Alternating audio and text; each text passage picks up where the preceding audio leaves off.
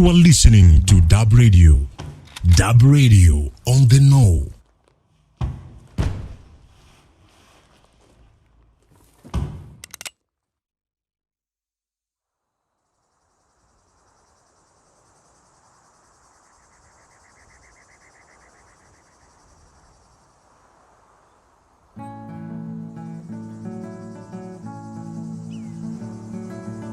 The story goes that 20 men were sent to build the tunnel. Desde Agua Prieta, Sonora, en el norte de México. Here is where a legend was made. Debajo de la frontera hacia Arizona, donde los gringos disfrutan de la mercancía que mandamos con nuestros carritos.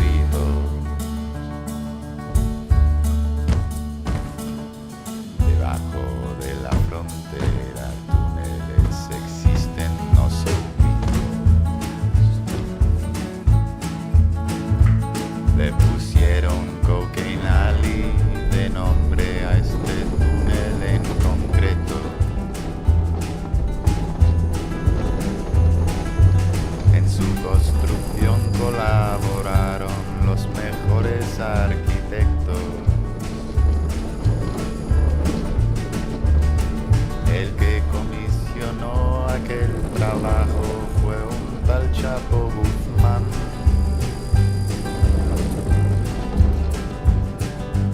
Que desgracia a los trabajadores no los tuvo que pagar. Que desgracia a los trabajadores no los tuvo que pagar. Chapo Guzman, in my opinion, is the most dangerous criminal in the world, second to none. Que desgracia a los trabajadores no los tuvo que pagar. Joaquin Guzman Lorea, alias Chapo Guzman, is attempting to avoid the most significant and persistent pursuit ever. El Chapo Guzmán fue acumulando tanto poder. A donde llegue, la droga del Chapo llega a su poder.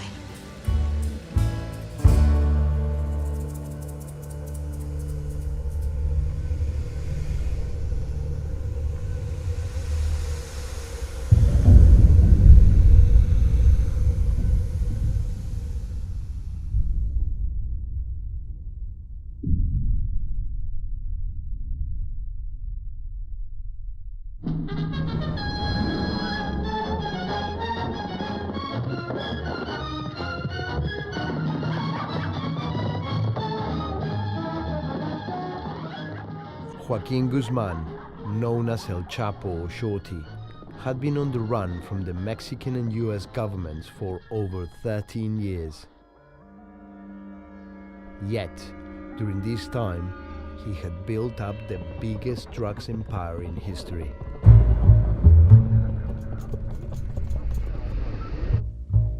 Along with British filmmaker Angus MacQueen, I have been filming the drugs trade for years, and we have come to distrust everything we're told about the war on drugs. We believe the authorities knew exactly where El Chapo was and could get him anytime they wanted. So in autumn 2012, we set out to prove this by seeing if two filmmakers could find the world's most wanted drug trafficker.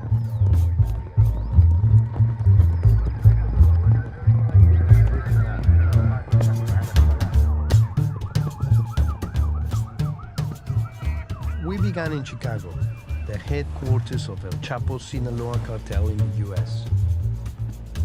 The authorities have named him Public Enemy #1, the same title they gave to Al Capone over 80 years ago.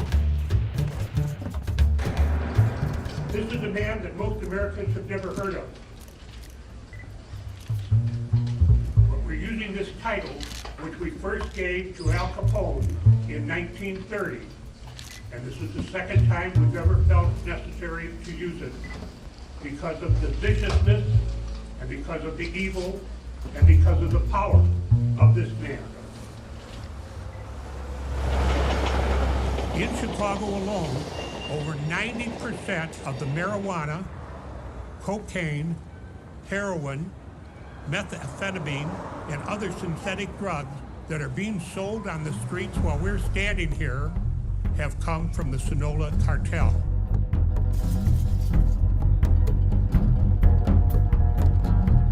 El Chapo ran the cartel like a terrorist group. He had a whole range of distributors in Chicago, operating as independent cells. So using all contacts, we found a family that have been bringing drugs from Mexico for decades. And just like in the movies, our man turned up in a private jet.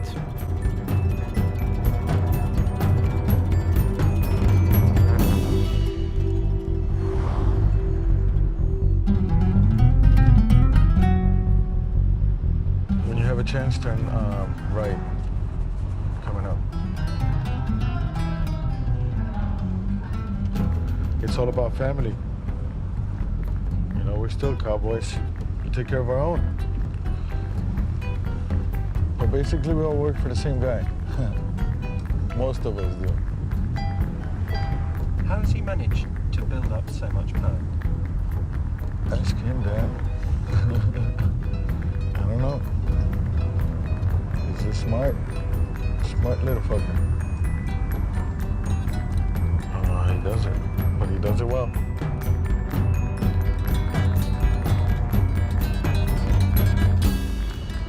I'm just logistics, man. Logistics. I think it through and find a way. Pick up keys, go drop it off, go to, take care of it. Easy access for loads to come in and just be dismantled. Truckloads, every day. And the price comes from down there. We don't set the price here. It comes from down there. Depending on how much they want and what bulk. It could be in the hundreds, it could be in the tons, depending. The price changes. But it's set from down there.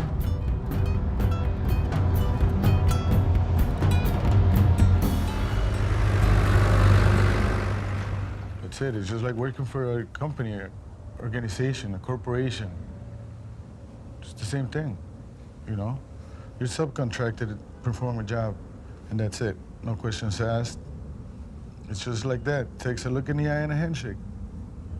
Nadie sabe para quién trabaja. You never know who you work for.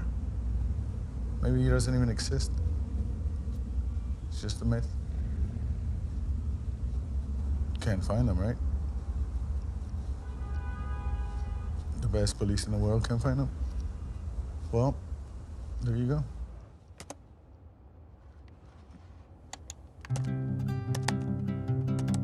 Si te metes en Google, sabrás lo que digo. Esta lista negra #1 enemigo. De familia humilde, nació campesino. Su madre es Consuelo, lo era, su padre se llamaba Emilio. Su primer mujer, Alejandrina, le dio 3 hijos. Muchos dicen 3, otros dicen 5. Tiene 3 hermanastros o 5 no más. Griselda López Pérez Guzmán es la mamá. La tercera esposa, por cierto, mi Sinaloa, se llama Emma Coronel. Hace poco tuvieron 2 mellizas muy bonitas, nacidas en un hospital en Los Ángeles.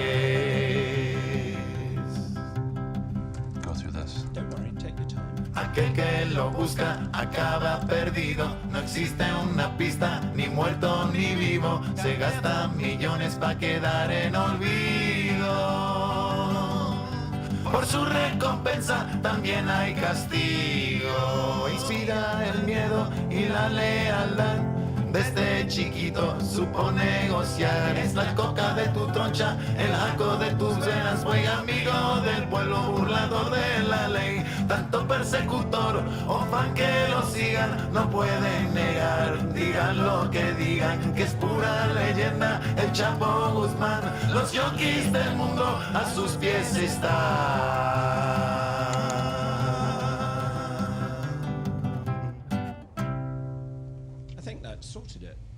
We've hit a lot of... You've hit most of the marks. I could hit this one just to get out of that.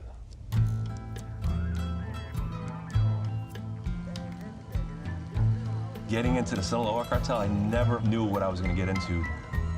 The expanse and the tentacles, it's a massive octopus just floating around the world to large hub areas, Chicago, and then up into Canada near Montreal, and then transiting via cargo container to Hong Kong into the Australian market. Australian market, up to $200,000 a kilogram of cocaine. So which is, if you had a kilo that it might cost $18,000 in LA, but it makes it to Australia, look at the profit margin. It's just unbelievable. The power structures are constantly changing, but what doesn't change is Chapo Guzman at the helm of this corporate empire. Somebody sitting in Lebanon may not necessarily know the person that's in Belize that's talking to the person in Sinaloa, but they're all complicit in the same conspiracy. And this is a major arrest down in Mexico City where there was $200+ million seized. But that was the wake-up call. $200 million? Yes, massive stack inside one condominium in Mexico City, just in the walls and the closets, and just unbelievable, staggering amount of U.S. currency. All from the sale of chemicals for the production of methamphetamine.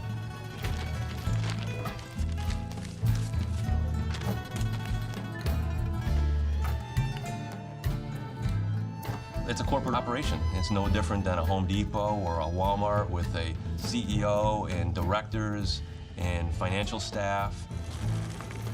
But these are corporate infrastructures making millions on behalf of Chapo Guzman. I mean, you don't end up in Forbes magazine by not being a smart entrepreneur.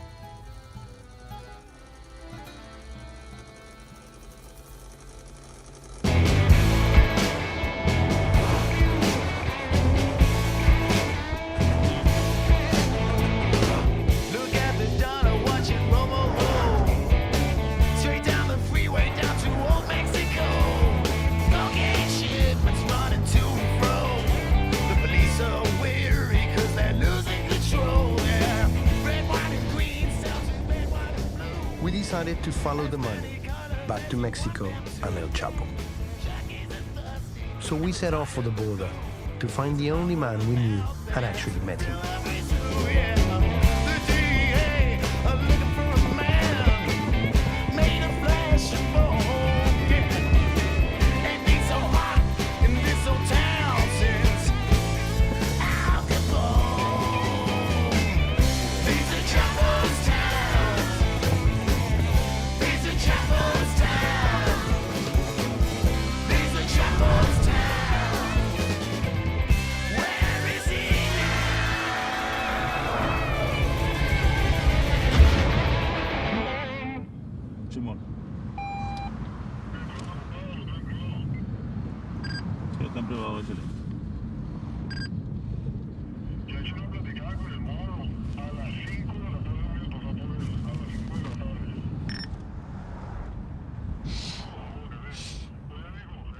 We first met El Flaco 4 years ago.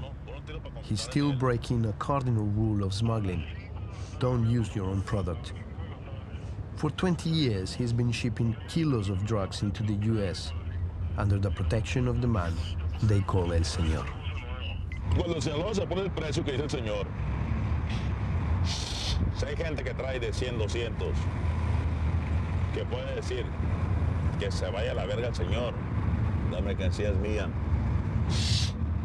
¿Qué es lo que pasa? Quiere hacer un ultimátum. La primera que es, cálmate, tranquilo, hay que poner el precio que dice el Señor. La segunda es, te quitan tus cosas. La tercera, down, motherfucker.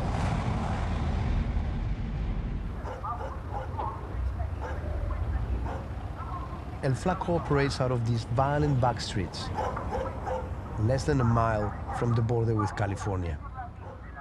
I have witnessed some of the thousands of killings here, victims of the battle to control the most lucrative smuggling routes in the world. A US agent once told us that he's waiting for Tijuana to cave in, from all the tunnels El Chapo has running underneath.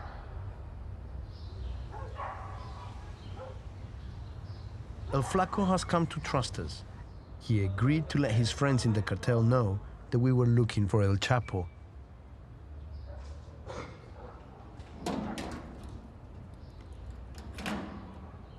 We ended up locked in a garage with a car and lots of methamphetamine. Una libra. Es una libra de meta. Esa es meta pura. Le falta el último proceso, que es convertirla en hielo.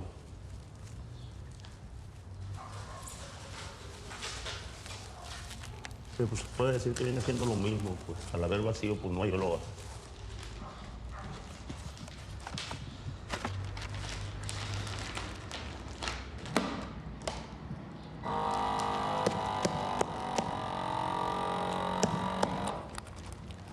Vamos a poner otra bolsa de vacío para más seguridad.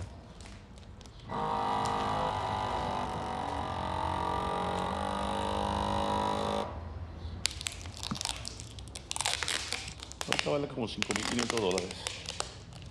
Esto, lo que es una libra. Pero puta madre, $5,500. ¿Cuánta gente no come esto? Se la traen los viciosos.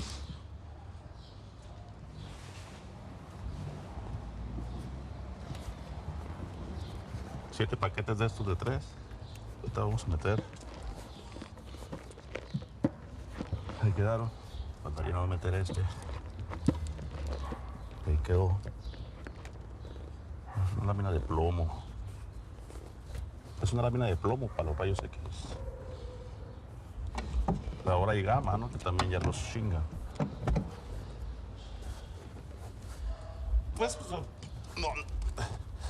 Ha habido suerte, quizás. No creas que... Eso ya tiene 6 años. Y pues ya ha tenido muchas salidas. Pues, ¿no? Unos 30, unos 300 kilos por año. Puesto allá en el otro lado.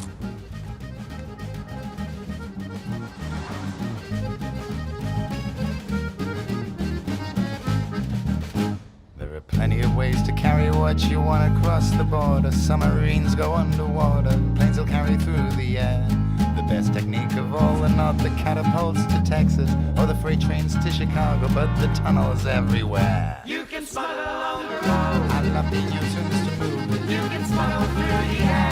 747's 30 tons. You can smuggle through the sea. We've got submarines to prove it. All the tunnels on the ground. That's the genius of mine.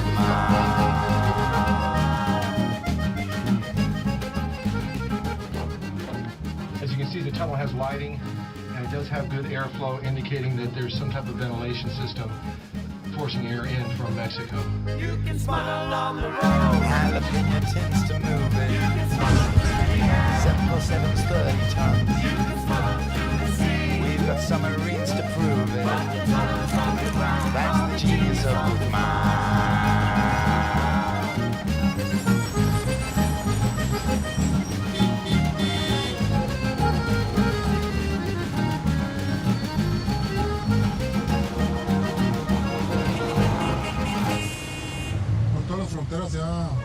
Se ha corrompido. El dinero rompe culitos, como se dice, ¿no? Pues nomás Jesucristo, el hijo, fue el cabrón que no se dejó romper nomás con el dinero, por eso lo crucificaron, ¿no? Pero es el que lo cuida el mismo gobierno, porque tienen bastante dinero. Si ofrecen 5 millones, él paga 10 o 15, para que no lo agarren.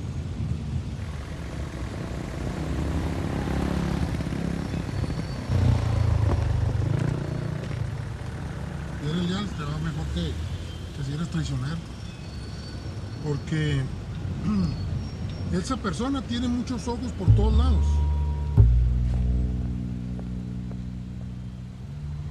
Le dicen omniseñor, por eso le dicen omniseñor. Tiene una visión de la vida, tiene una visión de lo que pasa, de lo que sucede.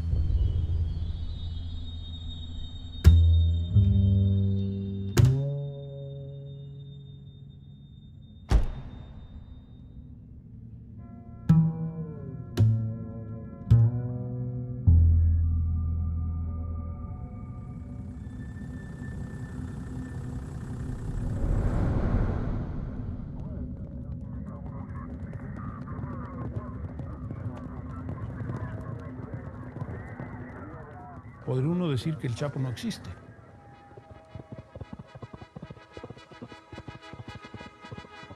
Y si me dijeran que el Chapo murió en Sinaloa hace medio año, yo lo creería. No es un hombre que se valga de sus dineros para hacer ruido, para tomar presencia. Nada, nada, nada.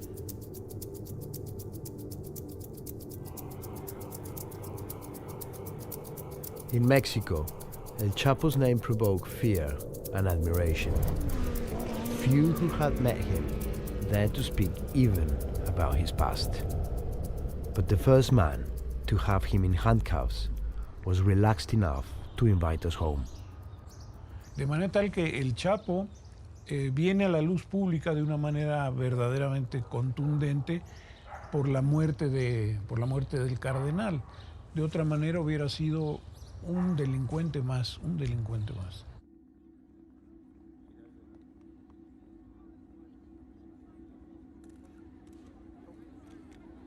Cardinal Posadas was murdered at Guadalajara Airport in 1993. It is rumored he had information on the government's involvement with the drug cartels.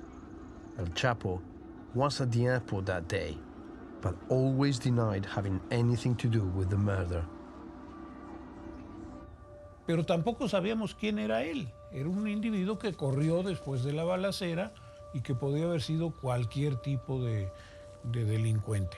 Recompensa de 15 millones de nuevos pesos, equivalentes a 5 millones de dólares, para las personas que proporcionen información que conduzca a la captura de los narcotraficantes.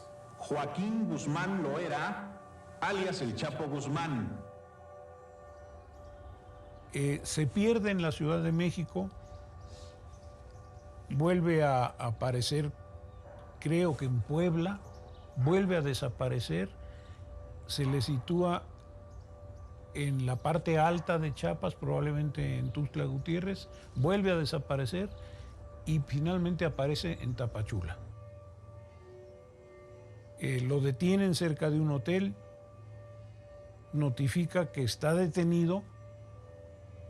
Desde que estaba amarrado en la camioneta, que lo oí, hasta que bajó de la escalerilla del 727, ni un músculo movía.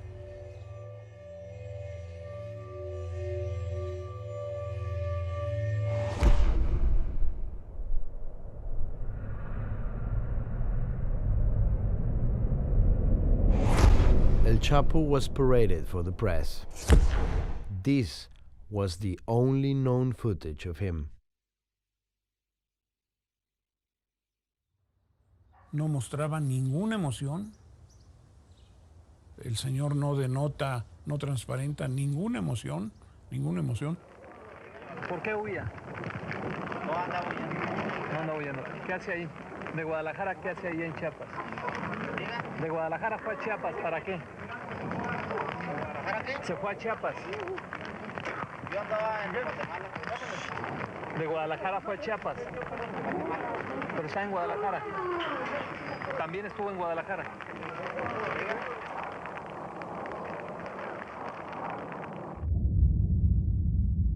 While he was inside, many of his rivals were killed, leaving the road clear for him to rise to the top from behind bars. ¿Cuál es la fuerza de la personalidad de este individuo que desde la prisión nadie lo traicionó y fortaleció su imperio? Y bueno, 10 años después es la figura más fuerte de la historia del narco.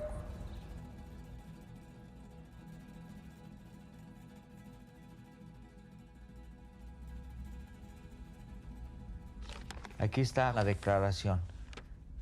Joaquín Guzmán Loera, y la firma en todas las hojas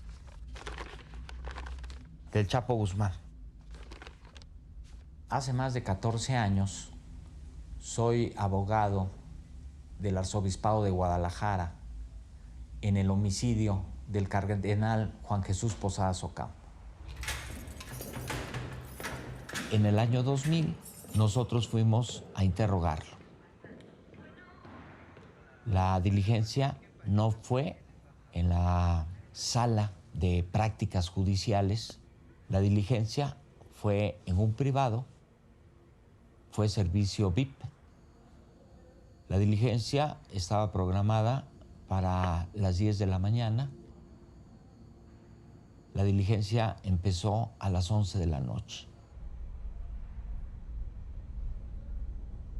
El Chapo, con toda la tranquilidad, me dijo, mire usted, hoy yo tuve visita conyugal.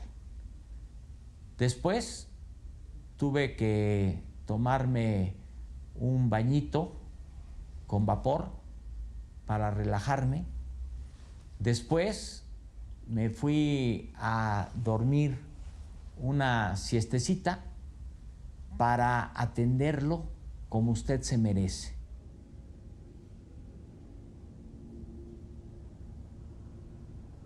Yo en ese momento fue que quien mandaba en ese lugar era el Chapo Guzmán. Era el dueño del penal.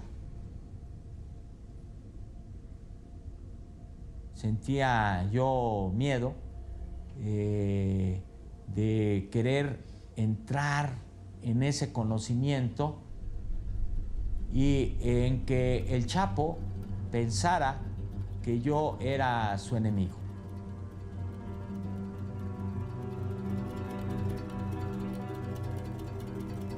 ¿Y usted piensa que es una locura que lo estemos buscando?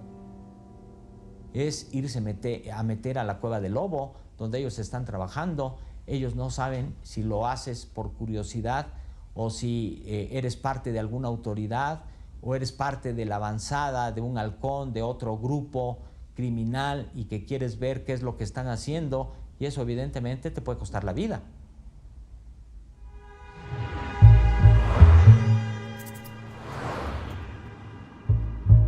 Three journalists I have worked with are among the 60 that have been killed here in the past decade.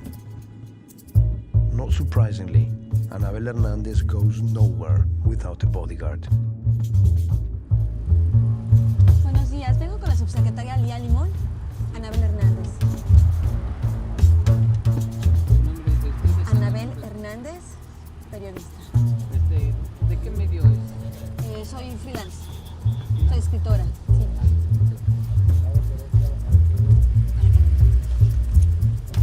Gracias.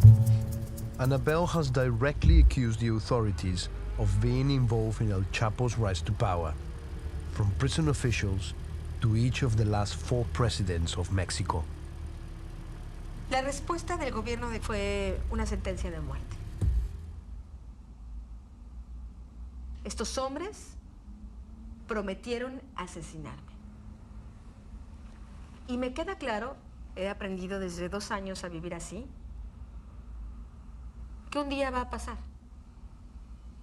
Vivo con una sentencia de muerte sobre mi cabeza. México vive en la podredumbre de la corrupción, la que gesta al Chapo Guzmán.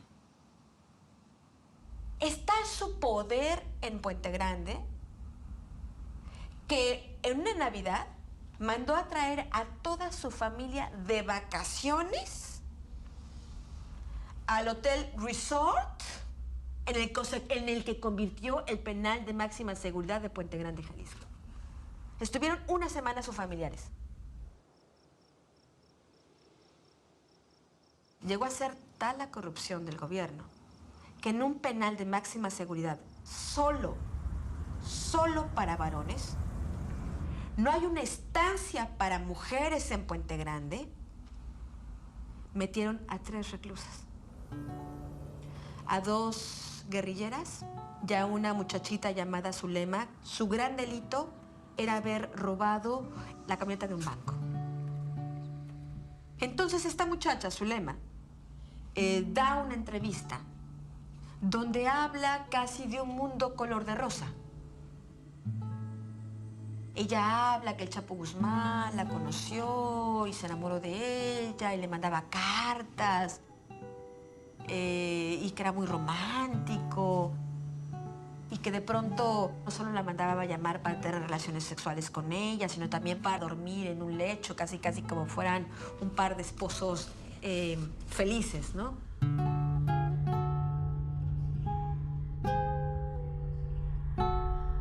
Zulema released the text of letters El Chapo had sent her in prison. Amor, el día de ayer te soñé.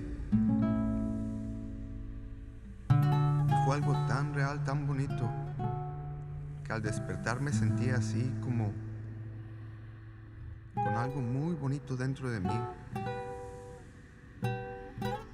pero a la vez con un poco de tristeza por haberse tratado solo de un sueño.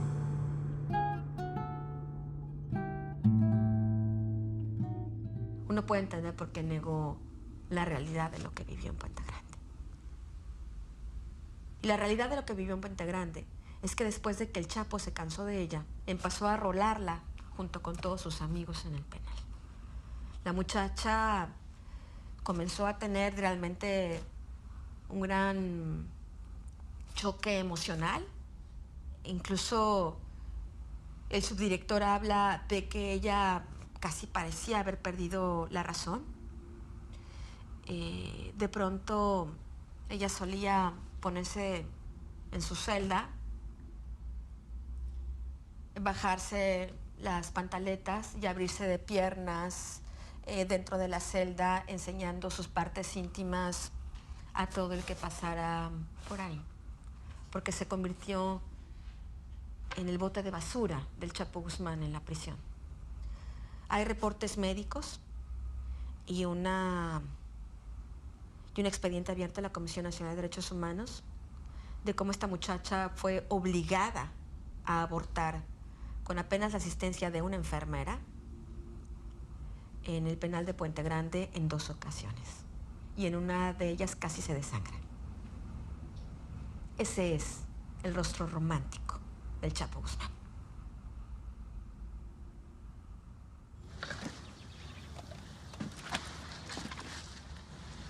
Give me the mix.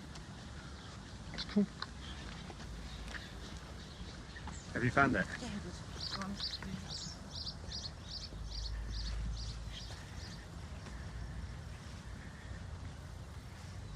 What's it say? It says, nobody dies. Well, it's kept alive in the heart of somebody. You will always live in my heart. Clearly it's been kept, you know, nicely. You need to pay for that. Who's paying? So what exactly happened to her? She was found in the back of a car, and her body had been tortured and... To punish El Chapo? Yeah. El Chapo's rivals, the Zetas cartel, believed the story of their romance and kidnapped Zulema soon after she was released. Her body was discovered mutilated in the trunk of a car. She had been raped and was left with a C for Zetas carved in her belly and buttocks.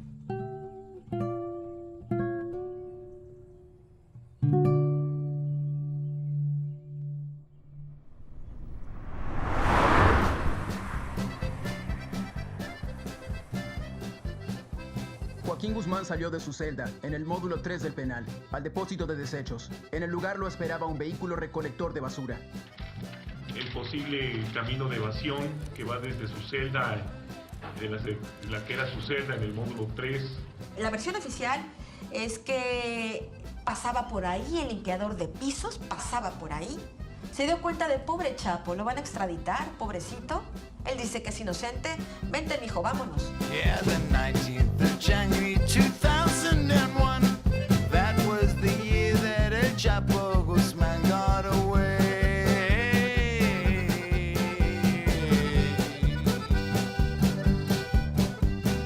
No one paid attention in the penitentiary. No one saw the cart that carried dirty lingerie.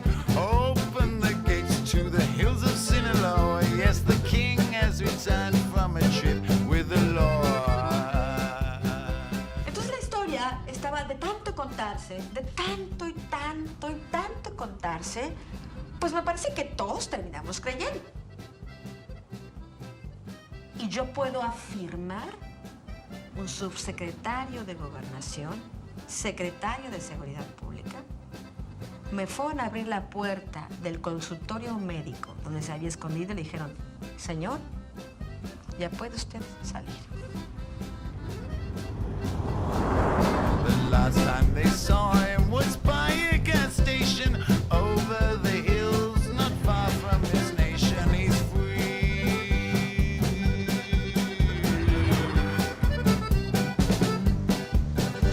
The king of green gold and white rocks that glisten as we turn from his stay in a five-star prison. $1 million or $2, that's the price of freedom. Goes to show might stay shut just as long as you feed him.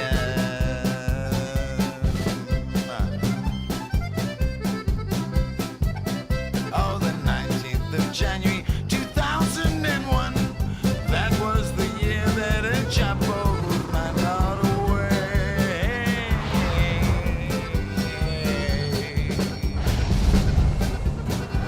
The 10 years that followed, he'd be down in Culiacan, a city of legends that is stooped in tradition. The most dangerous of seas, he's the biggest fish inside it. Anything hustlers need, Chapo's there to provide it. Culiacan is home to El Chapo's Sinaloa cartel, supplying drugs to every corner of the world. Here you never know who works for whom, let alone who killed who and why. One lesson we've learned over the years: trust no one. Like many journalists and dignitaries, we were taken on the official tour to show how seriously the government takes the search for El Chapo and the battle with his cartel. La cocaína, la metanfetamina sólida, cristal, heroína, la goma de opio, semilla de marihuana. El poder del arma de fusil de asalto para combate a corta distancia y el poder para llegar a penetrar placas blindadas. Esta camioneta la tenemos aquí de presentación porque es un vehículo blindado que emplea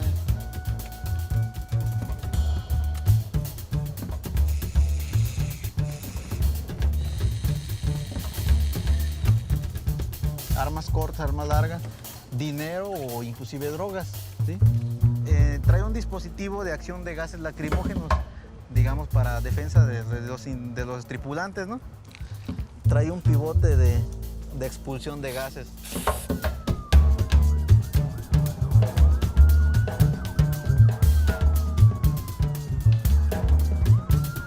The government of Mexico now is earnestly seeking his capture and incarceration.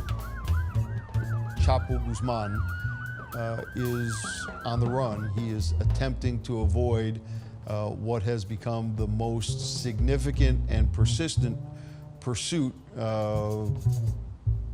ever. He is the subject of a manhunt that is without parallel in Mexico right now.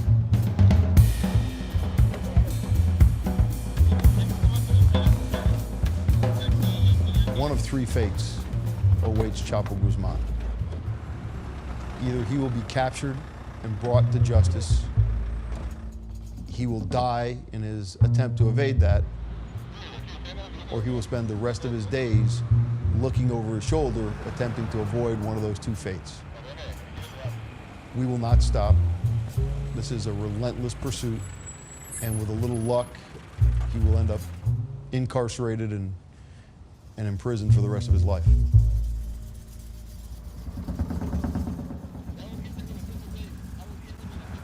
The reality is El Chapo and the Sinaloa cartel rule this town, with a combination of money and fear.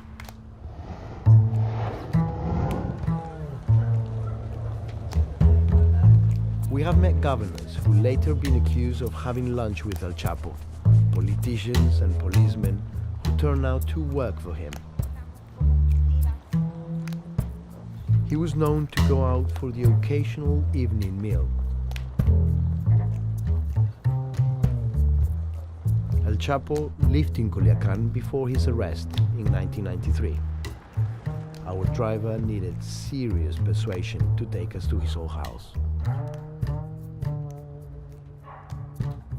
The state seized the property, but it remains deserted because no one dares to buy it.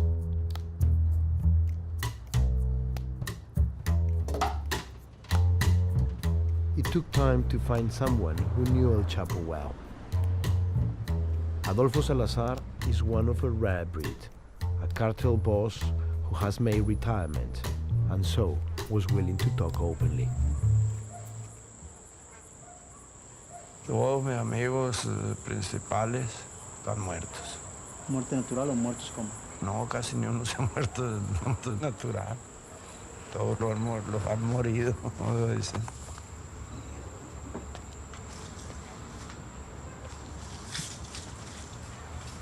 Ay, mis hijos. 24 años y 31, 32. Ya no se asusta de nada. Ven morir ahí como nada. Tienen un hijo y se lo matan y al rato andan ofreciendo al hijo para que se vaya también. La gente es como insensible, no siente.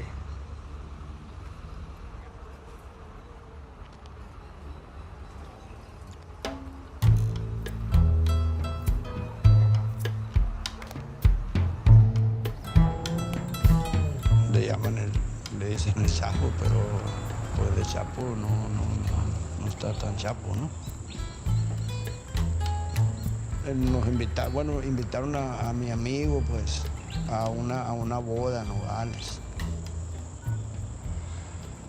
Allí fue la única vez que yo me senté en la mesa ahí y fue cuando me dijo que podíamos, que sí, que yo iba a ir con él. Y yo era el que cargaba eso, es lo que hacía yo, cargar los aviones y bajarla, montar la sierra, como conocedor de la sierra aquí.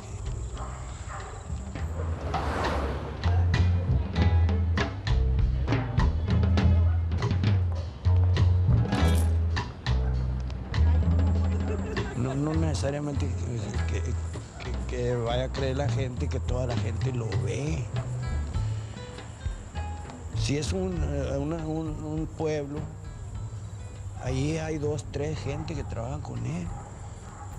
Pero esa gente traen ayudando ahí algún negocio o algo, lo que sea, pero hay derrama de dinero. Lo mismo en una ciudad, es la misma. Adolfo said he had no idea where El Chapo was now, but he was confident he could deliver our request to meet him.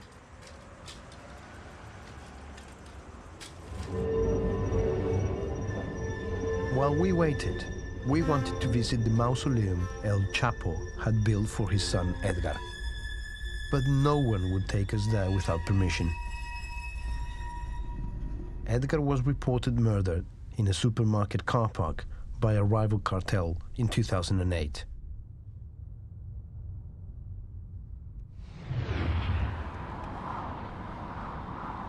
When permission came, it was the first sign that El Chapo must know that we were looking for him. Now, if we didn't have permission to go to this town, we wouldn't be able to hang around the cemetery or anywhere near there. We will definitely be picked up by armed people. And they know we're coming, do they? They certainly do.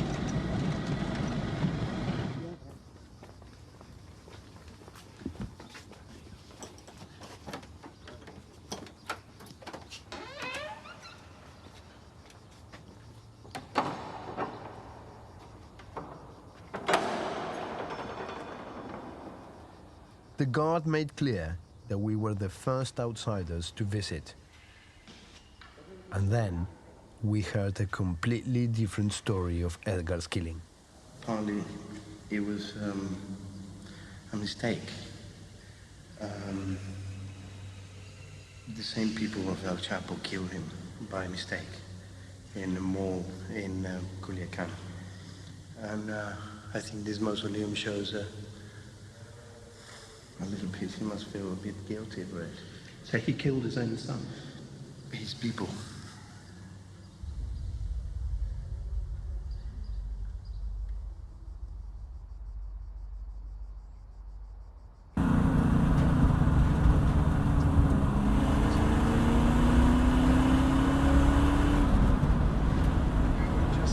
Thrown out of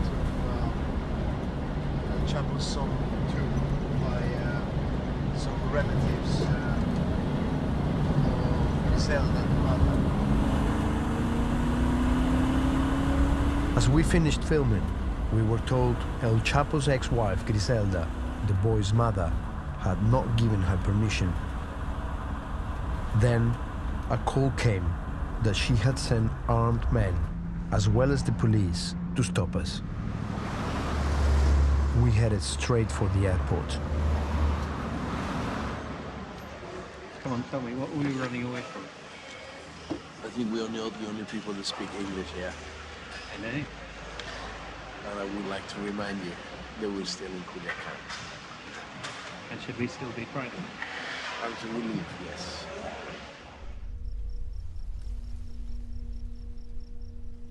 Clearly, the death of Edgar remains an open wound between El Chapo and his ex-wife.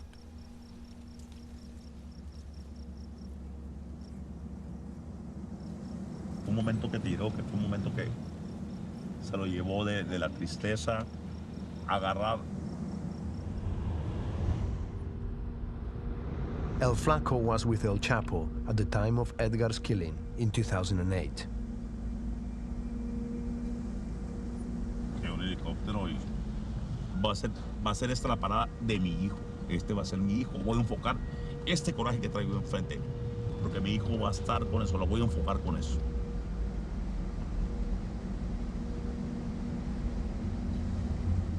Ahí está la cruz donde está él, a quien después lo mataron. Mira.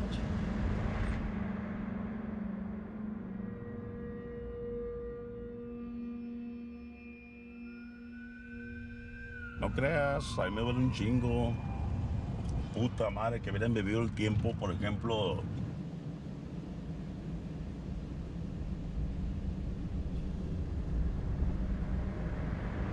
O sea, no es decirte, te voy a matar, te voy a enterrar donde sea que alguien sepa, no. Te voy a matar, te voy a cortar la cabeza para decir, yo fui el poder, pues, la ansia del poder. Publicly, another cartel was blamed for the murder of Edgar. El Chapo turned Culiacan into a war zone. Rival cartels began leaving bodies with messages, claiming that El Chapo and the government were working together.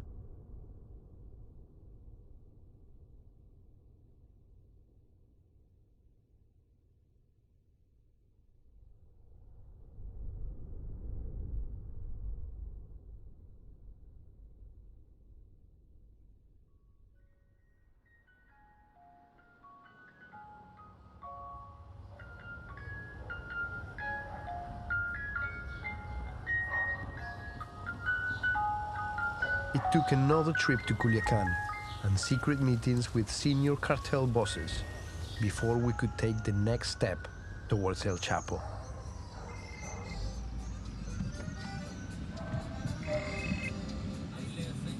Hola, mi amor.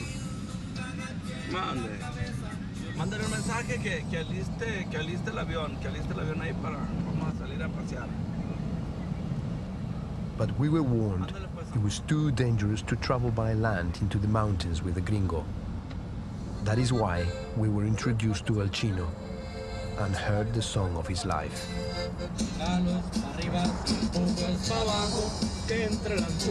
Ahí me la paso, con eso es mi gana y aquí yo he vivido. Yo soy el piloto que del cielo miro.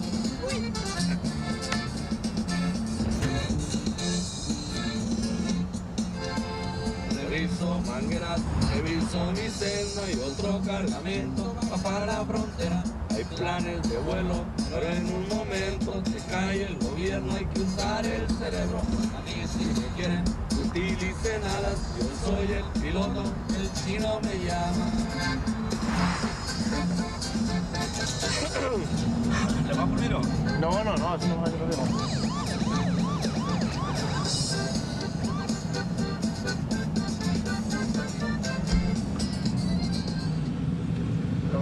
Le voy a decir ahorita. Yeah, I don't have my passport here. Ahorita, Simón. Van a salir en el vuelo, vienen filmando. Traigo un viejo de Londres, Inglaterra y uno de Lima, Perú. ¿Me entiendes? Aquí vienen conmigo ahorita y los llevo a volar los vatos, ¿sale? Tú al tirante. ¿Quieres salir ahí? ¿Sabes? No. Es que pillando. Es que pillando. Ahí estamos tirando, chaval. Dale, pues. Gracias. Dale, mijo. Luego nos ponemos en un 9. Dale, pues. Ahí estamos pendientes.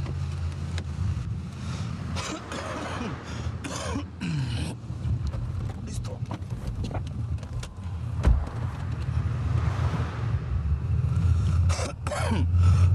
¿Qué quería? ¿Que estaba No.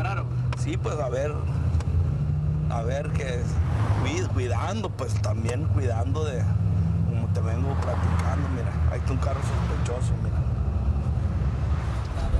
Sonreír a mi gente es de mi más grande agrado.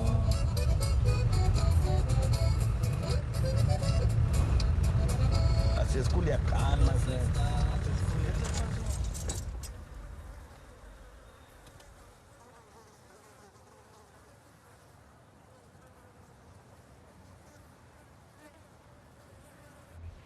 Para mandar la coordinación. Aquí te dicen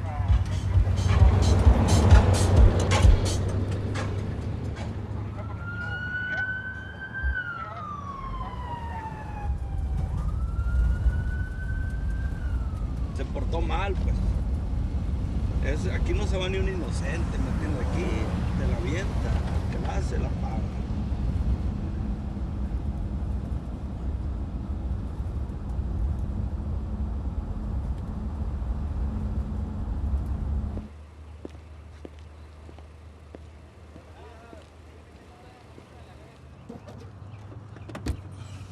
A mí si me quieren, utilicen alas. Yo soy el piloto y el chino me llama.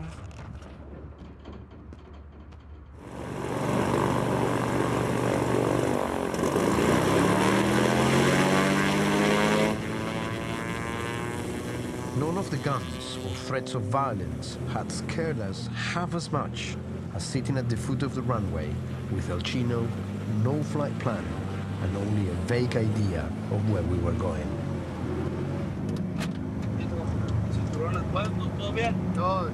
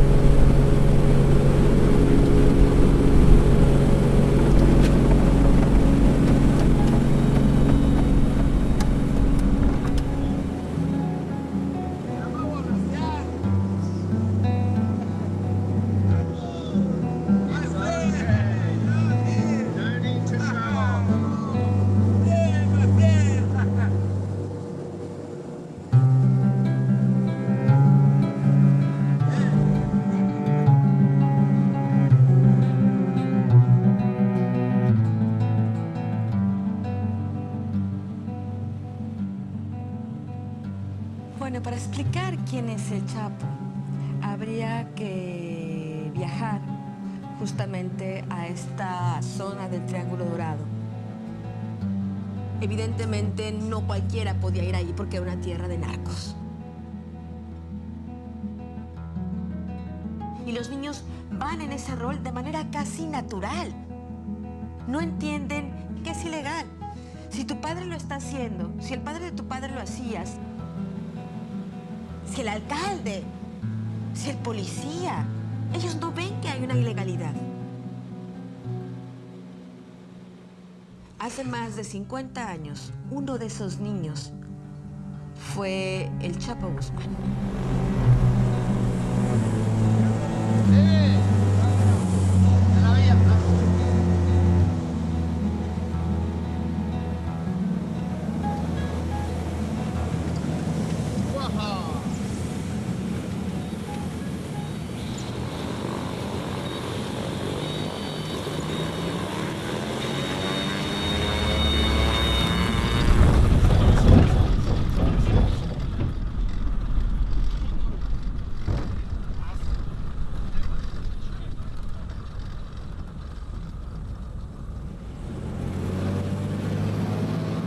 Saludos, caballeros.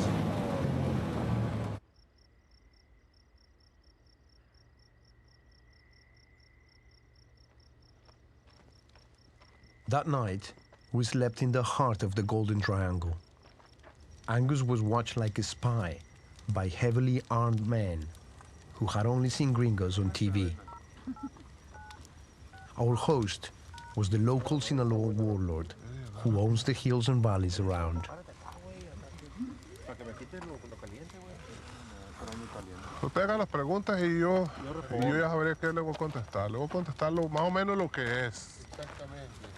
El Señor para muchísima gente significa algo muy importante, ¿no?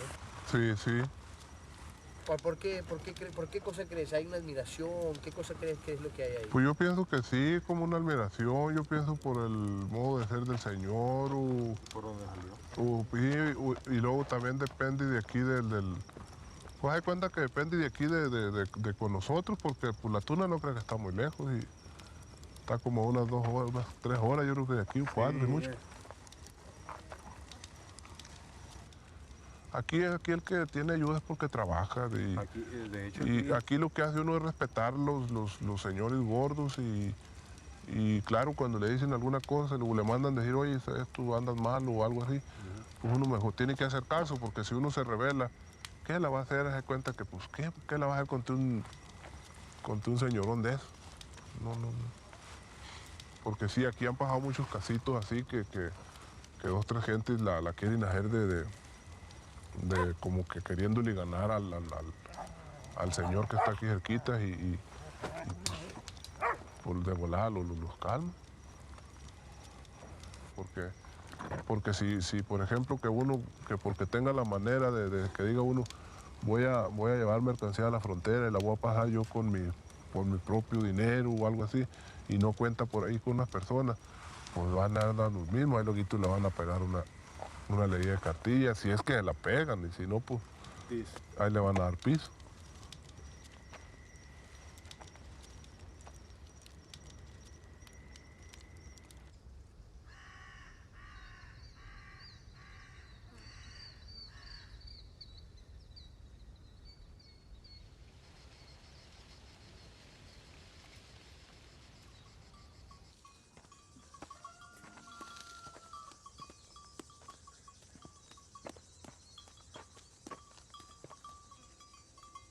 Y muy buen amigo.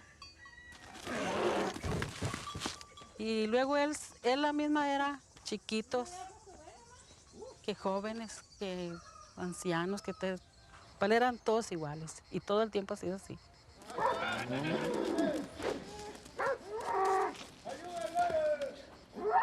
Y él llega, de donde llegue y llegue con quien llegue, él lo mira a usted y llega y lo saluda como si fuera de su familia.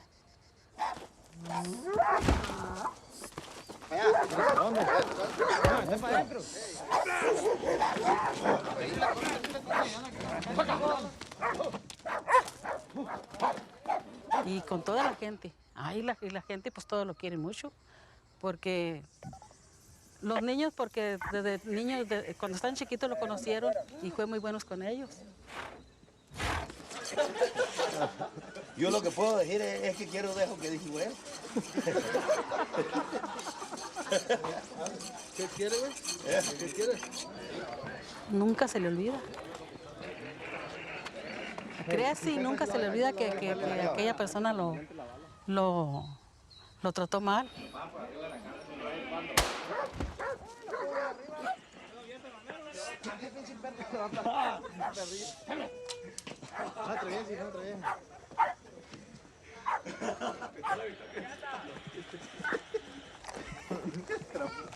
¡Saco, chino!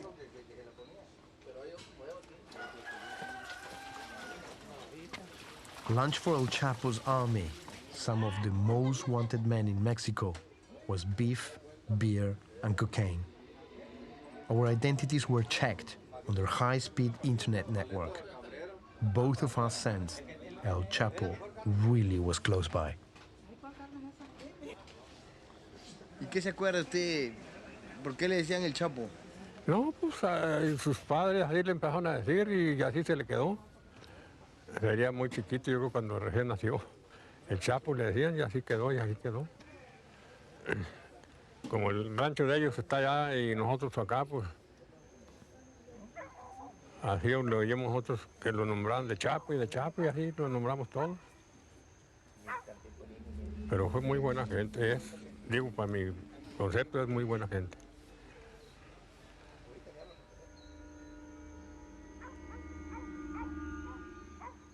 Él los mandaba en el avión a Culiacán para que los curaran. A uno de mis hijos le tocó eso. Se accidentó por ahí en un carro y él lo mandó a Culiacán para que lo curaran. Y sin devolución ninguna. Y ahí me los vendía. Y de allá venía y echaba otro viaje y así. Y luego aparte no fue un hombre que fuera tomador, nada. Con todas las platicaba con todas las muchachas, bailaba con todas porque él no creía que era de las personas que se agarraban nomás con una, no, bailaba y soltaba y agarraba otra y se terminaba el baile y él se iba, él no creía que se quedaba, él se despedía de la gente y se iba.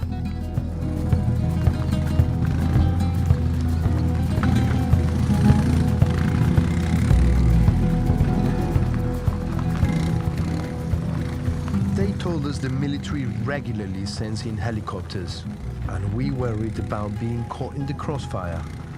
They reassured us that they got 3 hours warning before any raid.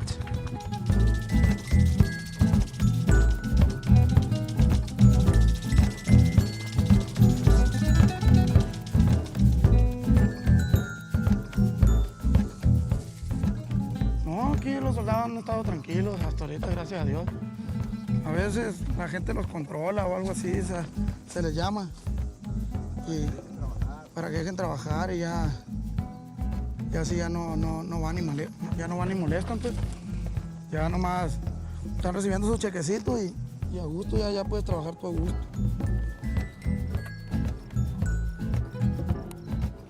O algún contrario, porque pues aquí a veces hay enemigos. Mataron a un hermano. Nosotros tenemos motivo para portar armas. Y pues ya con todo eso, pues, como le dijera, de repente el diablo lo encamina a uno a, pues también, ok, a mí me mataron un hijo, me mataron un hermano, dice, pues yo también me puedo animar, traigo armas.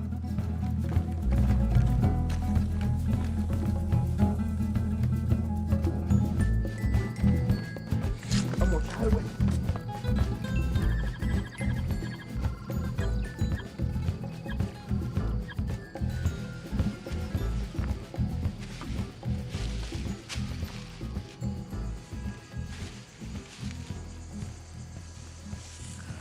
El más mentado de todos. Fue todo México. Nomás decían, pero pues nomás dicen que anda atrás de él.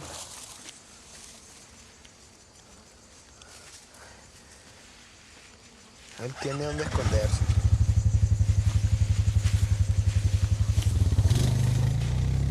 Que es cabrón porque se peló de la mera cárcel chingona. Nadie se pela ahí, nadie se fuga y él sí se fugó. Facilito. Facilito se peló el número bueno donde lo tenían encerrado los pinches gringos.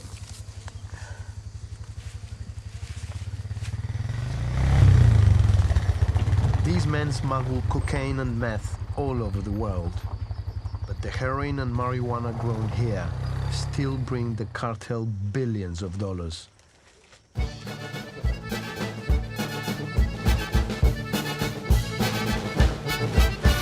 Así es como comencé, pasé de naranjas a pasarlo verde. Familia pobre como en alma, cansado de pisar marihuana, con mucho trabajo y poco presupuesto, tarde o temprano hay que ser deshonesto, con mucho que dar y tan poco de vuelta, pues la salvación es secando la hierba.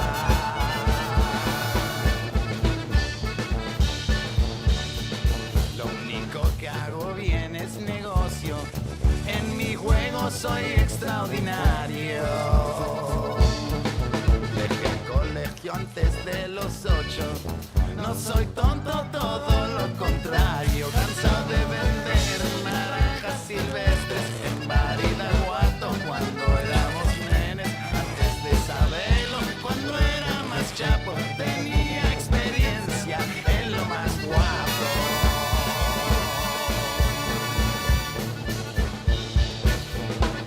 He dejado mi Sinaloa, vivo aquí con mi fruta tranquilo. Tengo cada país en el mundo metido en negocios que están bien prohibidos. Más de mis ciudades en América no bastan, comprar mi producto, hojas, polvo o pasta, 150,000 trabajan para mí, güey, más que el presidente, más que cualquier rey, 50,000 vidas clamado por guerra desde el 2006, y habrá más, es la verdad, por eso que hay soldado con vende en mi mano, el gobierno se esconde, saben lo que saben, lo único que entienden ellos de verdad es lo que les ofrezco, es ley de la tierra, consejos de Pablo Escobar, yo los tomo, el que no quiere plata,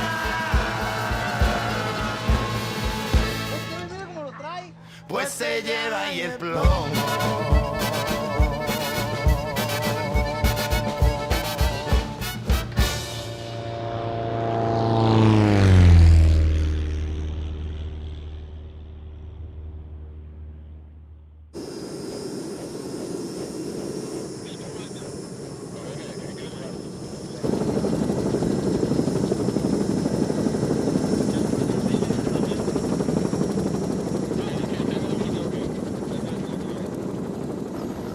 It was strange, flying with the troops over La Sierra, looking for El Chapo and his men, when we now knew what was going on beneath.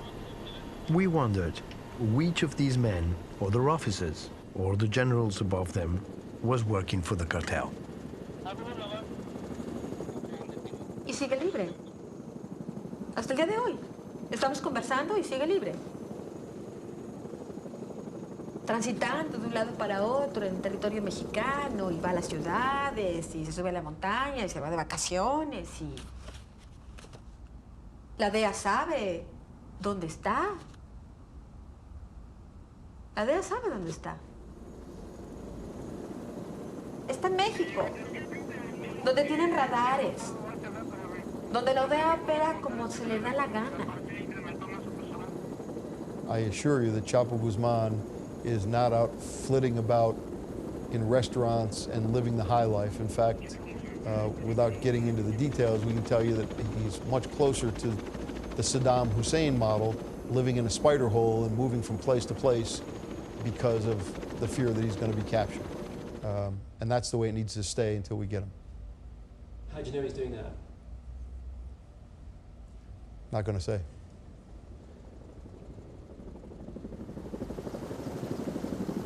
We know, but I can't tell you how we know.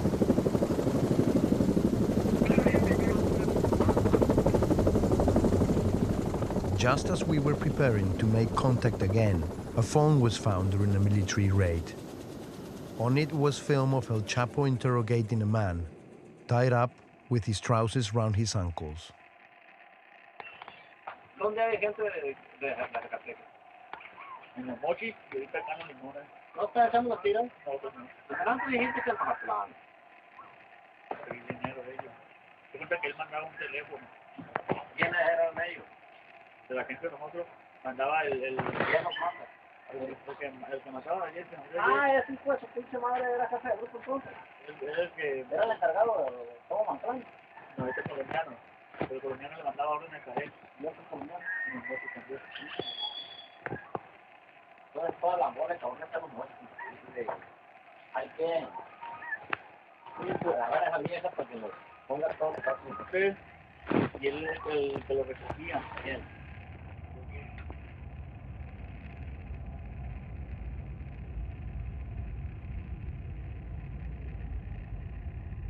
Here was the brutal reality of the man we were looking for. Yet, every day, we worried that someone might get to him first. He is one of the most wanted criminals in the world. Mexican drug lord Joaquin Guzman, also known as El Chapo. Now, this guy's been on the loose since escaping from a maximum security prison back in 2001, reportedly by hiding in a laundry carton. Now there are reports saying that Guzman may have been killed in a gunfight in a remote section of Guatemala. Concerned, I rang our contact. He laughed and invited us to lunch. Not in Culiacan, but in the mountains, in La Tuna, at the Guzman home. No one we knew had ever been here. Driving without the cartel's permission is suicide. But with it, even the police just wave us through.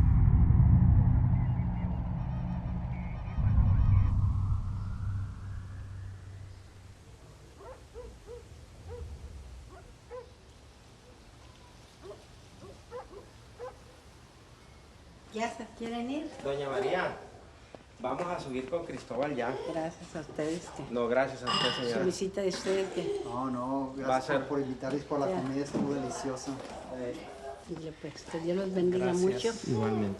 y los cuide donde quiera que anden. Muchas gracias por su visita.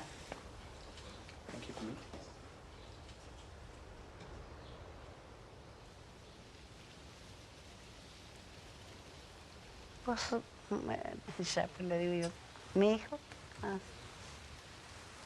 no, él desde chiquillo aspiró siempre moverse. Viera que siempre.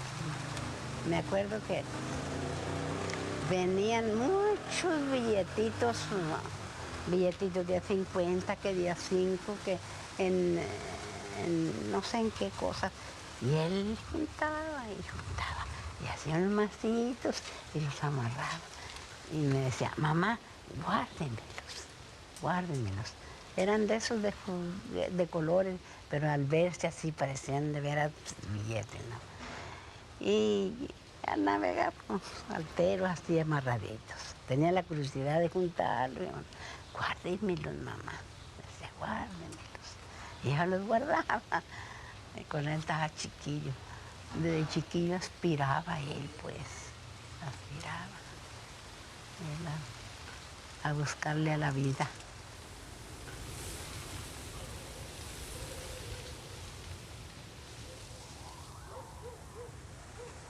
Todo lo se pasa y todo lo... Si agarran a una persona, fue gente de él. Si agarran lo que agarran, es de él. Si pasa lo que pase, es él. Es el blanco que tiene el gobierno. Es el blanco que tiene. Están muy ofendidos con él. ¿Quién sabe? Por la ofensa que les ha hecho es porque se salió y no les avisó. Esa es la ofensa. Pero él no mató a nadie para salir. No forzó puertas. No trató mal a nadie. Ni a autoridades, ni a nada. Y no creo yo que están muy ofendidos por eso.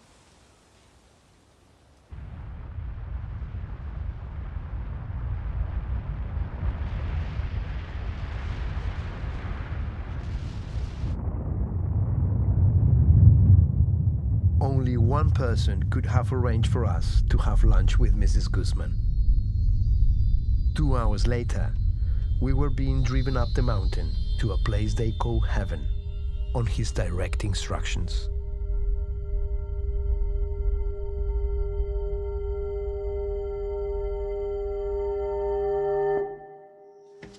¿Qué es esto? ¿Dónde estamos entrando? Aquí estamos llegando a la Palapa. Aquí donde desayunaba el Señor. Ahí donde hacen la comida. Que mira, sigue humilde. A pesar de que él A pesar de que, señor, tiene mucha... entra.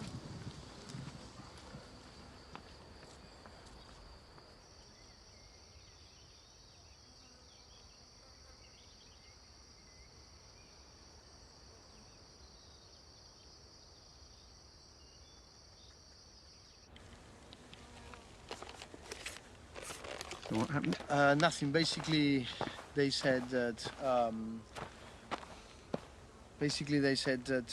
He's not going to speak with us right now. They said yes, but not now, and it feels funny because we can certainly feel that he's around here, and they call him on a mobile phone, and yeah, so he must be around. But isn't he just being politely telling us to go away? No, because the style of these people is if they say no, is no, thank you very much. They don't play around like that. Certainly it's not in their interest that we come up here a lot. We can bring trouble with us.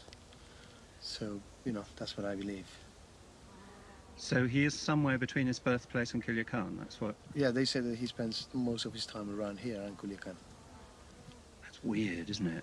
It's the most obvious place for him to be. Yeah, possibly the safest.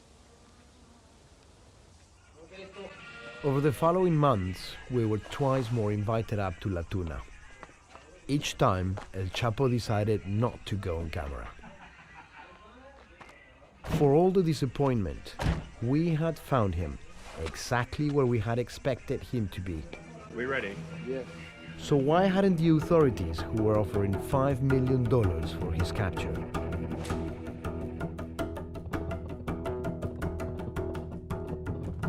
¿Por qué se pudo en el año 93? ¿Por qué permitió detenerlos? Y ahora no. No tengo respuesta, sinceramente no tengo respuesta. Y pues a lo mejor es más rentable para ellos tenerlo como una carta de oportunidad, como una especie de comodín, ¿verdad? En el momento en que se le aprendiera, nadie se iba a conformar con que se le hubiera aprendido. Y ahí tendríamos, ya se mencionaron a dos, gentes respetables, que serían 2 o 20 o 30 o 40 grandes empresarios, banqueros, funcionarios actuales, funcionarios del pasado. Vamos a tener que decir muchas cosas y en ese momento se derrumban ustedes.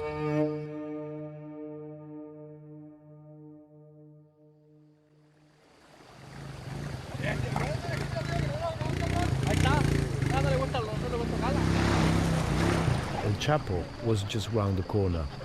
It was surreal, standing there, watching his security people, openly phoning and texting, even sending photos. The US and Mexican governments simply had to know where he was. But presumably, El Chapo was still more useful free, as the world's most wanted drug trafficker.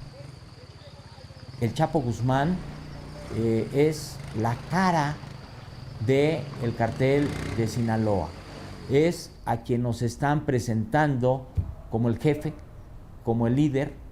Es como un gran iceberg que está apareciendo una pequeña parte sobre la superficie del mar y la otra parte está abajo, que no la podemos ver, que no sabemos quiénes son los que están tomando las decisiones. ¿Usted cree que lo van a agarrar? Cuando ya no le sirva.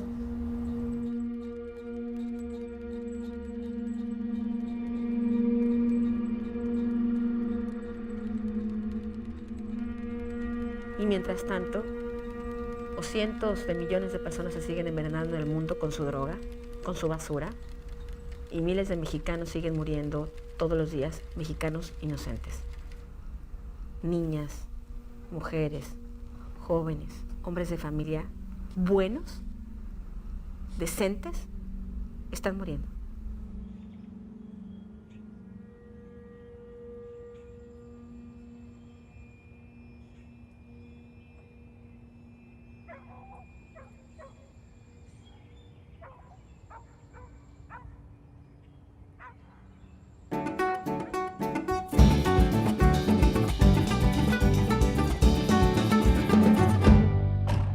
They call him the savior, savior of the land.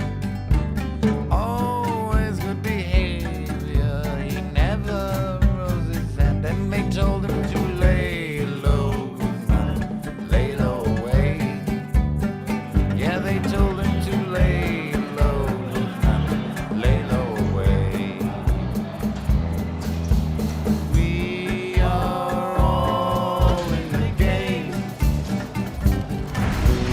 We are all in the game. We are all in the game. We are all in the game. Cartel de Sinaloa, cartel de Tijuana, cartel de Juárez, familia michoacana, cartel del Golfo, se clasea, estamos unidos para luchar.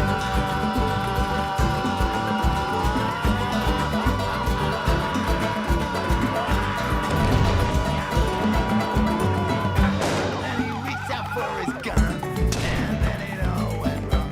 So they fired him in return, and the lights they all went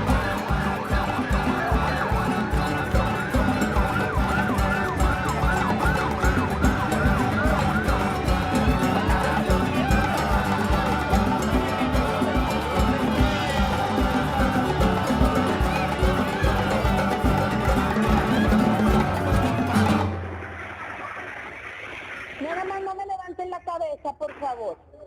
¿Vamos a cantar una canción? Sí. Vamos a cantar la de... Ya sé cuál. Si las gotas de lluvia fueran de chocolate, me encantaría estar ahí. ¿Quién quiere chocolate? ¡Yo! Abriendo la boca para saborear. ¿Saben cómo vamos a abrir la boca? Pongan la cabeza en el piso.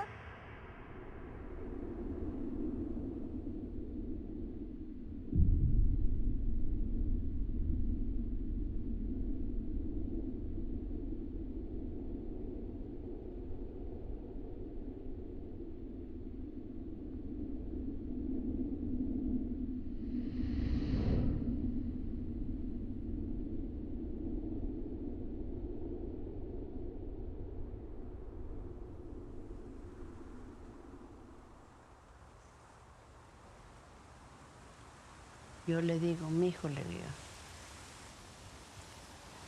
hay que perdonar, mi hijo, todo. Porque la palabra de Dios nos dice que si no perdonamos, nosotros tampoco vamos a ser perdonados. Hay que perdonar. Dios sabe las cosas. Él ve lo justo y lo injusto. Y es el mejor juez que tenemos.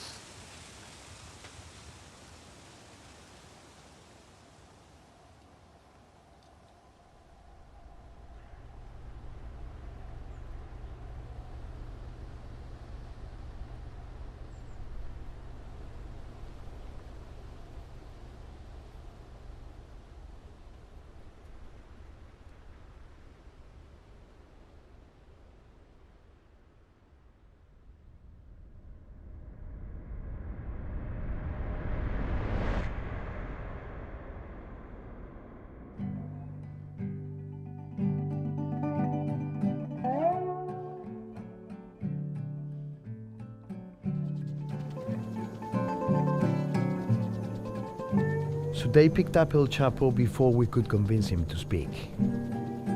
Why now? We will never know for certain. but successors are already lined up to take over the business. The king is dead. Long live the king. One way or another,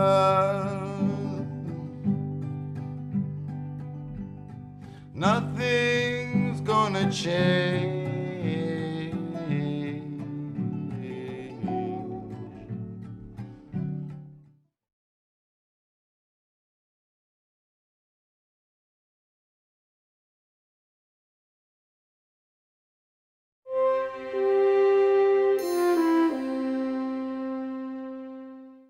History will not give the Jewish people another chance.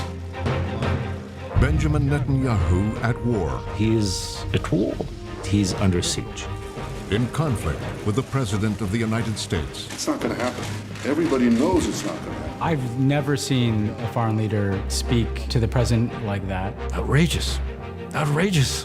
He is so convinced that he's right, equally so convinced that Obama is dead wrong. From the battles that shaped him. Palestinians were fed up, so everything unravels. And boom, it explodes. And his political rise. The country's political system was superheated. He was able to translate the horror of suicide bombers into political power. An epic story of Israel, America, and the life of Benjamin Netanyahu.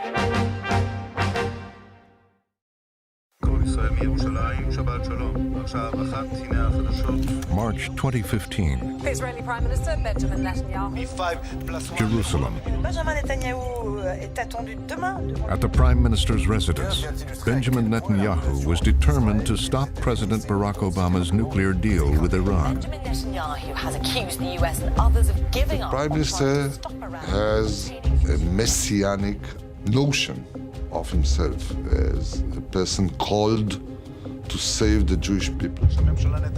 He was about to deliver a speech to the American Congress.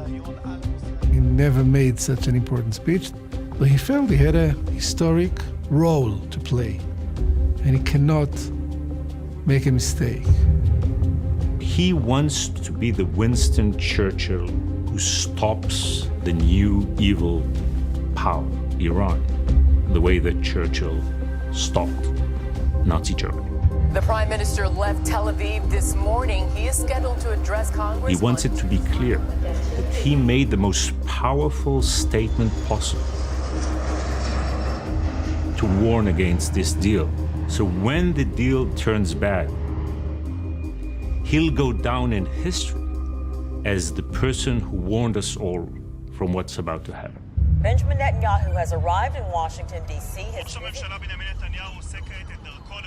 Netanyahu came as Israel's right-wing leader, vowing to keep his country safe from its archenemy, Iran. Netanyahu was invited to speak by John Boehner. A row between the Obama administration and Israel's Prime It's Minister. rarely somebody who comes to say, your president is wrong, and you, the Congress, in effect, need to stop it. Adding to growing tensions between the U.S. Netanyahu will speak to It was extraordinary for a foreign leader to come into the United States Congress and use it as a platform to try and undermine administration policy. Prime Minister angered the White House by not consulting. It was a really audacious thing to do. He's definitely willing to sacrifice Israeli-U.S. relations in order to do what he thinks is proper to fight off the Iranian challenge. His audience, the Republican-controlled Congress, the president's fiercest critics. The days when the Jewish people remain passive in the face of genocidal enemies, those days are over.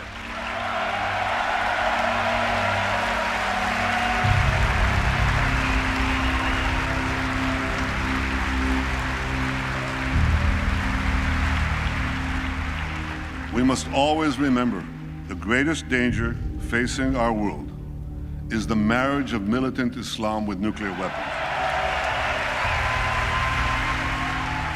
There was no other time when the Israeli Prime Minister let himself be so deeply involved in American politics, redrafting American politics against the American president. America's founding document promises life, liberty, and the pursuit of happiness. Iran's founding document pledges death, tyranny, and the pursuit of jihad. Netanyahu did an end run around President Obama today. Thank you, America. Thank you. With even some Democratic supporters of the president calling the speech powerful, and Netanyahu did not mince words about U.S.-led nuclear talks with Iran to bring relations between Israel and the White House to a new low. President Barack Obama's anger was no secret. They seem to hate each other. This was the height of the White House's animosity towards Netanyahu. I think they viewed this almost as a usurpation, as a coup d'etat, and they were livid. It was a direct attack on his foreign policy legacy. He very much wanted to recast the United States as a friend of the Islamic world. Part of that narrative is that we've been associated with Israel too closely. Obama summoned the press into the Oval Office. Barack Obama is furious. Everybody's all set? It's a humiliation for him. It's a humiliation in the midst of a very delicate negotiation with Iran. And the alternative that the Prime Minister offers is no deal, in which case Iran will immediately begin once again pursuing its nuclear program. The president was angry. He thought this was an affront. Without us having any insight into what they're doing. And it was deliberate, and he wasn't going to try to make nice and pretend it wasn't what he thought it really was. All right. Thank you, guys. It clearly reveals a degree of dysfunction on both sides. This, in some respects, was a train wreck waiting to happen, even from the beginning. For Benjamin Netanyahu, the clash with the American president was only the latest in a lifelong battle.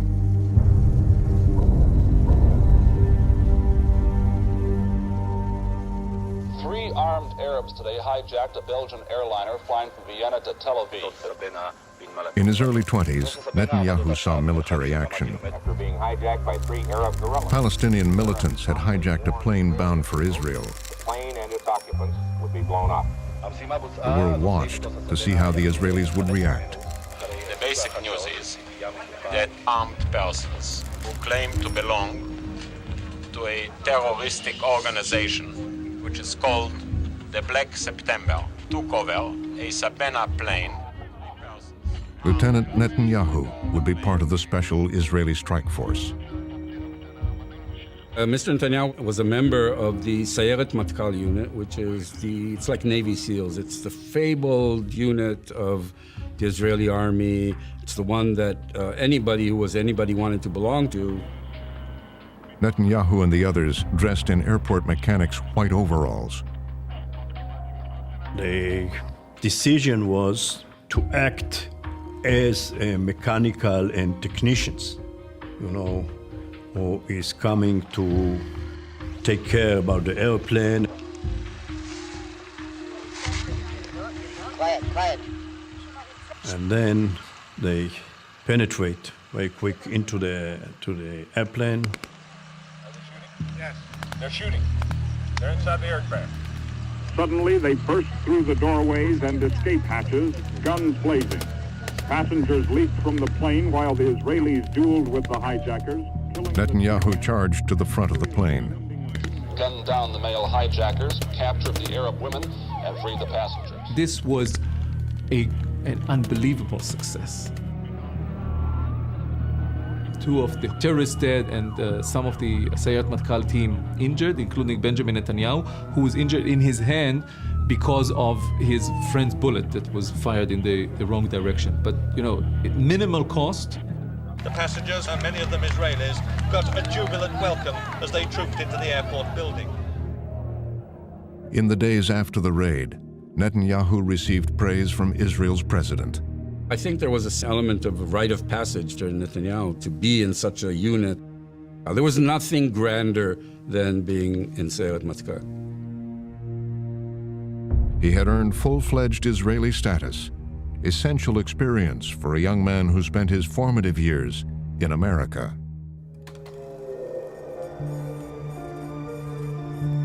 When he was 7, Benjamin, who was called Bibi, and his 2 brothers, Yoni and Ido, left Israel. He spent some of his best years in the United States, and Netanyahu truly admires America, the American culture, the American language, everything about America. He attended elementary school in New York, high school in suburban Philadelphia. He picked up flawless American English. He's so American. When you have a conversation with Netanyahu where it really gets engaged in it, he switches from Hebrew to English. The move to America was not voluntary. Bibi's father believed he was forced to leave Israel because of his strident right-wing politics. Ben-Zion Netanyahu did not get tenure at the Hebrew University as a historian. And he considered it a great defeat and humiliation to have to leave the country and find his academic way in the United States. As a history professor in America, Bibi's father, Ben-Zion, drew a dark picture of the threats facing the Jewish people. He sees a world that is fundamentally hostile, a world that is afflicted by an eternal anti-Semitism, that the Nazi Holocaust was part of a long series of acts against Jews. It was a worldview passed on to Bibi and his brothers.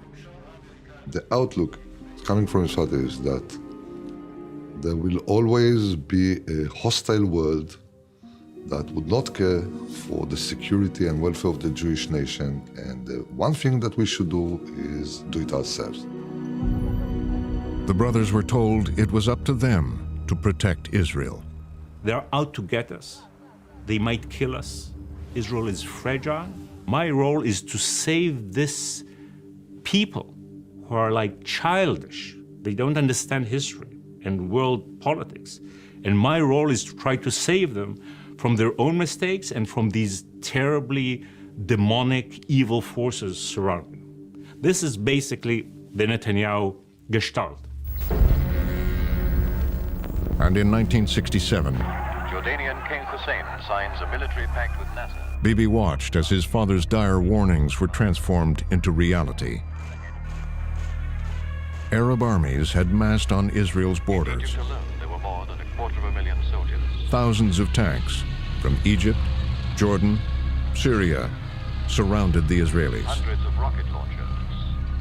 The feeling here in Israel is that we look at a very close and clear danger of being exterminated. The head of the Palestine Liberation Army, Ahmed Shukeri, calls for a jihad, a holy war.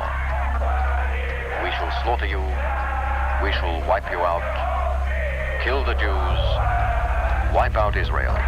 At least for Netanyahu's father, this was, history repeating itself. By low-flying Israeli jets, which swooped in from the Mediterranean, avoiding radar. Following a surprise air attack, Israel defeated the Arab armies.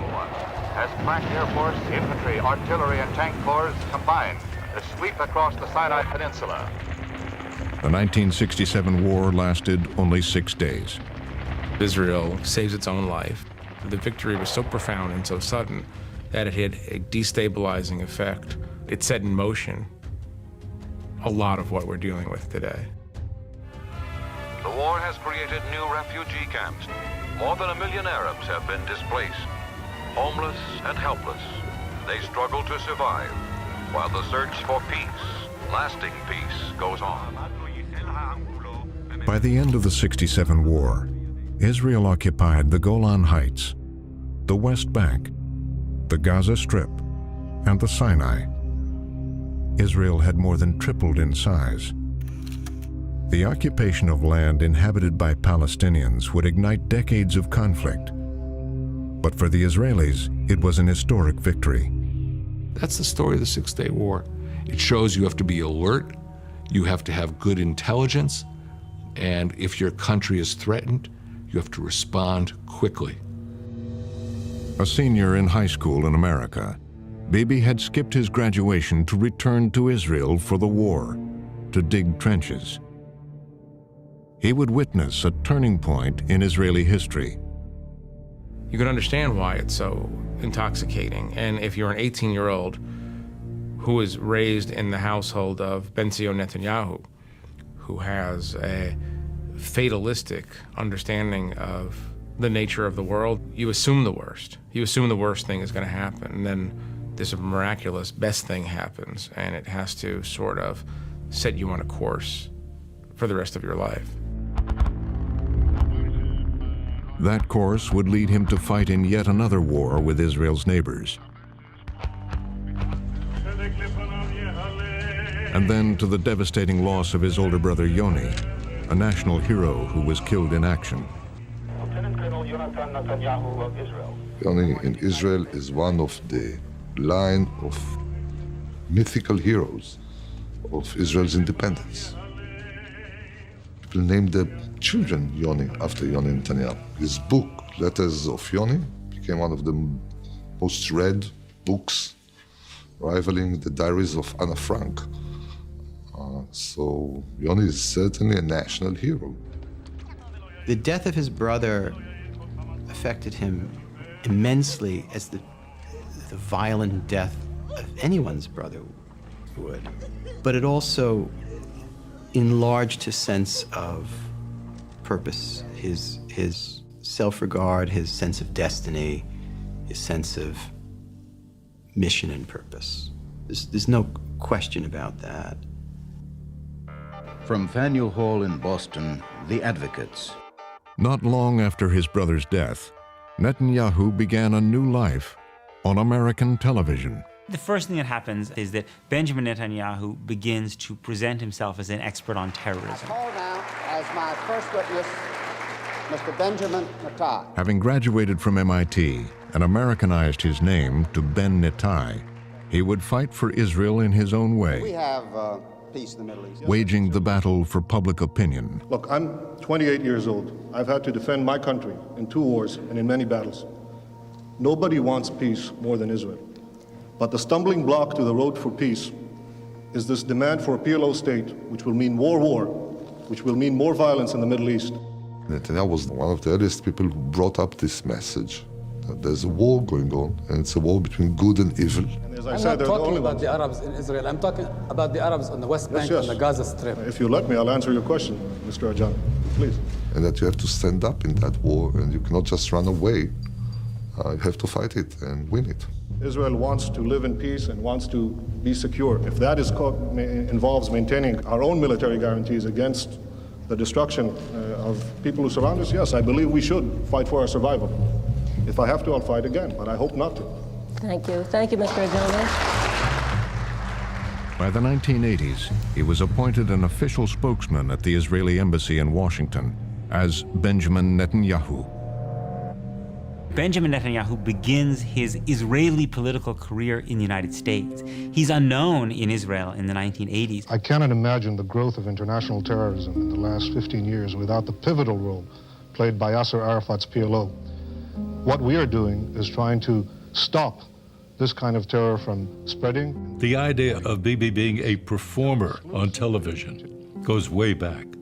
You represent your country, you sell your country. And that is what he did. And he did it with enormous pride and confidence. The Arabs tried regular war, they failed. They tried terrorism, they failed. They have now embarked on a new strategy. It's called anarchy and trial by media. He has a perfect American accent, what he thinks is a fingertip feel for American sensibilities and touch points. And he's great for CNN. And in Ronald Reagan's America, Netanyahu was a rising star. He's already a celebrity with the Jewish right in the United States. He cultivated from the outset Jewish rich people, Jewish millionaires, who would pay almost any sum at the time to be near him and to sort of get a whiff of his, stardust. Diplomats here were gathering a short time ago for their third At age 34, Netanyahu was appointed Israeli ambassador to the United Nations. He became Israel's chief defender against criticism of its ongoing occupation of the West Bank and Gaza. was in action immediately. What the Security Council is doing is sending a very clear message. It's saying basically this. It says, we condone all Palestinian violence against Israel. We condemn any Israeli countermeasures. That's what he was built for. That was what he was designed for. It was Reagan's America, 1980s, terror is the danger. And at the heart of the Netanyahu worldview is seeing Israel as the fortress facing forces endangering Western civilization. During that period, In 1988, Netanyahu resigned. He returned to Israel to build his own right-wing political base. Preparations are underway. We expect to see the president shortly. For what he called an historic and honorable compromise. By the early 1990s, Netanyahu's hardline politics were out of fashion. The talk was no longer of war, but of peace. Negotiations were underway with their Arab neighbors, It's a day for optimism. and now with the Palestinians. In secret by the principals, by the PLO and the Israelis. Israeli Prime Minister Yitzhak Rabin, a former general and hero of the '67 war, represented Israel. Representing the Palestinians, Yasser Arafat, the chairman of the PLO. Peace agreement designed to put an end to 45 years. This is a historic breakthrough. Between Israel and the PLO, two national movements competing for the same space, and for the first time they're prepared to recognize each other. Known as the Oslo Accord, it was designed to end years of violence by laying out a peace process, a deal that could give Palestinians their own state and land captured in the '67 war. Once the agreement was done, it was the White House as the venue agreed for the signature. President Clinton felt this was his baby. But that day, things were tense. To the last minute, there were issues. Rabin is insisting that Arafat can't come in anything that looks like a uniform. We're telling Arafat, you can't come with you don't bring a weapon. He's always had a pistol. You don't bring a weapon to the White House. Then at a point, the president looks at Rabin and he says, you're going to have to shake his hand. And Rabin looked like someone had punched him in the stomach. And he stood there for a moment. This is a man he considered a terrorist all his life. And he said to Clinton, okay, but no kissing. So we then went down to the Oval Office, and we worked out maneuvers with Clinton of how if Arafat liked to kiss, usually 3 kisses, and we worked out sort of football, basketball maneuvers of how Clinton could step in various ways. If Arafat made a lunge toward Rabin, how Clinton could break them up. Ladies and gentlemen, Mr. Arafat, Yitzhak Rabin, the President of the United States. The ceremony was carefully scripted. There were speeches, the signing of the Oslo Accord, and all eyes were on Arafat and Rabin. Rabin is very uneasy. The idea of personally shaking hands with this guy is physically difficult for him. He couldn't hide his feelings, and that comes through. The first agreement ever signed between And then the handshake, and the State of Israel. an image that would become iconic. These hands that shook knew nothing but to shoot. The trigger, the bullets, the bombs, the fight. And the question to me is, can this handshake lead to the culture in the minds of Palestinians and Israelis that coexistence is possible, that peace is possible, to live and let live?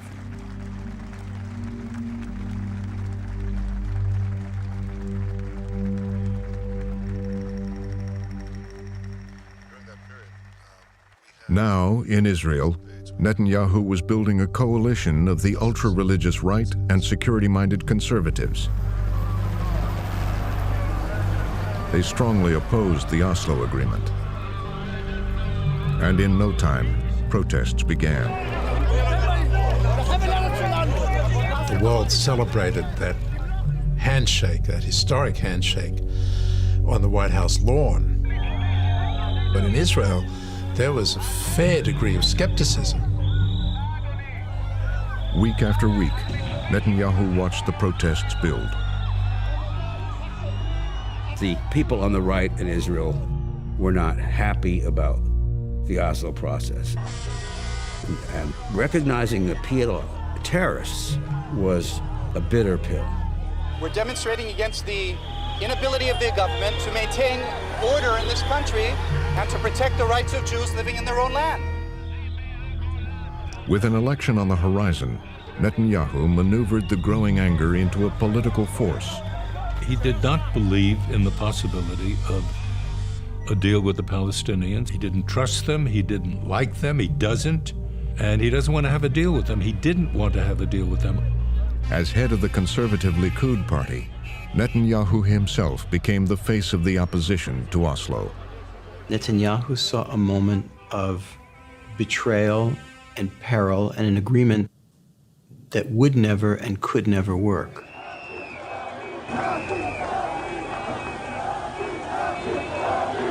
There's a really ugly character to it. The level of vitriol, the anger, the scope of these demonstrations, the kind of incitement, the portrayal of Rabin, the dressing Rabin in Nazi uniforms or putting a keffiyeh on him. Netanyahu found himself at the center of the anger. In most cases, he doesn't do anything about it. I think Netanyahu, even in some ways, benefits from this association with the rabble-rousers on the right. I think the country's political system was superheated. It was like a car riding on a highway that had no water left in the radiator. And you could look at the temperature gauge, and it's all the way in hot. The intensity grew, culminating in a massive protest. Tens of thousands crammed into the center of Jerusalem.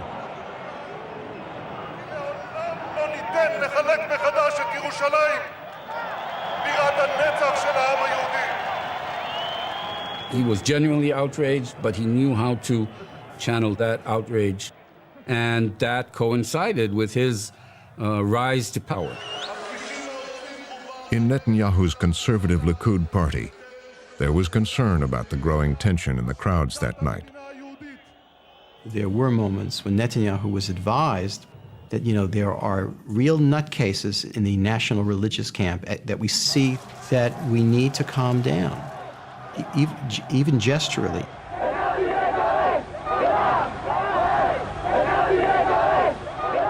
Netanyahu never did that. He never did that, to his enormous discredit.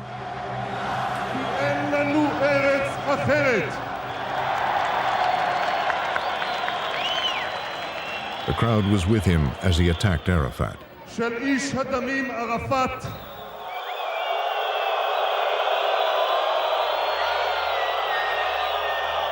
And then the government of Yitzhak Rabin. אני אומר כאן לממשלת ישראל שמתרפסת בפני האיש הזה. אני אומר לה בשם הציבור הגדול הזה. אנחנו כאן כי לעולם לא ניתן לחלק מחדש את ירושלים. All Likud leaders, especially Benjamin Netanyahu, they have used very strong language against Prime Minister Rabin. אנחנו פה כי יש לנו רק ירושלים אחת ולשמור עליה. They didn't use any kind of condemnation against the violence that was starting to take place. Netanyahu would later say he never saw the ugliest moments that night. Throughout Israel, the anger boiled over.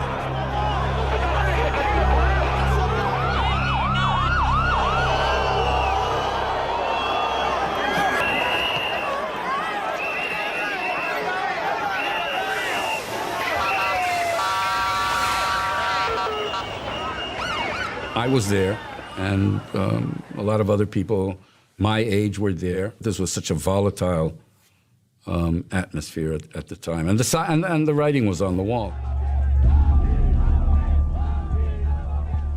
Night after night, the crowds massed across the street from Prime Minister Rabin's apartment in Tel Aviv.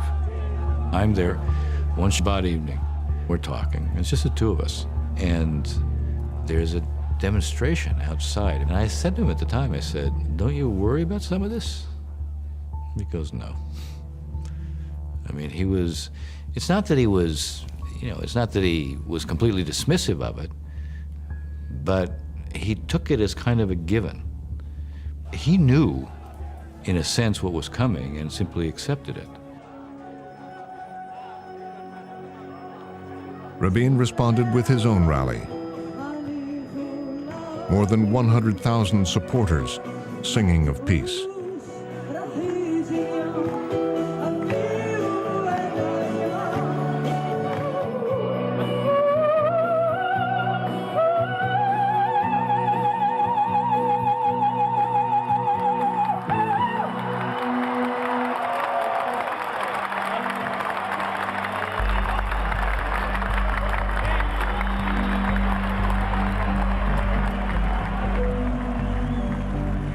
Then, as Rabin was leaving, that's him coming down the ramp. The man in the blue t-shirt approached. 3 shots from behind. The Israeli Prime Minister Yitzhak Rabin, the architect of the Middle East peace process, has been assassinated. The assassin, a right-wing Israeli Jew, Yigal Amir. Truly shocking news from the Middle East tonight. Israel's Prime Minister Yitzhak Rabin has been assassinated. Evening spent dreaming of peace turns into a national nightmare. Outside the hospital, the crowd began to chant, Bibi is a murderer.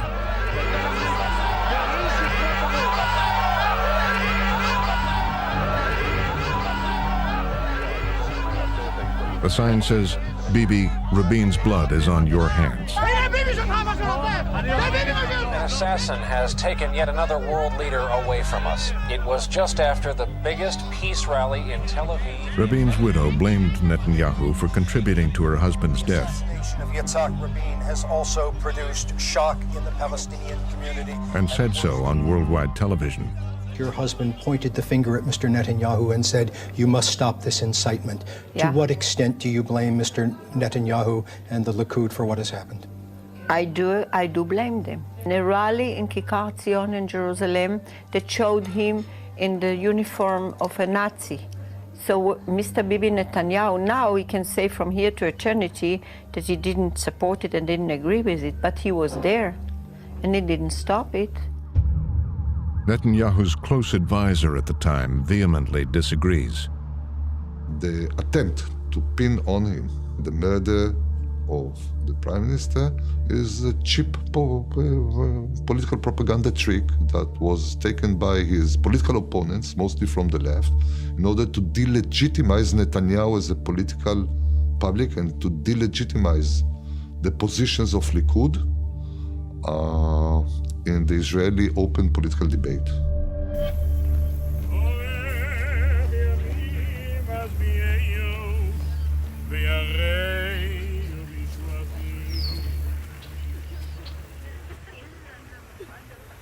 As the nation mourned, Bibi Netanyahu faced the political consequences of Rabin's death. The American ambassador says they spoke about it the day before the funeral. I remember Netanyahu saying to me, look at this. He's a hero now. But if he had not been assassinated, I would have beaten him in the elections, and then he would have gone into history as a failed politician. Netanyahu was thinking, well, politically, he was on the ropes before he was assassinated. And Netanyahu had a new and powerful opponent, the American president. President Clinton was really affected by Rabin's assassination, and he viewed, I think, Netanyahu through the eyes of Rabin as the person who would bring down Oslo if given half a chance. Your prime minister was a martyr for peace, but he was a victim of hate. Surely we must learn from his martyrdom that if people cannot let go of the hatred of their enemies, they risk sowing the seeds of hatred among themselves. He felt a real responsibility to Rabin, a personal responsibility to see through his legacy. And the Oslo Accords was Rabin's legacy. But Rabin's legacy was in jeopardy. His successor, Shimon Peres, would have to win an election, and that meant facing Bibi Netanyahu. Bibi in the election is running against Oslo. So the choice seems so clear. Clinton wants to do everything we can to help Peres. And he probably goes overboard in terms of that. I mean, if there's ever a time where we tried to influence an Israeli election, it was Peres versus Netanyahu. Clinton's political operatives opened a back channel with the Peres campaign. Clinton authorized hundreds of millions in additional military aid and returned to Israel to personally campaign for Shimon Peres. Israelis love Clinton. If he ran here for prime minister, he'd win easily, no matter under which banner. Israelis loved Clinton, Bill Clinton. The week after the assassination, Netanyahu was behind in the polls by 31 points. People who spoke to him on those days have said that he thought that his career was over. Then, as election day neared,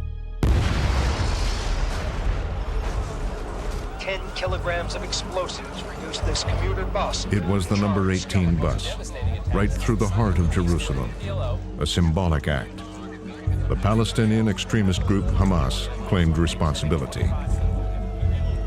There were some Palestinian groups trying to make sure that the sabotaging of the peace process, Rabin was assassinated, let us stop the whole process. And it was just the beginning. Easy to forget that actually Rabin's great heroic act ended up with terror in our streets and people dying, and we were all driven nuts by, you had peace ceremonies one day and terror the other day, and drove people crazy. For Netanyahu, it was an opening. And so Netanyahu is naturally returned to center stage as the person who had warned about, the terrorism, and slowly starts to recover. This morning, the sound of sirens again interrupted the morning commute. 6 days later, the number 18 bus again. Police combed the hellish wreckage. Victims were hurled from the demolished bus. Only body parts could be recovered. Over 9 days, 4 bombs, 59 dead, hundreds injured. Could not believe the morning news. Another bloody Sunday. A suicide bomber has once again blown up a city. And Israelis lost faith in the process, in that process. One of the slogans that came from grassroots was, "This peace is killing us." Peres, go home, screamed these Jews opposed to the peace process. They taunted him, chanting the name of Prime Minister Rabin's assassin, Yigal Amir. I will never forget this in Tel Aviv once. There was a horrible terrorist bombing, and I drove by about 3 days afterwards, and somebody had written graffiti on the wall, and they wrote the Likud was right.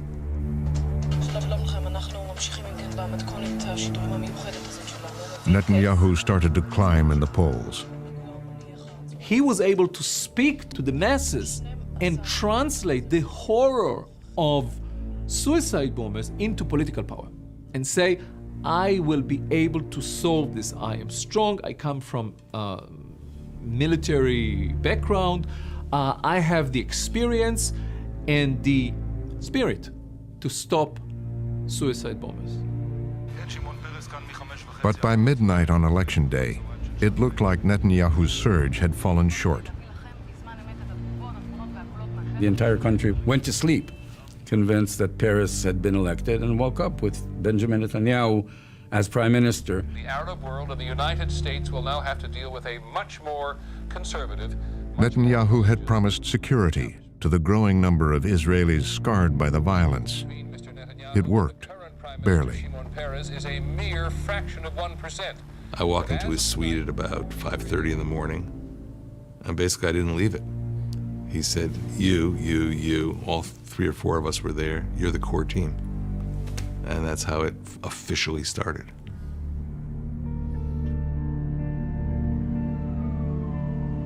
Netanyahu is on his way to the United States for his first visit since becoming Israel's prime minister. Benjamin Netanyahu's dealings with the President of the United States will be of intense interest among Arabs who have already begun. Just over 1 month later, Prime Minister Netanyahu was at the White House, President Clinton and Prime Minister Netanyahu will hold a joint news conference after they waiting, meet Tuesday. alone, for a face-to-face meeting with Bill Clinton. When he came in as Prime Minister to meet the President of the United States, he knew that he was dealing with another young guy, just as smart as he was. But as President of the United States, Clinton had his set of responsibilities. Netanyahu, as an Israeli leader, has his responsibilities, and they were in collision. They were of very different minds. Bibi just been elected. The president had intervened against him. There was a kind of, not a very good way to start a meeting. Behind closed doors, Clinton would demand Netanyahu continue the Oslo peace process and personally meet with Yasser Arafat. It didn't take long for the meeting to become contentious. He came in pretty full of himself, and he was pretty much telling the president how to deal with the Arabs. He understood how to deal with the Arabs. His sort of posture was, let me tell you about the Middle East. And he then proceeded to lecture the president on the realities of the Middle East. Here's the way it is. Netanyahu did not hold back on his feelings about Oslo. Netanyahu wanted to make clear that, even though the previous government had signed the agreement, that he had some real reservations about it. And so, I think that's why it got off to a bad start. And so, when the meeting's over, Clinton turns, he says, who does he think the superpower is?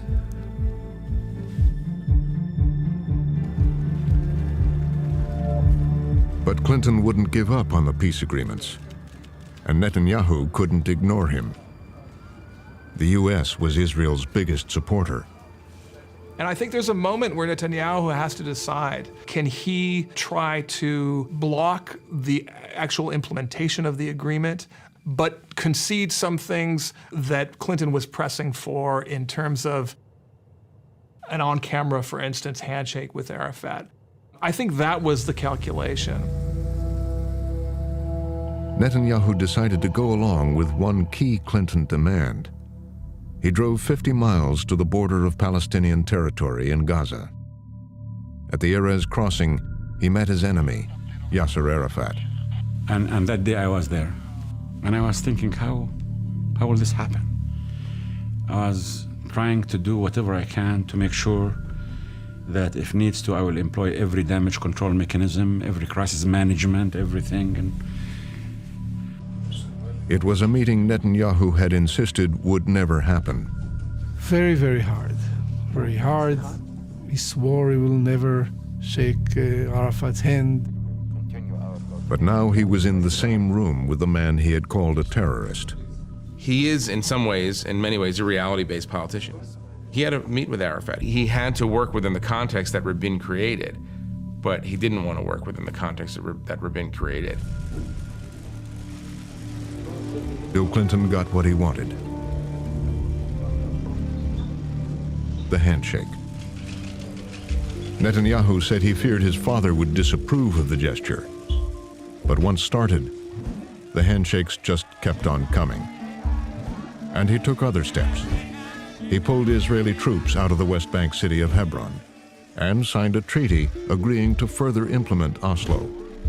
But close observers say he was slow-walking the peace process. Netanyahu made life very, very difficult for the American administration and for those Israelis who wanted peace. He was really difficult, he was slow, he was stubborn. He he made life very difficult for all the peaceniks, Americans, Europeans, and Israelis. The United States' relationship with Israel is... And behind the scenes at one peace conference, Bill Clinton let Bibi Netanyahu know how frustrated he was. One morning, I think it was 4 a.m. in the morning, I hear shouting. Real shouting. Screaming. 4 a.m. in the morning. President Clinton shouting from the depth of his stomach, and head, and ears, and eyes, and nose, and mouth, and legs at Bibi Netanyahu.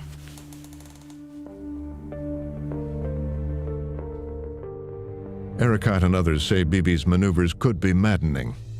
I've seen the frustration of many people. I've seen the frustration of Israeli negotiators. I've seen the frustration of American presidents. I've seen my frustration. Before long, Netanyahu's political support began to erode. Nobody was happy with him. The left weren't happy with him for what he was doing to undermine Oslo, and the right wasn't happy with him for what he was doing to keep Oslo. He was in a sort of impossible balancing act.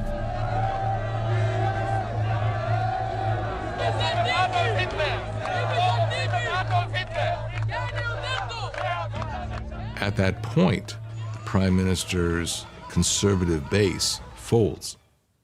And some people on the conservative right work with the Israeli left to bring down Prime Minister Netanyahu.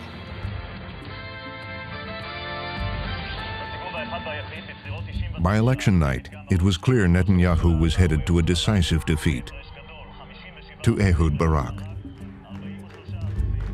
I remember that night of elections. You know, it was a total disaster. He stood up and said, I'm taking time off from politics. And I remember saying, okay, I'm not going to see him again. Israelis and Palestinians in a last-ditch pitch for Middle East peace. Full summit at Camp David, a summit the Clinton administration believes... Now, with Netanyahu out of the picture, Bill Clinton tried to personally push through a final peace deal. Declared make or break, and that seems to be At Camp David, he brought together Yasser Arafat and Israeli Prime Minister Ehud Barak for the high-stakes negotiation. But coming to any agreement proved elusive. Barak made a far-reaching offer, I think, went further than he was planning to do. But for Arafat, it was unacceptable. And he said, if I accept this, you want to walk behind my casket? That's what he said. Among the most contentious issues, the future of Jerusalem. Ehud Barak comes with the help of the American team and a lot of American support. And Barak does everything. He's a courageous guy, a bit too courageous, but he tries everything. And boom, it explodes. And there's no Netanyahu around. You cannot blame when the Camp David peace summit fails. No, Netanyahu is not there. Palestinians launched a new round of violence, a sustained uprising, the Intifada. Palestinians were fed up. There were years of failed negotiations.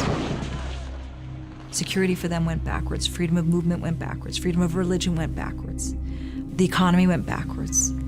And there was a point at which Palestinians said, enough. We are done with this process of negotiations. So everything unravels. Everything unravels. Amid the turmoil, Netanyahu worked at rebuilding his political support and found a receptive audience. The conclusion on the Israeli right certainly is this is what you get for weakness. This view spreads from the Israeli right really rather more broadly in Israeli society, the view that there's no partner for peace. To his supporters, the continuing violence seemed to be evidence that Netanyahu should be returned to power. We warned beforehand that this is exactly what's going to happen. If you put yourself to be in a situation that the other side sees you as such a weak leader, the result is not going to be reconciliation. It's not going to be an historic shift, metamorphosis of the Palestinians. It's going to be war.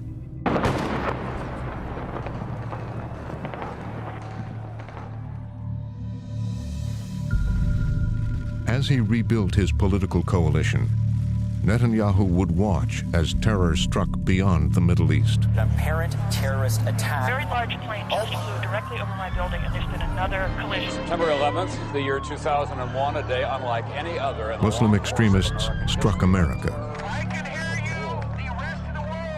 A new American president used rhetoric that would resonate with Netanyahu's view of the world. There's no neutral ground in the fight between civilization and terror, because there's no neutral ground between good and evil, freedom And and in slavery. Israel, the violence continued as even more efforts at peace collapsed. Another suicide bomb, more violence and death. By 2008, Netanyahu was on the rise. One Israeli airstrike hit the home of a Hamas member. Once again, the head of Likud, Protesting Israel's continued military incursion. and preparing to run for prime minister. The political culture has shifted. In fact, he is one of the main political forces that's helped move the entire Israeli political spectrum to the right. He is a great politician, and he has understood the DNA of the Israeli public. He understands that you have to look him in the eye and you have to say, I'll keep you safe.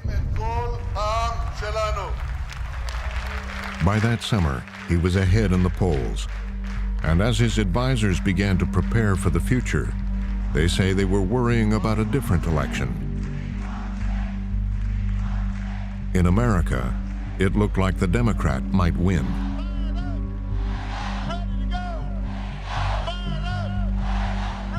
Barack Obama came pretty much out of nowhere. He was a senator for about 10 and a half minutes. And suddenly he was running for president. This is a pretty alien creature to Netanyahu and to a lot of Israelis. They met in Jerusalem in the summer of 2008. I was at the first meetings between Prime Minister Netanyahu and President Obama before each was elected. And what I sensed were two individuals who come from different parts of the political spectrum. One, very liberal in his foreign policy assumptions. The other, conservative, national security oriented. And Netanyahu himself was concerned. I happened to be on a reporting trip in Jerusalem, and I went into the coffee shop at the King David Hotel. There was one other person there, and it was Netanyahu, sitting in a corner by himself reading newspapers. There was one thing in his mind. Who is this guy, Obama? Who is he? What is he really like? And he wanted very much to point out to me, as if I didn't know it, that Obama's middle name was Hussein, and that his father was a Muslim. What kind of objectivity could this man bring to bear on Israel? I, Barack Hussein Obama, do solemnly swear. It's the to preserve, inauguration protect, day and of the defend nation's first African-American president. Hundreds of thousands of people. The new American president's first moves would do little to reassure He Netanyahu. spoke of no less than remaking America. In his inaugural address, Barack Obama reached out directly to Muslims. To the Muslim world, we seek a new way forward based on mutual interest and mutual respect. He very much wanted to break, certainly with the Bush legacy from the Iraq War, and maybe the longer legacy of America's estrangement from the Arab world, from the Muslim world, as he would call it. On his first day in office, he set a new tone. His first phone call to Yasser Arafat's successor, the Palestinian President Mahmoud Abbas. He started off by sending the right signals to Palestinians. And I found that very sincere, because he didn't need to make that phone call. Later, his first television interview, he chose an Arab TV network. I have Muslim members of my family. I have lived in Muslim countries.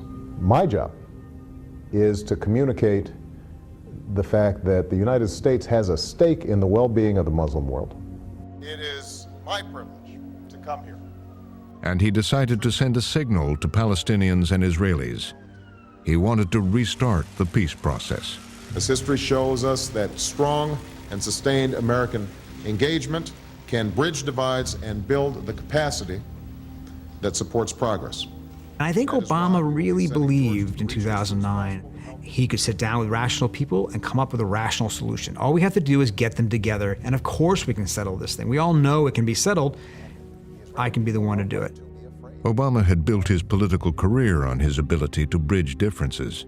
The history of Obama is a belief in his own ability to bring people of disparate views and cultures and backgrounds together to solve difficult problems.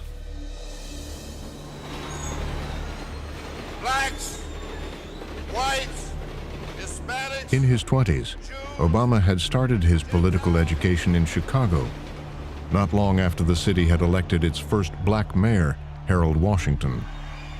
Have joined hands to form a new Democratic coalition. Washington's election really is Chicago's version of the civil rights movement. And like the larger civil rights movement, it is an alliance in many ways between African Americans and a lot of progressive Jews. As a candidate, Obama forged an alliance with the city's powerful progressive Jews.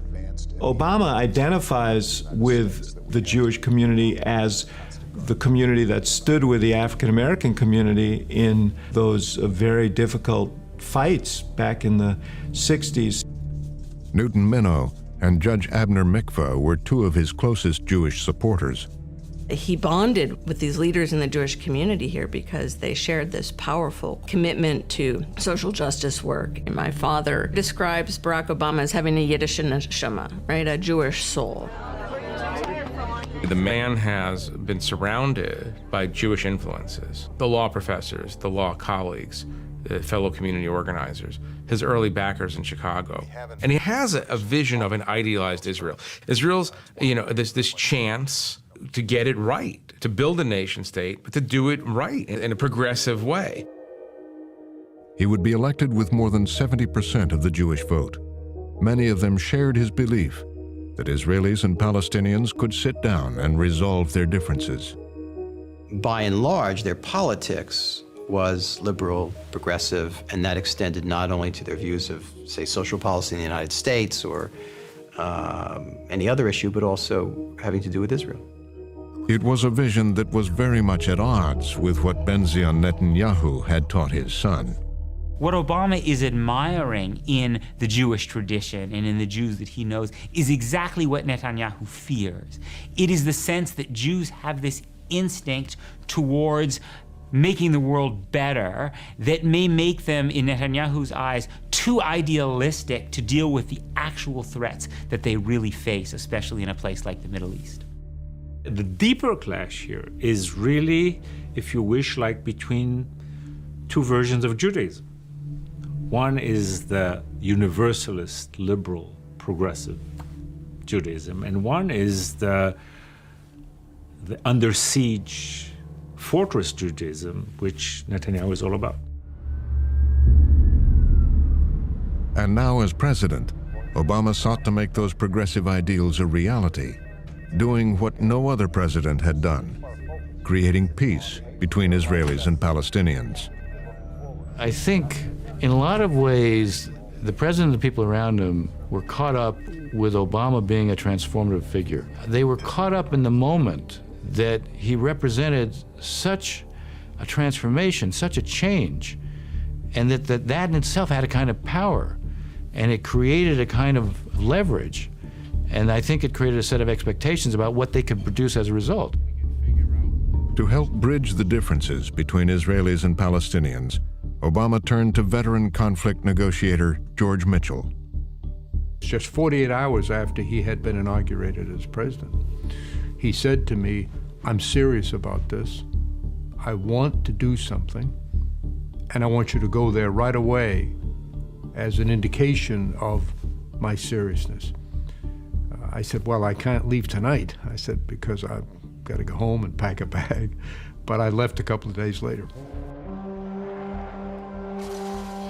We begin tonight with breaking news. New explosions in Gaza, fresh Israeli airstrikes. Sirens warned of another round. But on the ground in Israel, Mitchell quickly found that Obama's hopes did not match the stark reality. In Gaza, the extremist group Hamas was in charge. Hamas security forces the target in a third day of Israeli missile strikes in Gaza. Well, the timing for the potential for success in early 2009 could not have been worse. President Obama was sworn in just 4 days after the war in Gaza between Israel and Hamas had come to a conclusion. Emotions were very high and very negative. There was a lot of hostility, a lot of feelings of victimization on both sides.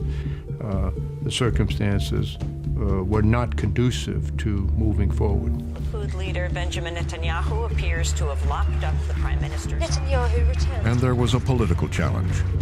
Israel elected a new prime minister. Now Barack Obama would have to deal with Bibi Netanyahu. They are completely opposites because it's deep. It's not only a progressive and a conservative. Barack Obama has Martin Luther King in him. He has Nelson Mandela in him. But the world is moving in the right direction, and his role is to accelerate that. And Netanyahu is profoundly a pessimist. Profoundly a pessimist. So it's not only the clash between the progressive and the conservative, it's a clash between the optimist and the pessimist. At the White House, the president's staff were anxious about Netanyahu's victory. Chief of Staff Rahm Emanuel, a veteran of President Clinton's clashes with Netanyahu, warned Obama. Rahm Emanuel in particular has these vivid memories of Netanyahu trying to push around Bill Clinton and comes to Obama essentially and says, "We're not going to do that over again. Don't get played by this guy. This guy is going to do X, Y, and Z, and we're not going to allow him to play his game." And so there was an instinctive feeling that Bibi will never do what he needs to do unless you pressure him. And I think that was basically Rahm's attitude. At least it's the way I understood Rahm's attitude. The strategy would be to show the Arab world that Obama could take a hard line on Israel, could create some daylight. Well, that's the expression, the daylight, the imposing of daylight in the relationship. There's a belief that you win friends in the Arab world by distancing yourself from Israel.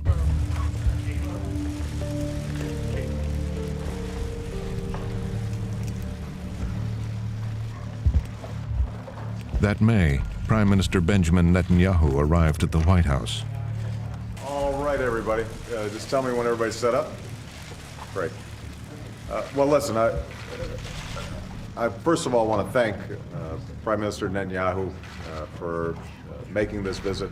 Obama is in the difficult position of dealing with an Israeli prime minister who has now, from the American point of view, regressed to the point of view where it's hard to see how you're going to have any meaningful negotiations with the Palestinians. Obama insisted that Netanyahu stop the construction of Jewish settlements on lands captured in the '67 war, which were claimed by the Palestinians. It wasn't a request, it was a demand. And I think that this shocked Netanyahu, shocked the people around Netanyahu, and sort of gave proof to the people who had been whispering in Netanyahu's ears that this guy's up to no good. A settlement freeze, a recurring demand of American presidents. But it was a deal breaker for the right flank of Netanyahu's fragile political coalition. The freeze notion was a difficult one. So it had a very sharp point, and it came at Israel in the first instance with a knife. Netanyahu is surprised by that and feels that, in a sense, he's kind of walked into a trap. Netanyahu found that outrageous. Palestinians weren't doing anything as far as he was concerned, so why should he? So there was already some real scratchiness there over what Obama expected Israel to do and what Israel expected out of Obama. It will not be easy. It never has been easy. And in front of the press, Obama doubled down, making the demand in public. Saying publicly what I said privately, that settlements have to be stopped in order for us to move forward. That's a difficult issue. I recognize that. But it's an important one, and it has to be addressed. For Netanyahu, his first meeting with the president couldn't have gone worse. I think Netanyahu recognized in Obama suddenly a person who was hell-bent on setting up a Palestinian state. They were better behaved than before. And I remember him coming back from his first meeting with President Obama. Something that tells him that it's going to be a different president. A super intelligent lawyer who is probably a brilliant, brilliant man. He has ideas, he has goals, he has a vision, and something in what we in Hebrew call the neshoime. The soul is too cold to be connected to Israel. Whatever happened in that traumatic meeting, he came back angry, suspicious, hostile, and he came back from Washington feeling that he is at war, that he's under siege. And that shaped the entire relationship, because people like Netanyahu, you don't get a second chance. The President of the United States was now an adversary.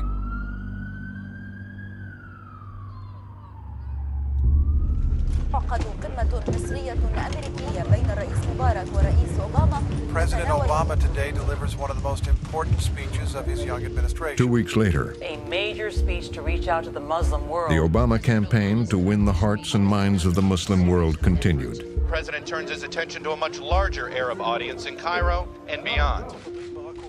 The speech was to try to reset relations with the Muslim world and send a message that the United States was not anti-Muslim.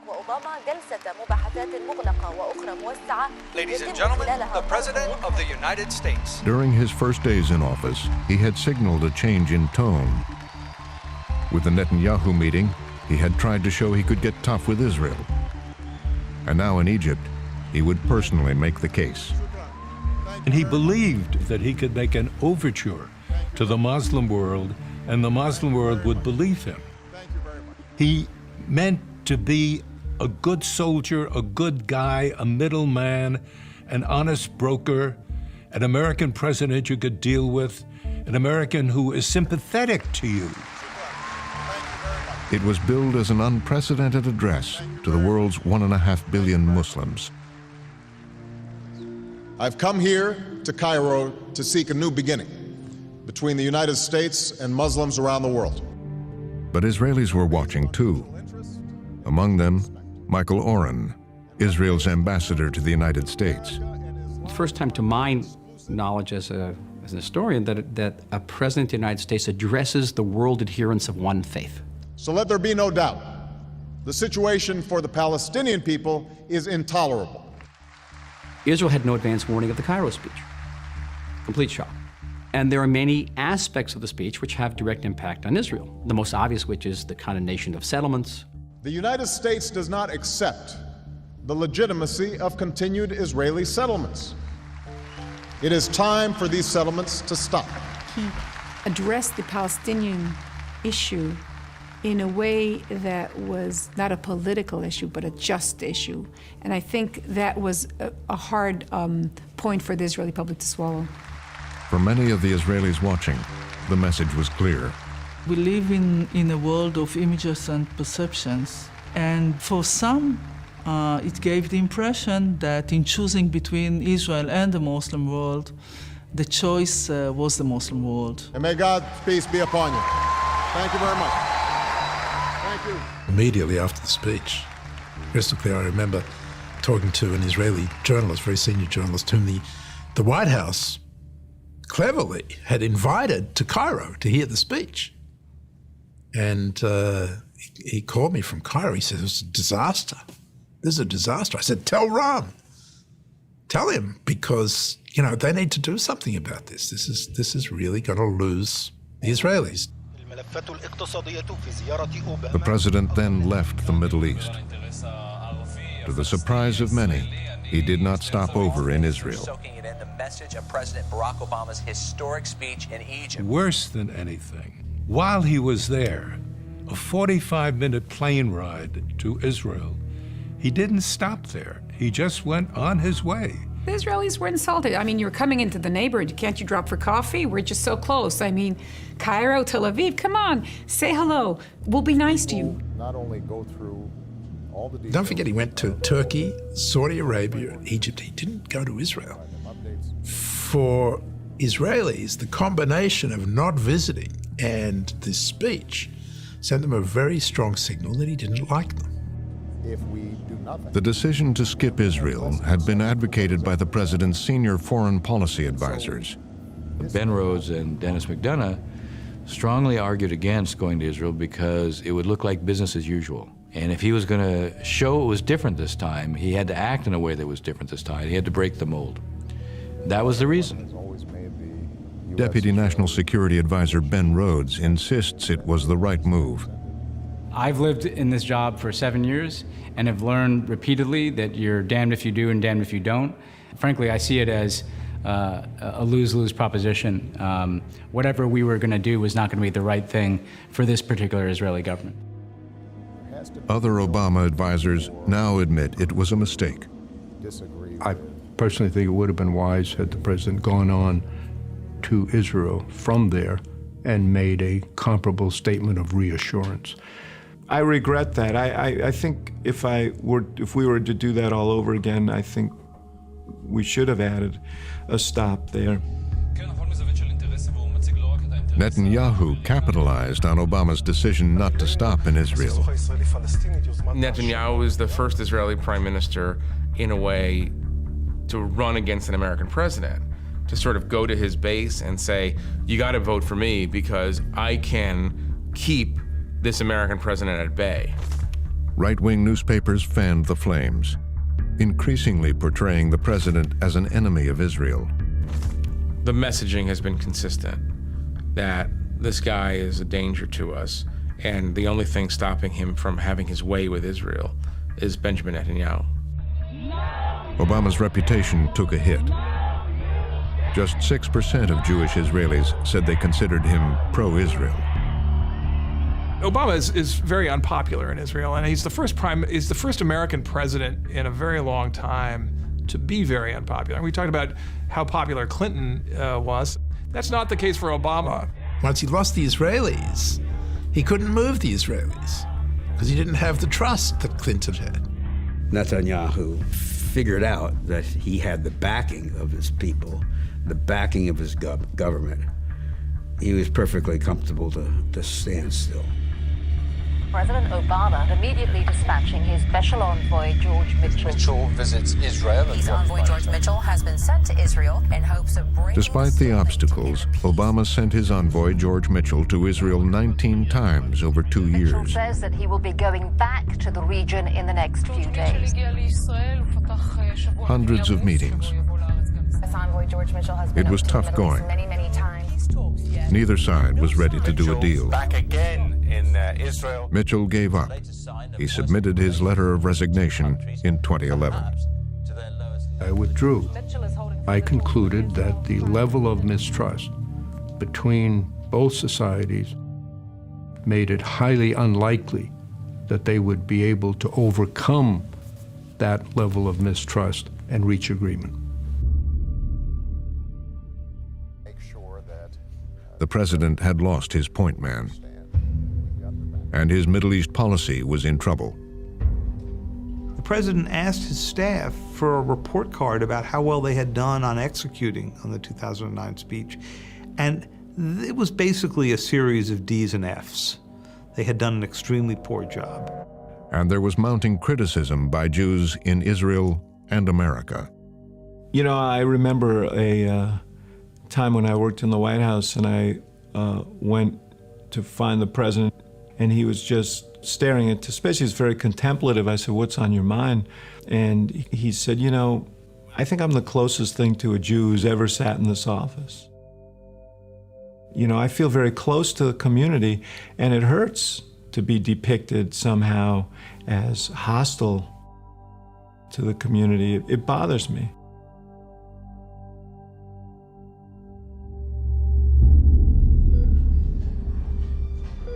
Then, this man in Tunisia lit himself on fire. Mohammed Bouazizi sets himself on fire, and within a very short period of time, he sets the whole Middle East on fire. Thousands of angry demonstrators marched through the streets of Tunisia's capital this morning. This very serious development. Within weeks, protests had broken out in Yemen, Bahrain, Libya, and in Cairo's Tahrir Square, hundreds of thousands turned out to protest President Hosni Mubarak.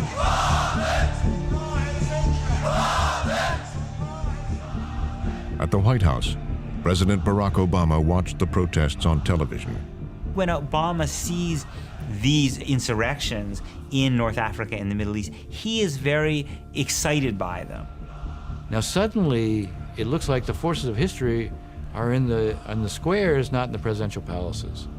And now the president wants to be on the right side of history. For 3 decades, Mubarak had been an American ally. The Arab street is rising up against these dictators. And I think Obama faced this moment, this decision. Obama is very enthusiastic about what's happening in Tahrir Square, more than many people in his own cabinet.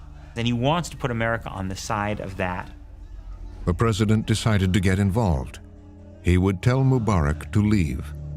I mean, I was with him in the Oval Office when he does this phone call to Mubarak. He was trying to nudge Mubarak in a certain direction, and Mubarak was in a state of complete denial. Mubarak is telling the president, "You don't understand, I understand my people." And in front of the cameras, Obama repeated his demand.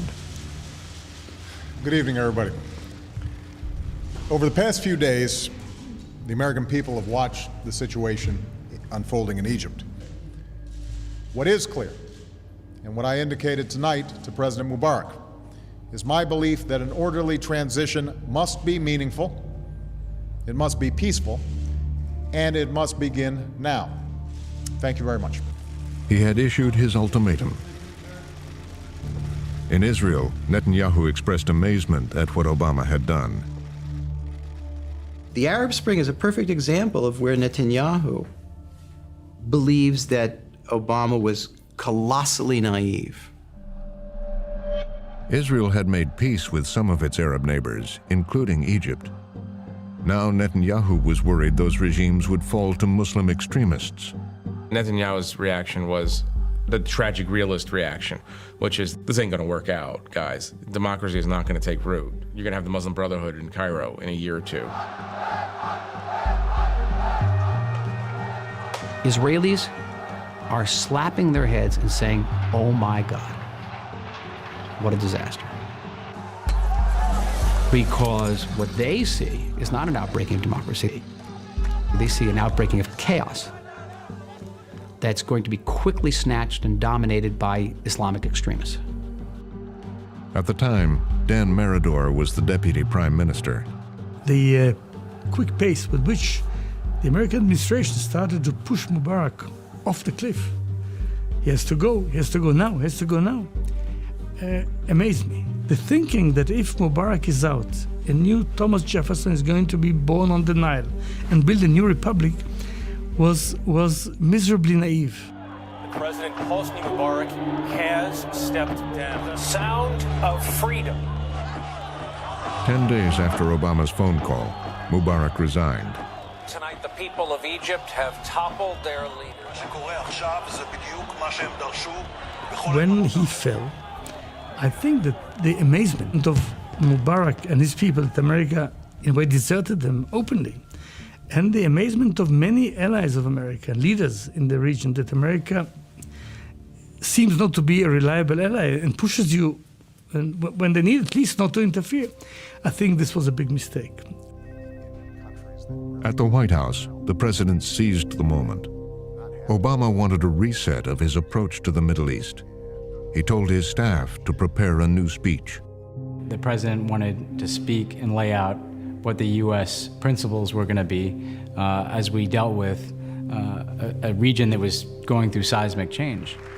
The President of the United States, Barack Obama. He delivered the speech in front of a room filled with staffers at the State Department. For 6 months, we have witnessed an extraordinary change taking place in the Middle East and North Africa. He spoke for nearly an hour, but the speech would be remembered for just one line. We believe the borders of Israel and Palestine should be based on the 1967 lines with mutually agreed swaps. It was a familiar demand, but one never endorsed so publicly by the President of the United States. Became the headline. The headline of the New York Times was, President Obama endorses the 67 borders. The rest of the speech about the Arab Spring went virtually unreported. Now, for Israel, this was a major development. Netanyahu's reaction was immediate. He summoned his closest advisors for an emergency meeting. My secretary comes rushing in, and she goes, Dory, the prime minister's on the phone. I get on the phone, he goes, Dory, where are you? He says, I need you to come here right now. I walk into his office where his desk is, and he's surrounded by his top advisors. He's on a speakerphone to Secretary of State Hillary Clinton. And while I won't go into what was said in detail, I'll just say roughly, he was not happy. What set Netanyahu off was that the president had made any mention of Israel's borders before the '67 war. Everyone says, go back to June 4th, 1967, as if that will solve all the problems. Here's the problem. June 4th, 1967 were not lines of peace. Those were lines of war. A noose of death was placed around Israel in those June 4th, 1967 lines. The White House had not briefed Netanyahu. And as it turned out, he was planning a trip to Washington the next day.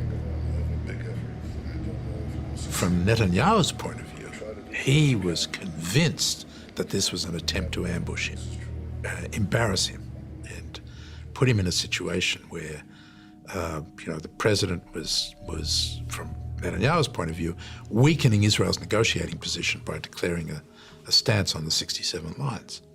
And so he was furious about it. When Netanyahu landed, his ambassador could tell there would be trouble. I'd never seen him like that coming out of the plane. There was no smile, there was no wave. And you can almost imagine steam coming out of his ears. His team of advisors tried to calm it down, but he had things he wanted to say to the president.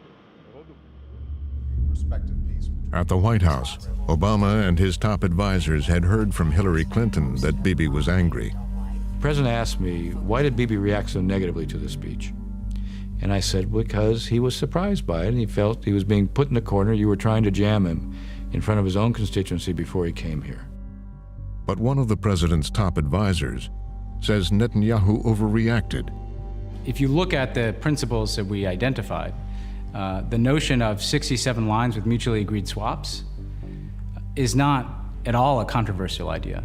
That's been the basis for every negotiation that has neared a resolution over the history of this conflict. Just as in their first meeting, the press was summoned. All right, everybody set up? All good? Let me first of all welcome once again Prime Minister Netanyahu. And I But this time, Bibi Netanyahu would lecture Barack Obama, taking a hard line on the peace process. It's not going to happen. Everybody knows it's not going to happen. And I think it's time to tell the Palestinians forthrightly, it's not going to happen. I've never seen a foreign leader speak to the president like that and certainly not in public. And I've certainly never seen it happen in the Oval Office. Israel obviously cannot be asked to negotiate with a government that is backed by the Palestinian version of Al-Qaeda. You're watching President Obama there with his face in his hand, and you can tell it's not going over well. This is his house, and to be lectured in his office rankles. It cannot go back to the 1967 lines because these lines are indefensible. Watching it unfold, Chief of Staff Bill Daley. Bill Daley is standing next to me, and he's going, outrageous, outrageous. And he's just, I mean, it's like he's almost levitating. Not negotiate with a Palestinian government that is backed by Hamas. That was Hamas intentional. That was done for political effect. I think he came with a mind toward inflaming the relationship. Mr. President, history will not give the Jewish people another chance. Obama was treated to a lecture on Jewish and Israeli history that just went on and deeply offended Obama and his people. It's the ancient nation of Israel. And you know, we've been around for almost 4,000 years. We've experienced struggle and suffering like no other people. There was a sense of gall. What gall? And now it falls on my shoulders as the Prime Minister of Israel. I think Netanyahu, frankly, had given up on Obama. He felt this administration, from day one, has disliked me, has wanted me out, has wanted me gone. So what's the point of holding back? Thank you, guys. The decision was made to come directly at us. I mean, imagine the President of the United States going to Jerusalem and saying things like that next to the Prime Minister. I mean, it was a fairly dramatic moment. The president had a choice: try to push Netanyahu even harder or walk away from the peace process. I think Obama realized at that time that the price that he was paying for trying to ram something down Netanyahu's throat that Netanyahu didn't want to have rammed down his throat was not worth, it wasn't worth it for him. With the president's re-election campaign looming, the Obama White House was keenly aware of the political costs of confronting Netanyahu. The Obama people didn't want to give the Republicans a weapon by having open fights at this point with Netanyahu because it becomes a talking point. You know, this is a president who's not supportive of our great friend Israel. How can he do this to our great friend? They were looking to negate that as an issue that might come out or be used by the Republicans against them. Israel's prime minister telling President Obama exactly what he thought of the president. The Palestinians, who had once cheered Obama's election, now watched with disappointment. His approach has been to send signals, but to never follow up his signals with actual action. He didn't back up his statements against settlements with actual actions and saying to the Israelis, you have to make a choice now. Do you want these settlements or do you want the money that we give you every year? It's always just been one signal after another signal after another signal. And this is in an area that deals well with signals. This is an area that requires concrete action. Indeed, under Obama, the United States has continued to provide Israel with as much as $3 billion a year in military aid. Netanyahu had stood up to the American president. The peace process was on hold. Now he could focus on an issue he believed was more pressing: the fear that Iran was building a nuclear weapon. Bibi Netanyahu has said 1,000 times, if once, that Iran not only is an enemy of Israel, but would literally use those nuclear weapons against us. Never again are we going to put ourselves in a position of allowing an outside force to use overwhelming power to kill us, to try to wipe us out. It's not going to happen. We are thinking Iran, a regime which represents the extreme Islamic ideology that would not accept our right to exist at all, that denies the Holocaust, trying to achieve a nuclear weapon, I mean. And in meeting after meeting, Netanyahu's military and intelligence services delivered the bad news. we're seeing Iran racing ahead to produce the fissile material necessary for nuclear weapons. They had not only low enriched uranium, but they were starting to pile up more and more bombs worth of low enriched uranium. And we could see that month after month, that number was getting higher and higher. His defense minister, Ehud Barak, once a rival, was now on his side. Iran, Barak said, was entering the zone of immunity. The zone of immunity was that place on the timeline after which the Iranian nuclear sites are going to be immune from Israeli firepower. There were a number of clocks ticking. One clock was the rate at which Iran was enriching uranium. Another clock was the rate in which they would complete the enrichment and move underground, at which point it'd be too late. Israel is not obliged. They ordered the Israeli military to plan for a direct strike on Iran's nuclear program. The first 3 months of 2012, everything was ready. Huge military buildup, including land bases in other countries, intelligence cooperation, advanced weaponry.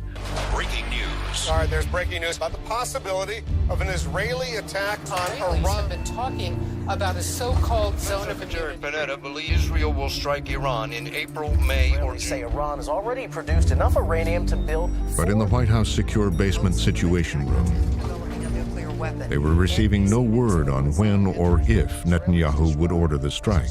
Are mounting tonight that Israel is ready to attack Iran. Communications had broken down between the president and prime minister. The American military planners were assuming every night, you know, when they went to sleep, that they would wake up to an Israeli attack. The Israeli government certainly looked like they were practicing an attack. They did a military exercise in which they flew from Israel out over the sea, exactly the distance you would have to go to hit Natanz and the other major nuclear sites in Iran. And that really set off a lot of alarms in the United States. As the tension mounted, the president's top advisors warned that an Israeli strike could ignite a war in the Middle East. Any military action would have precipitated, in our view, a much broader conflict with Iran. Iran would have been likely to respond with proxies, and that likely would have led to a chain of events where the United States is at war with Iran. You can imagine Israel attacks Iran in order to do damage to its nuclear program. Iran now fires missiles at Israel. There's a large casualty toll. It continues. What does the United States do? For Barack Obama, the decision to initiate a war with Iran was now in the hands of Benjamin Netanyahu. I think the president was resigned to the idea that if Israel went and attacked and then needed help finishing the job or protecting itself, that there wasn't any real choice, that the president of the United States was going to go in and help. But as the possibility of a strike grew, Netanyahu had a problem. The Israeli military was nervous about attacking Iran on its own. There are all kinds of figures in the Israeli security establishment, big military figures, who all think that it would be crazy, to say nothing, counterproductive, dangerous, ruinous for Israel to attack Iran. With his military wary about a unilateral strike, Netanyahu reluctantly asked Obama for upfront assurance that if Israel went ahead, the U.S. would back them up. What Netanyahu wants is either a green light or a yellow light to go bomb the Iranian program. And the knowledge that if the Iranians retaliated against Israel, Obama would be right with him to get into that conflict. And Obama wasn't going to give him that. At just this time, the president's re-election campaign was beginning. President Obama's approval ratings have hit an all-time low. Obama is under 50%. In the early going, he was in trouble. No president has been re-elected with this type of... So Netanyahu decided to take his argument for striking Iran directly to the American voters. We've seen his approval ratings on the economy dip to Netanyahu had his maximum leverage in the summer and fall of 2012. This is the point of maximum Israeli power on the issue. The White House and the president comes to believe that Bibi is using an election year to try to leverage him on the Iran issue. And if you're not going to let us go militarily, then you have to go. This morning, a special hour of Meet the Press, an exclusive network interview with a key player in the Middle East, the Prime Minister. On TV show after TV show, he urged Obama to commit to military action if Iran crossed a red line. I think it's important to place a red line before. I think it's important to delineate a red line for Iran. A red line should be drawn right here. He is so convinced that he's right on it, equally so convinced that Obama is dead wrong. And if he can persuade more and more people, America can somehow change its mind. Don't let these fanatics have nuclear. Puts enormous pressure on the president, enormous pressure on the White House. A red line for Iran. So we're not faced with. But Netanyahu's media blitz did little to persuade the president. When Netanyahu pushes Obama, it causes Obama's neck to stiffen further. And when Obama pushes Netanyahu, it sends him toward his corner. So it's all wrapped up in the dysfunction between these two men. By the fall of 2012, at the United Nations, Obama wouldn't even sit in the same room with Netanyahu. There was an attempt to set a meeting between the Prime Minister and the President in September at the UN with both of the General Assembly, and the President won't take the meeting. Netanyahu decided to do something no other Israeli Prime Minister had done: appear to actively support the president's opponent. I understand. How are you, my friend? Good to see you.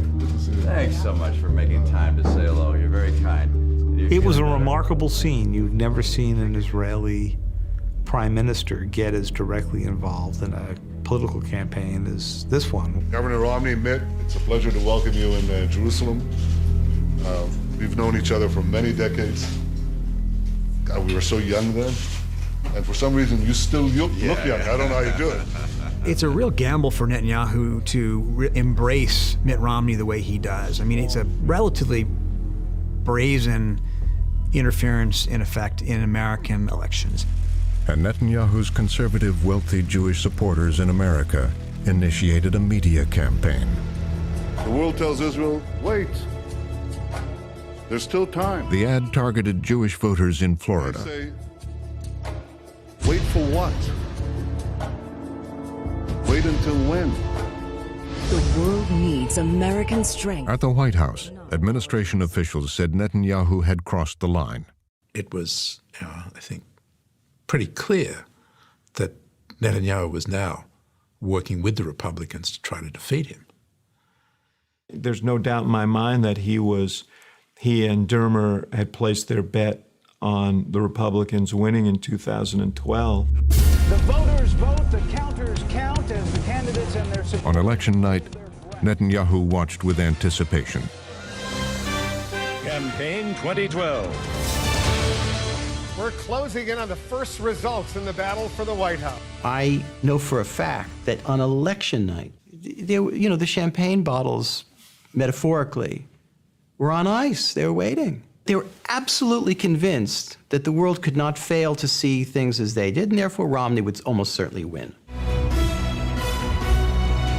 This is an ABC But as the results came in, Obama won state after state. Mark the time. Here we are. Ohio is in. We are projecting the battleground. The Israeli government analysis was that Romney was going to win. You are looking at the President of the United States. Again, Obama received an overwhelming Jewish vote, 69%. And that Netanyahu was one of the last people, I mean, really last people, like midnight U.S. time on election night, to sort of say, oh, I guess he really didn't have it. He was like a Fox News bitter ender in that sense. In victory, Obama decided America would handle Iran without Israel. I think in that period, the air went out of the balloon. I think that president has essentially written off Netanyahu. Obama wanted to talk with Iran and saw an opportunity to show diplomacy would be more effective than Netanyahu's confrontational approach. Obama comes to office on the theory that we should talk to our enemies, right? And Iran is among them. Yes, Iran is a hostile country. Yes, Iran is sponsoring terrorism, but if we don't find ways to connect with them, there's no way to counter them. And sitting down to talk to him is a rational, reasonable thing to do. Obama told his staff to engage in a series of secret negotiations with Iran, and he ordered them not to tell Netanyahu. There was concern that there were enough Israelis hostile to the very notion of a channel with Iran that it wouldn't remain private and it would get blown up politically before we had a chance to explore whether it would work. The secret meetings continued for months in the Gulf state of Oman.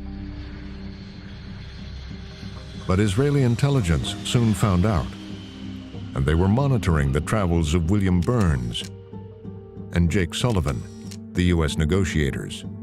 Israeli intelligence learns that the United States has a secret back channel of negotiation with Iran in Oman, in Muscat. And when it learned about this, of course, Benjamin Netanyahu was furious. It was a type of an implosion. We're confronted with this reality in which our principal ally has negotiated behind our backs for 7 months with our worst enemy. Now that is hard to square. Benjamin Netanyahu sees this highly sensitive, secretive intelligence coming from Tehran. The Iranians are happy. The American delegates are making concession after concession. And it leads, I think, naturally to harshen the line against the US government and say, this is a very bad deal. You are going to make a very bad deal. Secretary of State John Kerry arrives in Israel today in an effort to bring Israel and a bid. Next stop, Israel. Just as outlines of a secret deal became public, Secretary of State John Kerry made a stopover in Israel. Netanyahu rushed to Ben Gurion Airport for a face-to-face meeting with Kerry. We felt it's ridiculous, unjustified, immoral. It's going to be more of the same and worse than the same. While Kerry waited in the first-class lounge, Netanyahu stopped for a word with the press. I understand the Iranians are walking around very satisfied, as well they should be, because they got everything and paid nothing. This is a very bad deal. And Israel utterly rejects it. Then Netanyahu headed for Kerry. He did not hold back. It was just Kerry and Netanyahu, but I was outside the room and I could hear it. I could hear it, that's for sure. He had a really strong sense of betrayal. He was furious. When Bibi gets upset, he starts screaming and pounding the table. And so it was one of those moments. But he was not done. Before leaving, Netanyahu went before the cameras one more time. This is a bad deal. A very, very bad deal. It's the deal of the century for Iran. It's a very dangerous and bad deal for peace and the international community. Later that day, Netanyahu summoned Obama's former advisor, Dennis Ross. Bibi asked me to come and see him on Friday evening at his, at the Prime Minister's residence. So it's Shabbat evening.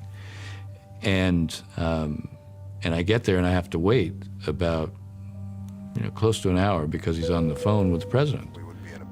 In an emergency phone call from Air Force One, Obama tried to calm Netanyahu down and persuade him that a deal with Iran would make Israel safer.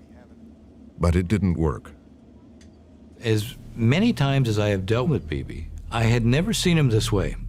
He wasn't angry, but he was, the only way I can put it is that he was feeling alarmed. Not angry, but alarmed. And the first thing he says to me is, the president decided he has no choice but to do a deal with the Iranians, forces off the table. And I said, he didn't say that to you. He said, he did. I said, no, he didn't say that to you. He said, he did. Netanyahu believed the Iranians would only respond to the threat of force. To him, if that was not an option, Obama was surrendering to the Iranians. I have no recollection of the president ever telling Prime Minister Netanyahu that the military option is off the table. The president was saying, look, we have an opportunity here to get more through diplomacy than we could accomplish even through taking military action. And that's an argument he's had with the Prime Minister multiple times over the course of the last 2 years now. Bibi was convinced of what he'd heard. He wasn't saying he said those exact words, but he interpreted what he heard as if the president, you know, there's too much war weariness in the States. I don't have the option of using force. This is the only option I have. Ross reached out to Secretary of State John Kerry. I actually contacted Kerry and said, look, you have a problem here and it has to be fixed. He said, I'll call him. I said, you know, it shouldn't be you. The problem isn't you.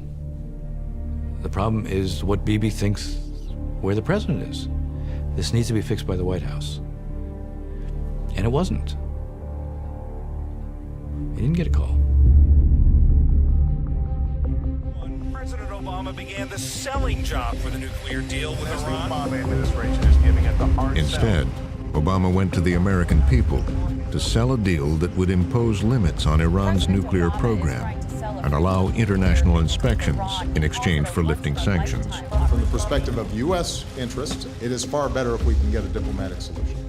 For the first time in a decade, we've halted the progress on Iran's nuclear program. Key parts of the program will be rolled back. A comprehensive agreement that prevents a nuclear-armed Iran, secures America and our allies, including Israel, while avoiding yet another Middle East conflict. Tough talk, as the President of the United States is trying to pull a major sales job. For Obama, this is his chance at a legacy in the Middle East, which has been very, very frustrating for him. Iran is so central to his legacy and his perception of American national interest. In March 2015, as the president and Iranians were on the verge of signing a deal, Benjamin Netanyahu, running out of time, arrived in Washington to make that controversial speech, urging Congress to block the deal. See,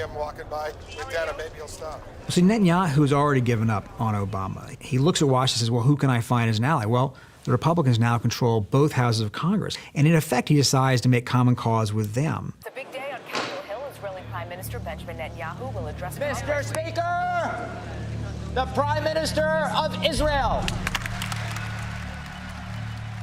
He could count on the Republican Party to be against the president and enlisted AIPAC, the powerful American-Israel Public Affairs Committee, to go on the attack.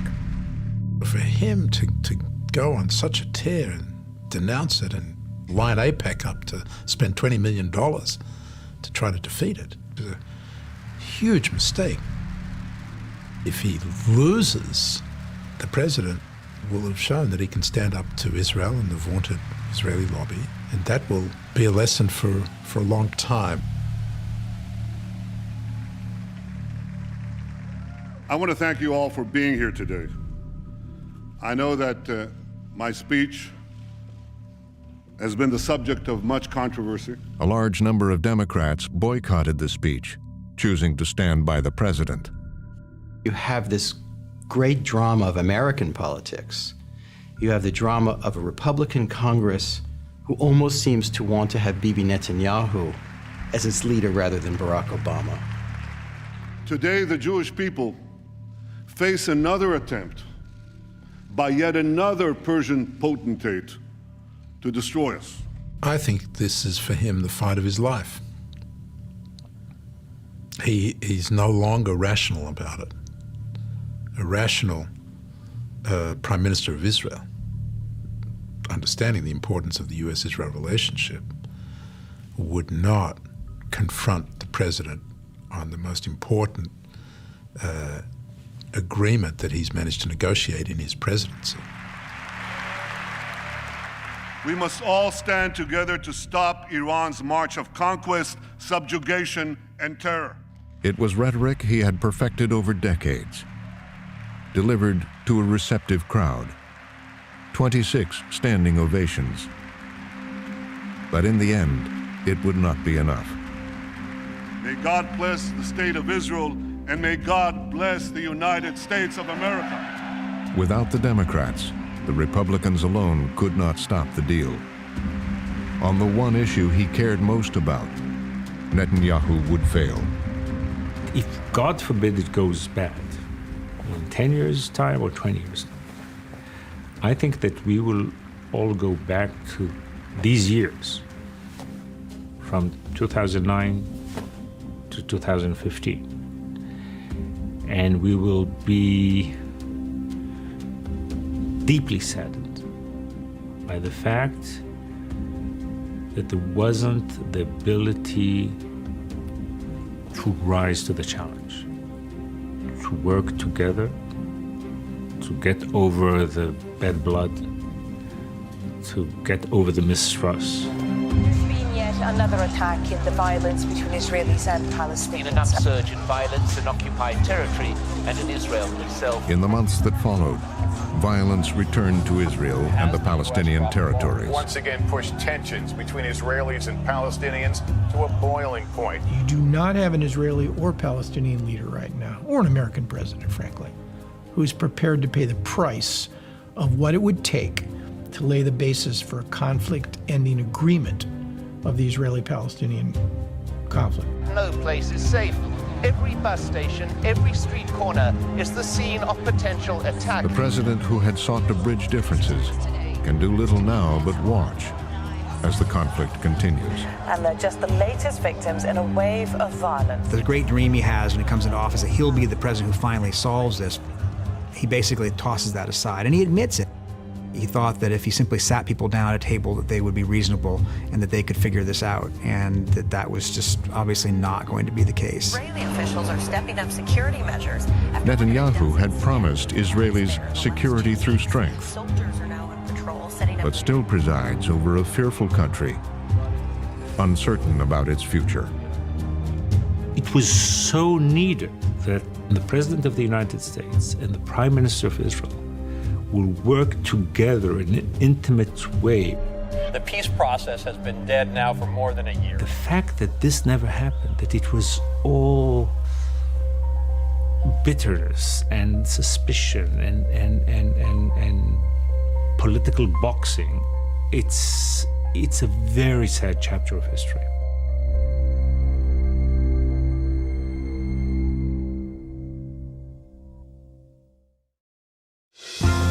Frontline is made possible by contributions to your PBS station from viewers like you.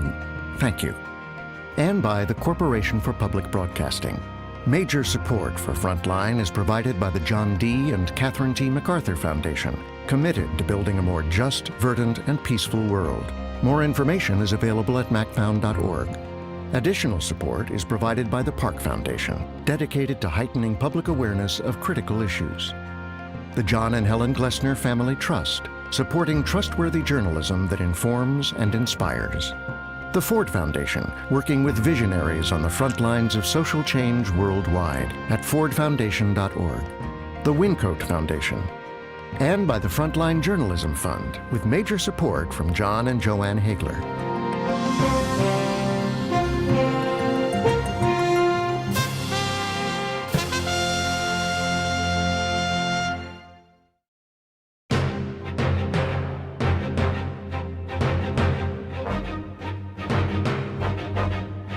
You are listening to Dub Radio. Dub Radio. Visit on our the website know. at pbs.org/frontline.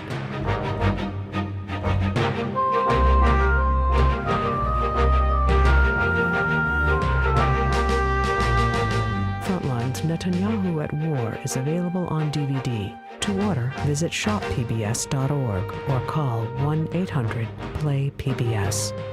Frontline is also available for download on iTunes.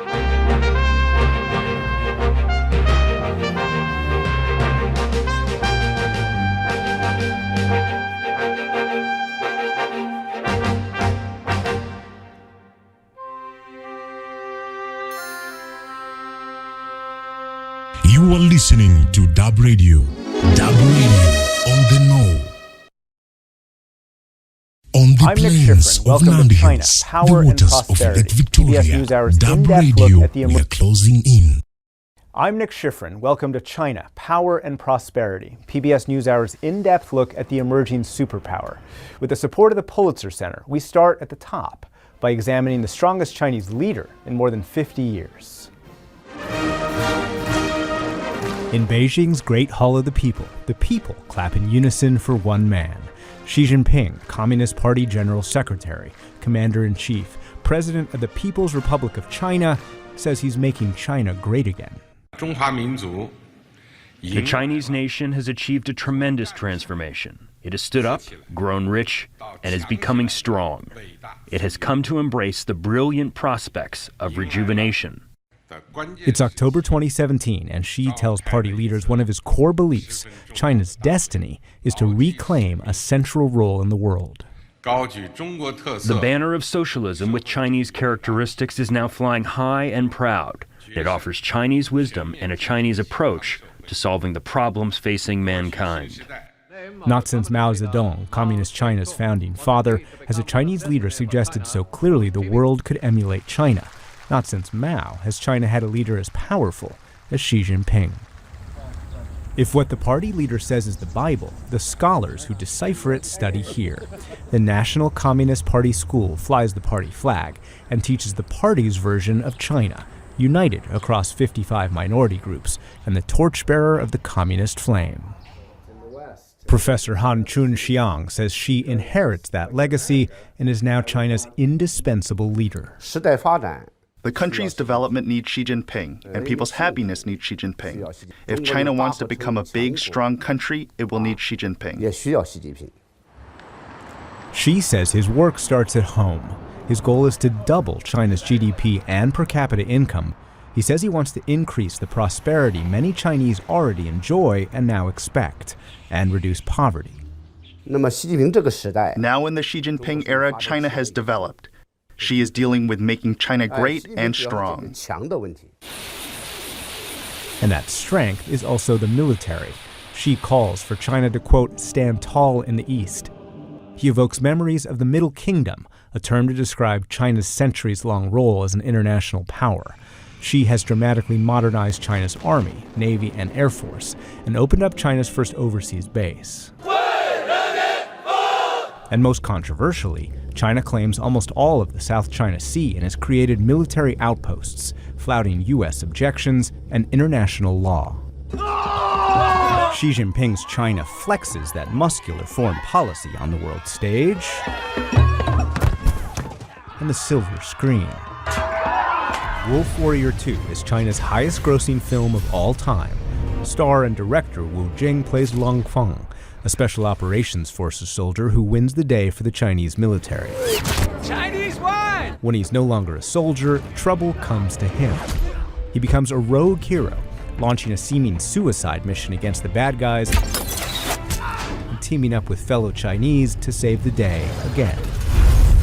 If a story about a former soldier turned vigilante who uses bows and arrows and takes a ride in a tank sounds familiar, it is. At the height of the Cold War, the U.S. had John Rambo. Wu Jing asks, why can't the Chinese have their own heroes? I think for Long Feng, I want him to be a hero for ordinary people. I think human beings need heroes.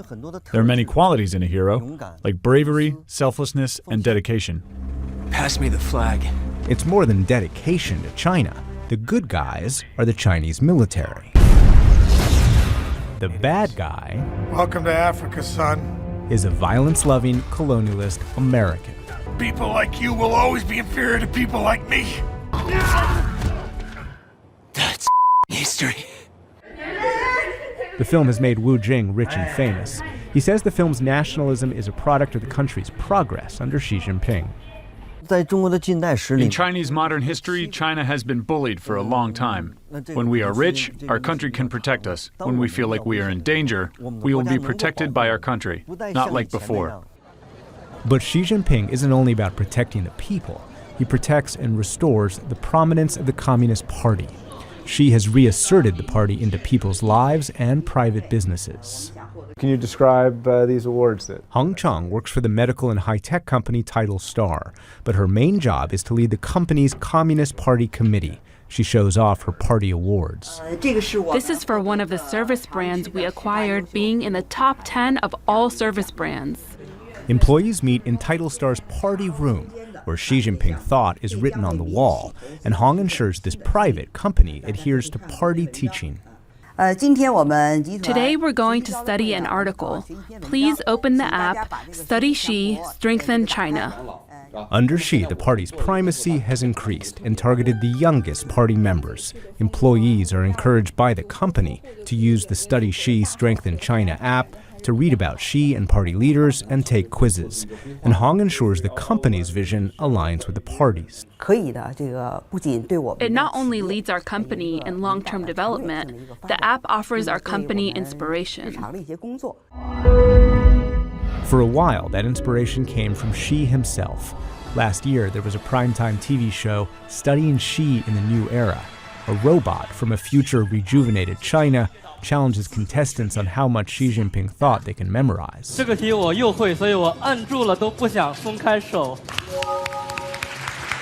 cult of Xi has included propaganda posters in city streets, suburban villages, and rural roads. And state media has called him Xi Dada, or Father Xi, a populist who eats like the people and cares about the common worker. Xi calls himself core leader, just like Mao, and Xi's travels recreate Mao's countryside visits. This year, the cult of Xi has become less visible, but in Beijing's largest bookstore, Xi Jinping thought the book has pride of place. Despite the American celebrities nearby, bookstore manager Qin Hui says Xi's books are bestsellers. Because we're entering this new era of development, the General Secretary Xi's thought points a direction for our future. So we have to seriously study the spirit of General Secretary Xi's speeches. But fly 1,200 miles south of Beijing, and hundreds of thousands of people reject Xi Jinping thought and everything it stands for. Xi Jinping's critics say he's not only spreading his own ideas, he's closing the space for anyone else's ideas, both in mainland China and here in Hong Kong, where these protesters say they feel like the city's independence is being eroded. On and off for months, Hong Kong police have clashed with protesters, and many of the protesters connect the crackdown in Hong Kong to the restriction of rights in mainland China. How can we expect that we will have democracy when the Communist Party is trying to ban all human rights and freedom in China? Lee Chuk-yan is a former Hong Kong legislator who's been fighting for democracy for decades. He's protested half a dozen Chinese leaders, but says Xi Jinping is the most oppressive. Xi Jinping began to even more aggressive in suppression. They banned the university professor from teaching about human rights, universal values, and he is trying to, build up his own Chinese dream, which is a total control of people. Under Xi, more than 1 million Muslim Uyghurs have been detained in camps. Xi's China has created a network of more than 200 million surveillance cameras. And Beijing posters have warned the public, especially women, that foreigners could be spies trying to steal national secrets. What the party says is that this is for the strength of China, that if the party were to weaken, the country would weaken, and there would be chaos. Yeah, they are always brainwashing the people that, without a Communist Party, there would be chaos. So what they are trying to say, if you have democracy, then there will be chaos. We believe in democracy, but they believe in suppression. Inside mainland China, few critics are willing to echo that language in public. Zhang Lifan is a historian who's made public appearances, but he says surveillance has increased. So we met him in the only place he felt comfortable, inside our hotel room. He wouldn't use Xi Jinping's name. Because the Communist Party of China is unchecked, corruption is widespread within the system. So, if he wants to get rid of opponents, he can easily do so by finding evidence of their corruption. Therefore, he was able to purge many political opponents with an unstoppable force. Lifan says Xi's eyes are everywhere. Lawyers who have represented activists have been disbarred. Journalists who write critically have been thrown out of the country.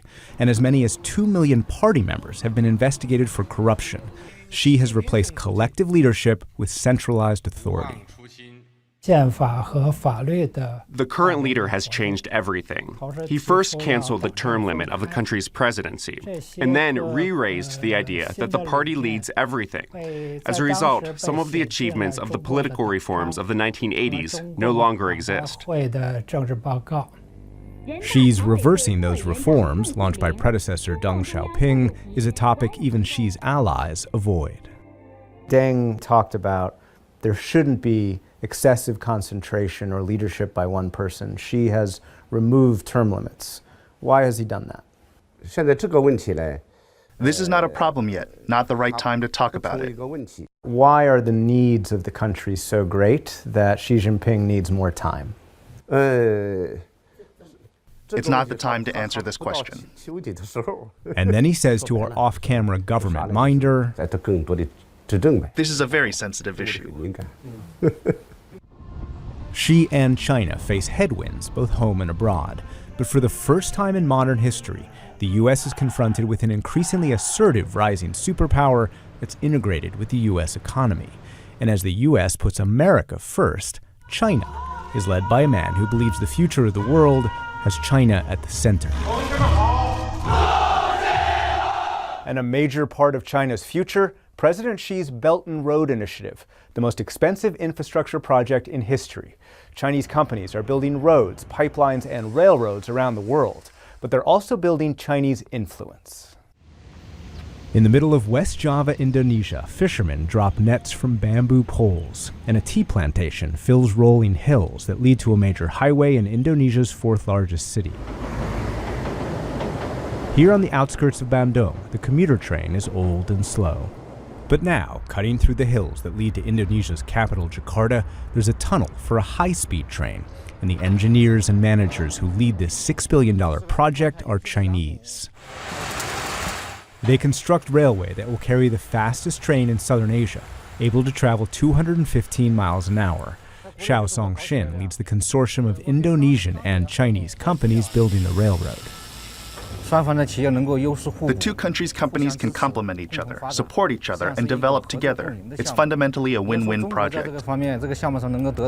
2,000 years ago, the ancient Silk Road helped China spread goods, ideas, and culture all the way to Europe. Today, China aspires to recreate a maritime Silk Road of ports and an economic belt across 70 countries of roads in the orange and railways in the red, including the high-speed route from Bandung to Jakarta, where in 2013, President Xi Jinping debuted Belt and Road Initiative as a signature foreign policy. Only with high ambition and hard work can one make great achievements. We have the confidence, conditions, and capabilities to obtain our goals. For Indonesia, the goal is to collaborate with China on Belt and Road projects to lift millions of its citizens out of poverty. At this construction yard, many lower-skilled Indonesians in the yellow hats have been trained by Chinese workers in the white hats. Belt and Road projects create jobs and spark development, says Indonesian Minister Luhut Panjaitan. This benefit us very much, because we're going to have also like a new cities, suburb, so then we can spread out people to the area. With new industry, new employment, new production. Yes, indeed. Indonesia needs improved infrastructure. Right now, the road from Jakarta to Bandung weaves through the edges of forest, where constant traffic means the 90-mile trip takes 5 hours. On the railroad being built over the next 3 years, the trip will take 45 minutes. Luhut dreams of Indonesians traveling like the Chinese. I experienced now when I was in Beijing, I went from Beijing to what name of the city, only 1 hour by speed train, Very comfortable. Like the train we rode from Hong Kong to the city of Shenzhen on the Chinese mainland. We will soon arrive at Shenzhen Bay. Welcome to China. In 20 years, China has gone from no high-speed rail to the longest high-speed rail network in the world, thanks to state-owned enterprises. The rails, the electricity, the telecommunications, all produced by majority state-owned enterprises, and much of the steel comes from companies like the majority state-owned Bao Steel. The company is now so large it has its own ports, 4 of them on the outskirts of Shanghai. Bao Steel Group makes as much steel as the entire U.S. It's actually too much. Excess Chinese steel capacity weighs down the economy. The Belt and Road Initiative gives Bao Steel new markets. Huan Wei-liang directs Bao Steel's strategic planning and technology. For the steel industry, the Belt and Road Initiative will generate direct demand for steel products. With the economic development in those Belt and Road countries, their people's living standards will improve, and thus the demands for durable consumer goods will increase. And China says Belt and Road railroads also improve Chinese living standards by connecting rural, previously unconnected areas such as this site in Sichuan province. The government argues more rail access produces prosperity and stability. We encourage Chinese companies to go out of China to enhance their production capability. In return, we can use the increased government revenue to improve the income level of some poor areas. This is important. Xiao Wei-ming leads the office in the Chinese ministry that oversees the Belt and Road Initiative.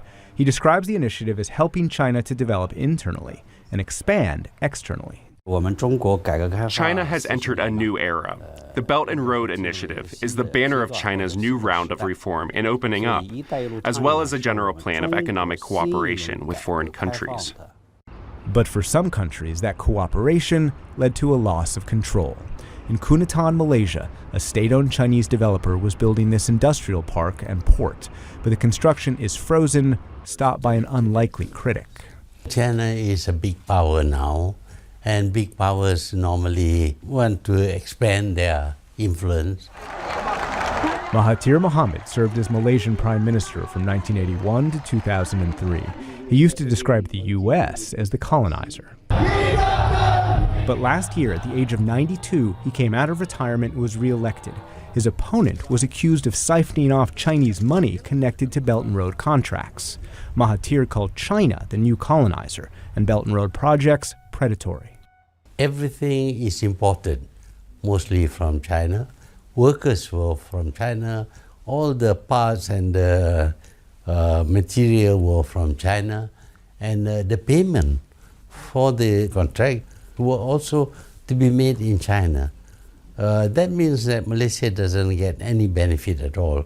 The original contracts called for Chinese-built ports, Chinese-built pipelines, a $20 billion Chinese-built rail link, and the Malacca Gateway, a Chinese-financed development project on the Malacca Strait, through which almost all Chinese oil flows.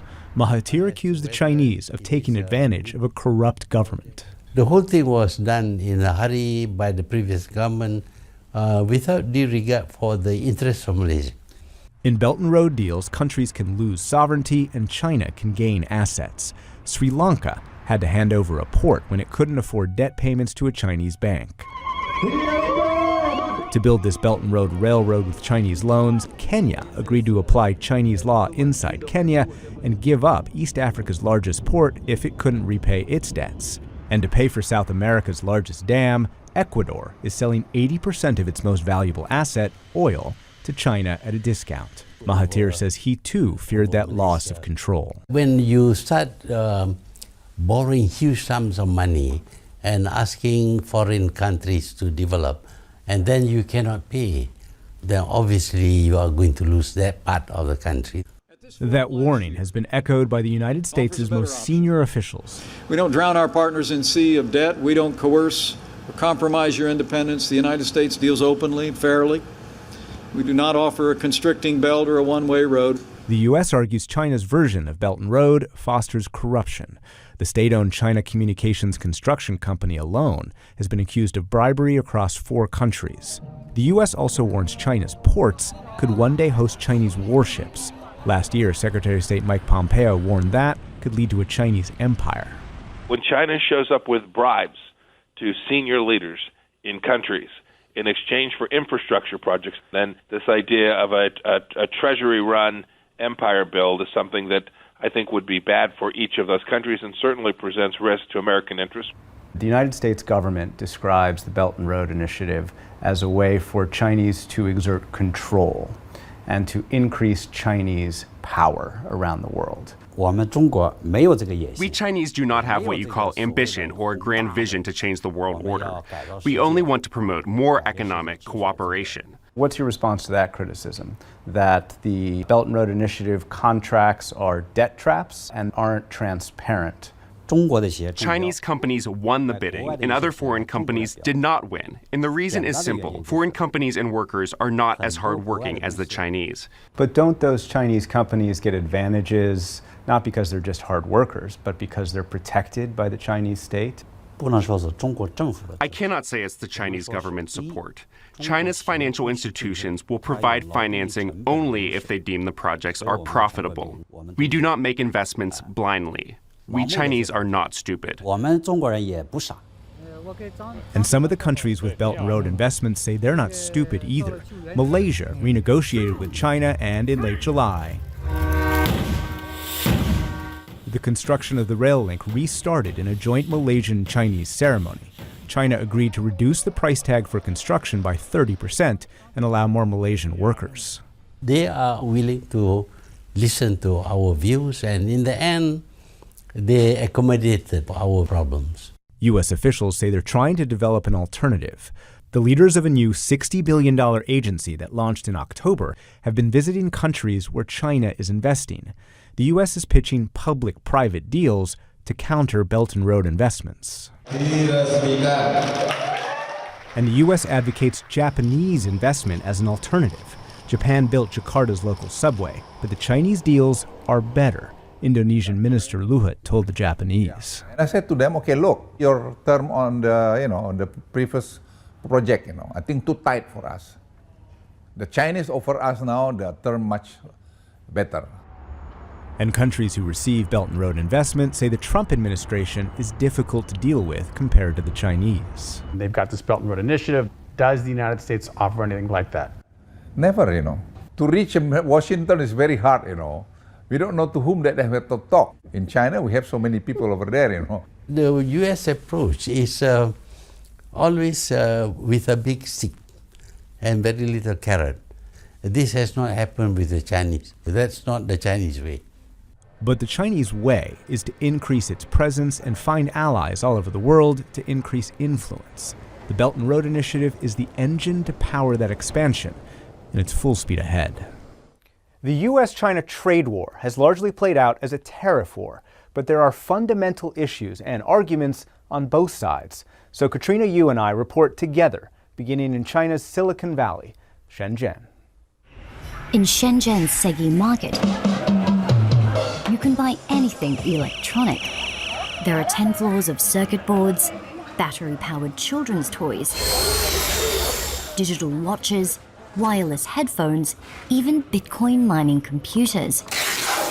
And all of this is sold all over the world because international companies have long tapped into China's massive market and huge supply of reliable labor.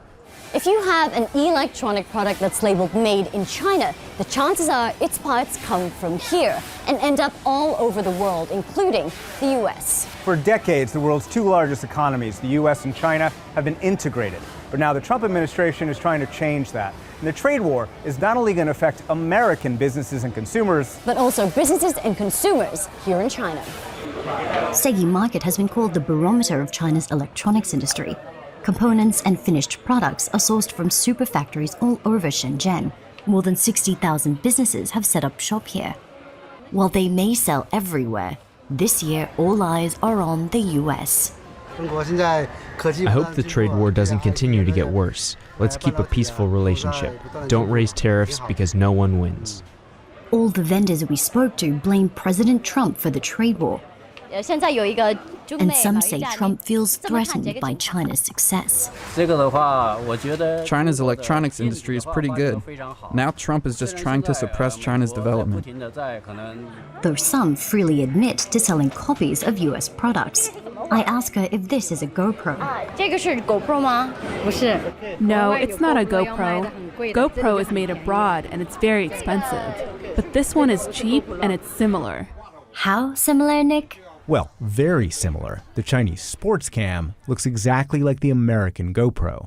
At this Chinese New Barlin store, take a look at the words. The sneakers and the writing look an awful lot like American New Balance. That's just two examples of Chinese copycatting that the U.S. has turned into theft on an industrialized scale. The U.S. has indicted hackers connected to the Chinese military for stealing specs of an American power plant similar to this model and navigation satellite technology. And the U.S. says the most expensive weapons system ever, the American F-35, looks just like the Chinese J-31 because Chinese hackers stole the designs. The U.S. says in just a few decades, theft helped China make its military world-class and its companies technology leaders. That kind of technological advancement doesn't happen organically. Jake Parker has lived in Beijing for a decade and is the vice president of the U.S.-China Business Council, which advocates for American businesses in China. China's system is set up in such a way that the state has access to information that companies would consider to be trade secrets. The amount of information that's transferred to the Chinese government goes far beyond what would be expected in another market. As businessman You handle it, man. and presidential candidate, Donald Trump has accused China of pursuing decades of predatory trade practices. We can't continue to allow China to rape our country, and that's what they're doing. It's the greatest theft in the history of the world. When you see China, these are fierce people in terms of negotiation. They want to take your throat out. They want to cut you apart. The Trump administration has increased U.S. demands that China stop intellectual property theft and what the U.S. calls other unfair trade practices. The administration has released two major investigations into Chinese corporate theft and labeled Chinese computer, telecom, and technology companies risks to American national security. President Trump has raised issues that have been an irritant in the relationship for a very, very long time. You know, we're the piggy bank that everybody steals from, including China. That have not been adequately addressed by the Chinese side. And frankly, those issues go to the core of how China's economic system operates. It's state-owned enterprise reform, it's industrial policy, it's subsidies, it's overcapacity. These are not going to be easy solutions that China is going to be able to implement immediately. That's because those protectionist measures and state-sponsored business development have fueled China's rapid economic rise.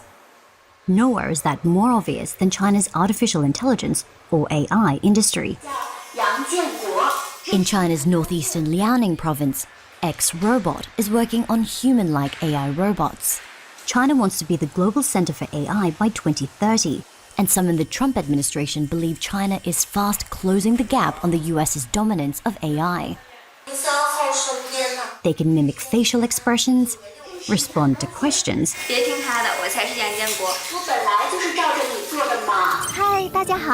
and even host a TV show. X-Robot President Yang Dongyue says his company will be one of the first in the world whose robots can replace service employees. Their main function is to communicate with people, so a good appearance is a must. If the robot is very good looking, like a pretty lady or a handsome man, people will feel more pleasant when talking with them. Beijing has been so determined to catch up and surpass the US in AI technology, it's committed $150 billion to its development. X-Robot acknowledges that it receives government subsidies, but refuses to disclose how much.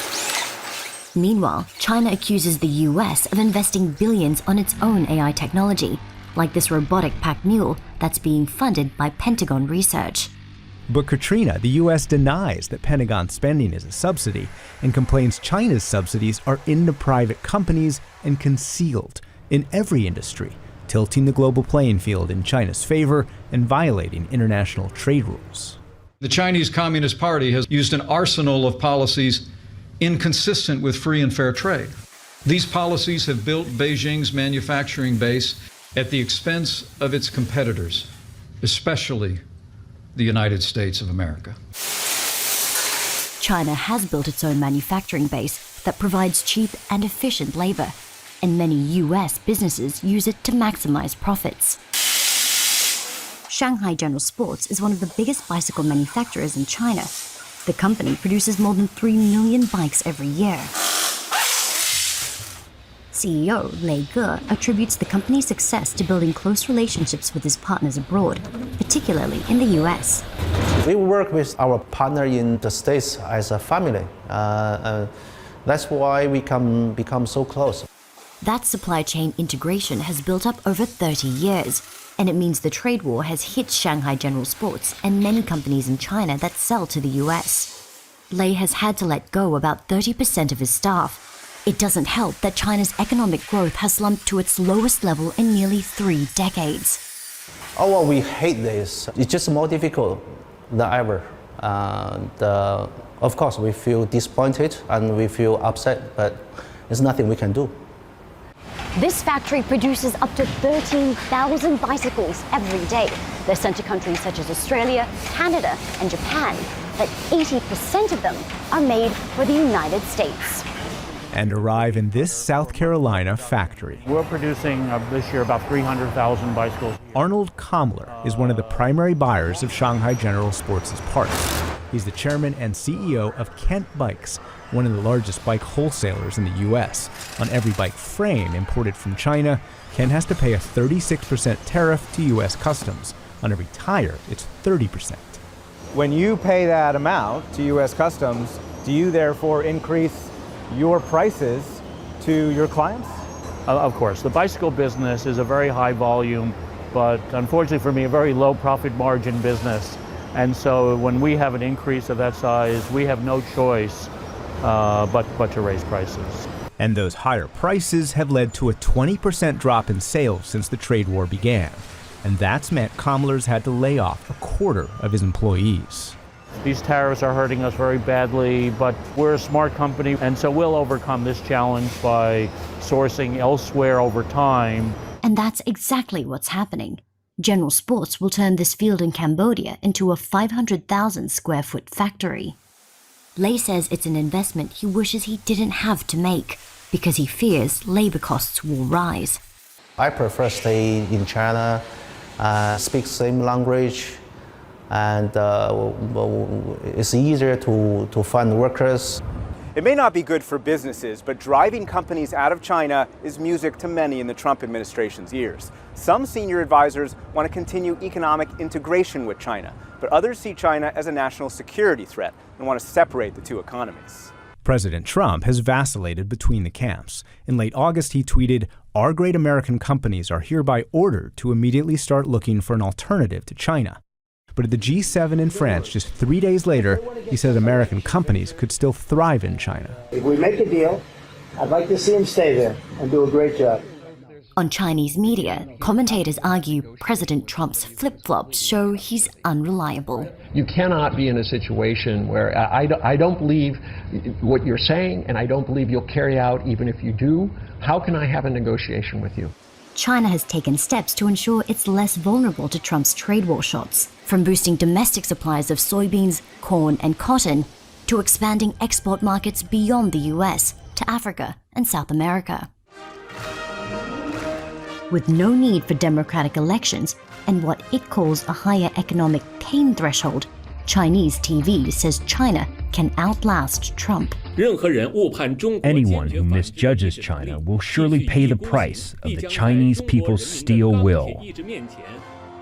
But President Trump has said he can outlast China and vows to hold his ground, even if that harms the U.S. economy short term.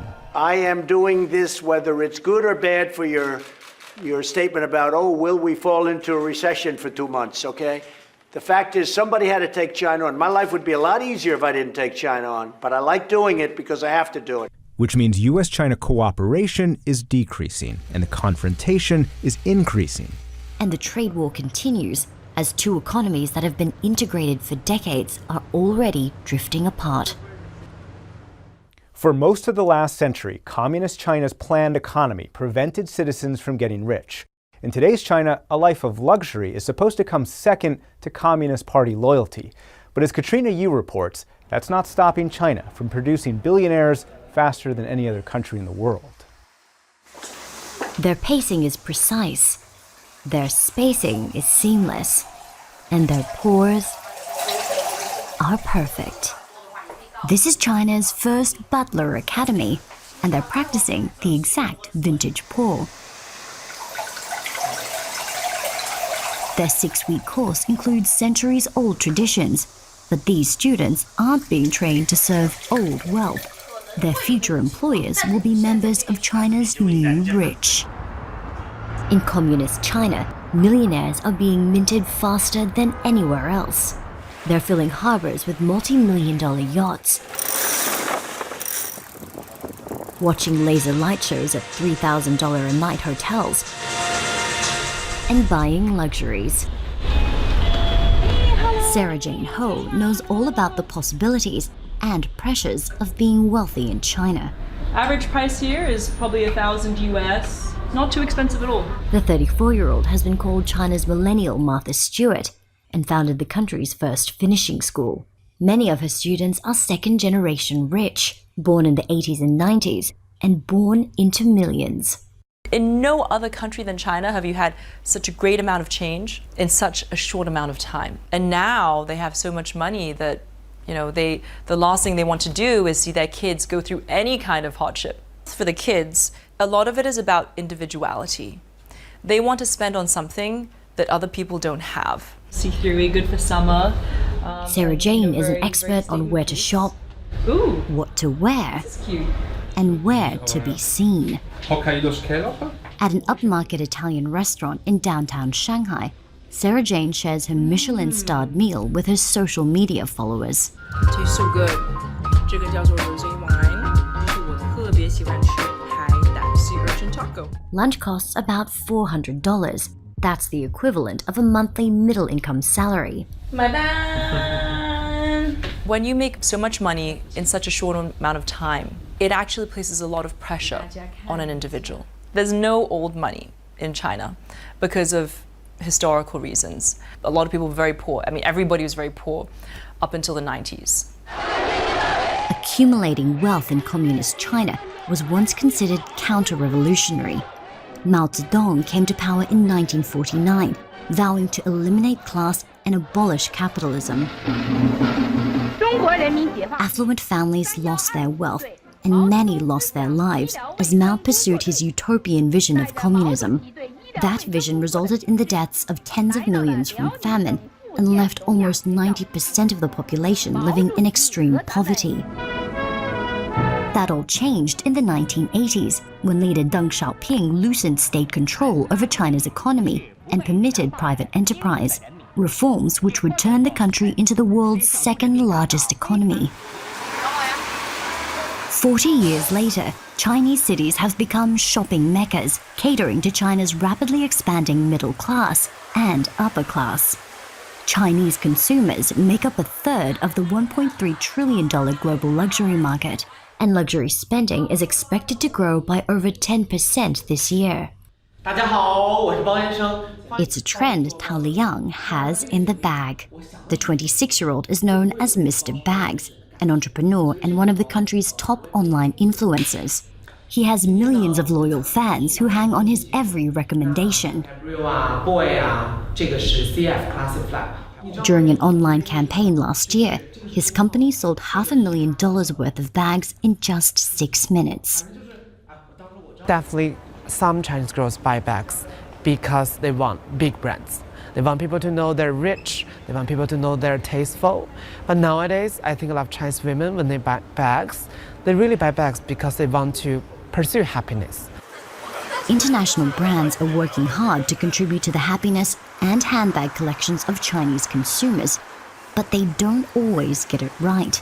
欢迎收看 Dolce and Gabbana. Last November, Dolce & Gabbana stoked fury after releasing this advertising campaign in China. 小形状，吉哈奇一根甜卷儿，对你们来说还是太大了吗？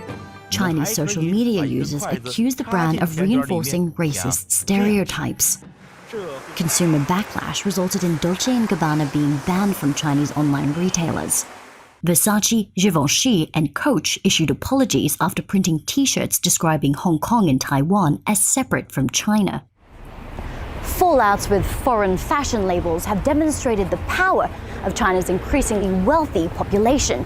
But being wealthy in China has its limits when it comes to the Chinese government being too rich, can be risky. Chinese President Xi Jinping has launched an anti-corruption campaign and overseen investigations into the country's wealthiest and most powerful. More than 100,000 have been jailed for embezzlement and bribery. Others fired for throwing lavish parties and indulging in expensive liquor. Ostentatious wealth is regularly denounced on state media and primetime TV. Hi, say hi. The hit television show Father, Where Are We Going? Was cancelled because of its portrayal of spoiled second-generation rich children. Commentator and academic Zhu Dake says it's in the government's interest to rein in crazy rich behavior. The Chinese government knows that if rich people show off their wealth too much, it will deepen the impression of social polarization by ordinary people. The Chinese government requires rich people to be low-key and poor people to be contented with their life. Then the country would be stable. China's ultra-wealthy must closely align themselves with the government. Jack Ma, a tech tycoon with an estimated $40 billion fortune, is a member of the Communist Party. I feel proud for what President Xi said yesterday. Movie star Jackie Chan routinely defends Beijing and attacks international critics. Last month, the Hong Kong resident described pro-democracy protests in the city as sad and depressing and called himself a protector of the Chinese flag. You must firstly be on the same side as the government, so the government can feel they made you successful. All of the successful people should stand on the same side with the government. If you do not support them, they will make you unsuccessful. The government has vowed to eradicate poverty by 2020, saying it's lifted 83 million rural poor out of poverty over the last 6 years. But according to the World Bank, many more remain behind. 27% of the country's population, 300 million people, continue to live on less than $5.50 a day. And while some struggle to put a roof over their head, others build roofs for their dogs. Zhou Tianxiao spent $500,000 on a pet paradise for his border collie Sila, complete with a training gym, a dog-themed party space, and an indoor doggy pool. Zhou Tianxiao grew his fortune selling pet products online. He showed us a wall decorated with photos of his best friend, who he credits with lifting him out of depression. It's like raising a child. I have deep affection for my dog. I rarely take photos of myself. When someone asks me, how should I introduce you, I say, call me Siler's dad. He's integrated into every part of my life. In China, the richest 1% own a third of the country's wealth. Zhou says he's bombarded online by critics who question his choice to splurge on a dog, while millions must fight to survive. But the only opinion he cares about is Sila's.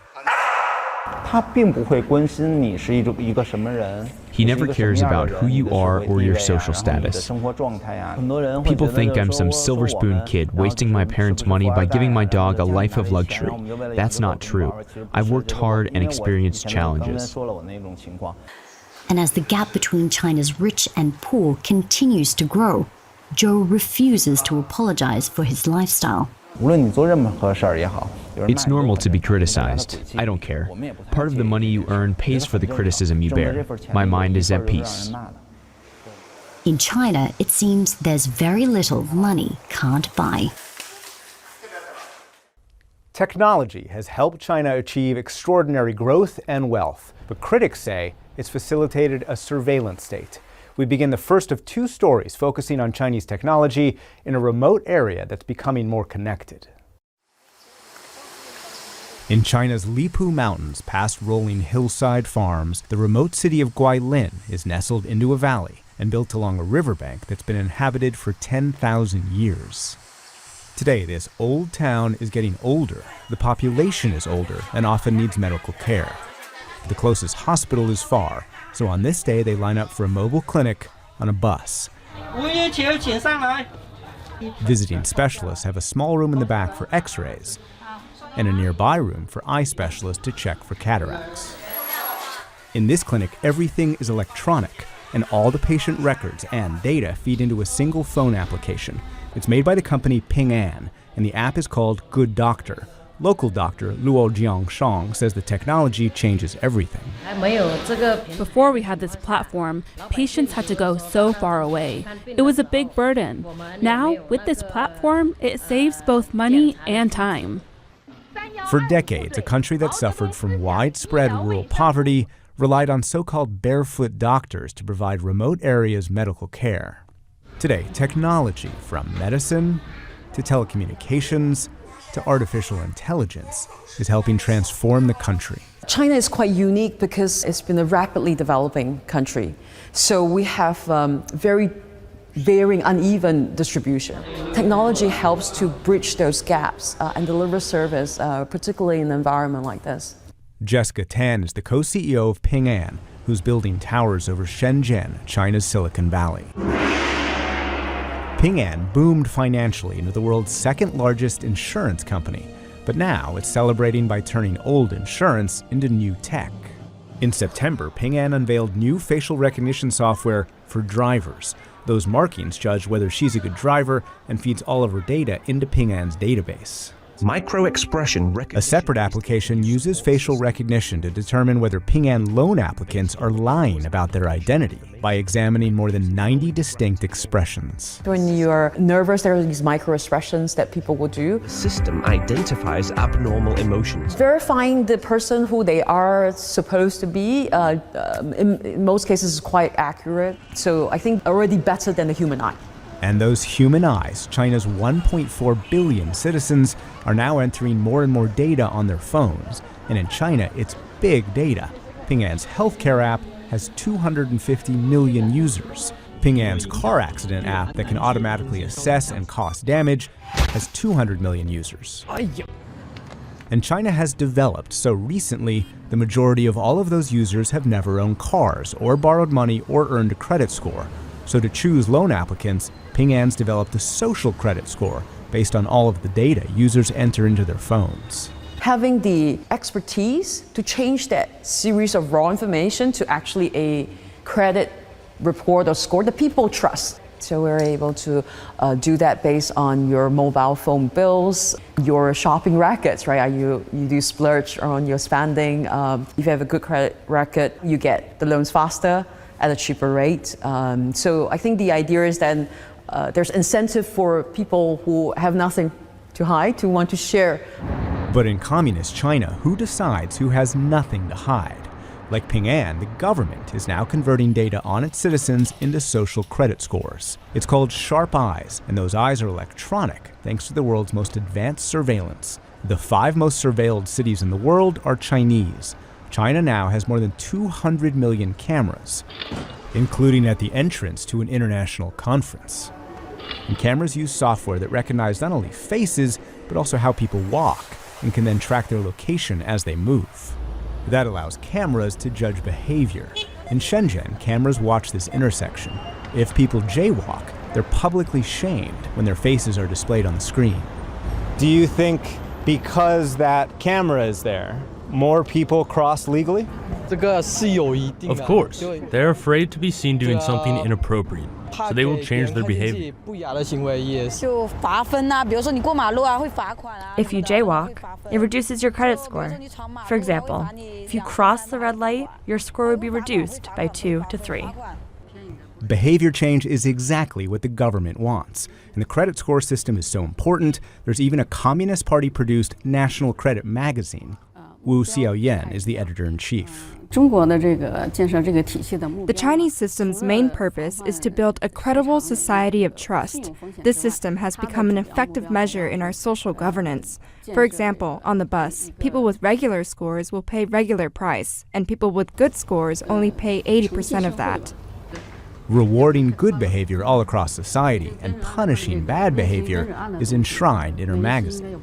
When I look in this magazine, I see an honor list in red, and then in black, a blacklist. Those on the red list are people who have trustworthy behavior. Those on the black list are people whose behaviors are not trustworthy. Does it work? Does rewarding people who act well and punishing people who act badly make more people act well? Of course it works. And something about that question made her uncomfortable. She and her staff walked out of the interview and the newsroom, but the microphones were still rolling and recorded their conversation about my questions. What kind of question was that? Don't talk about the government.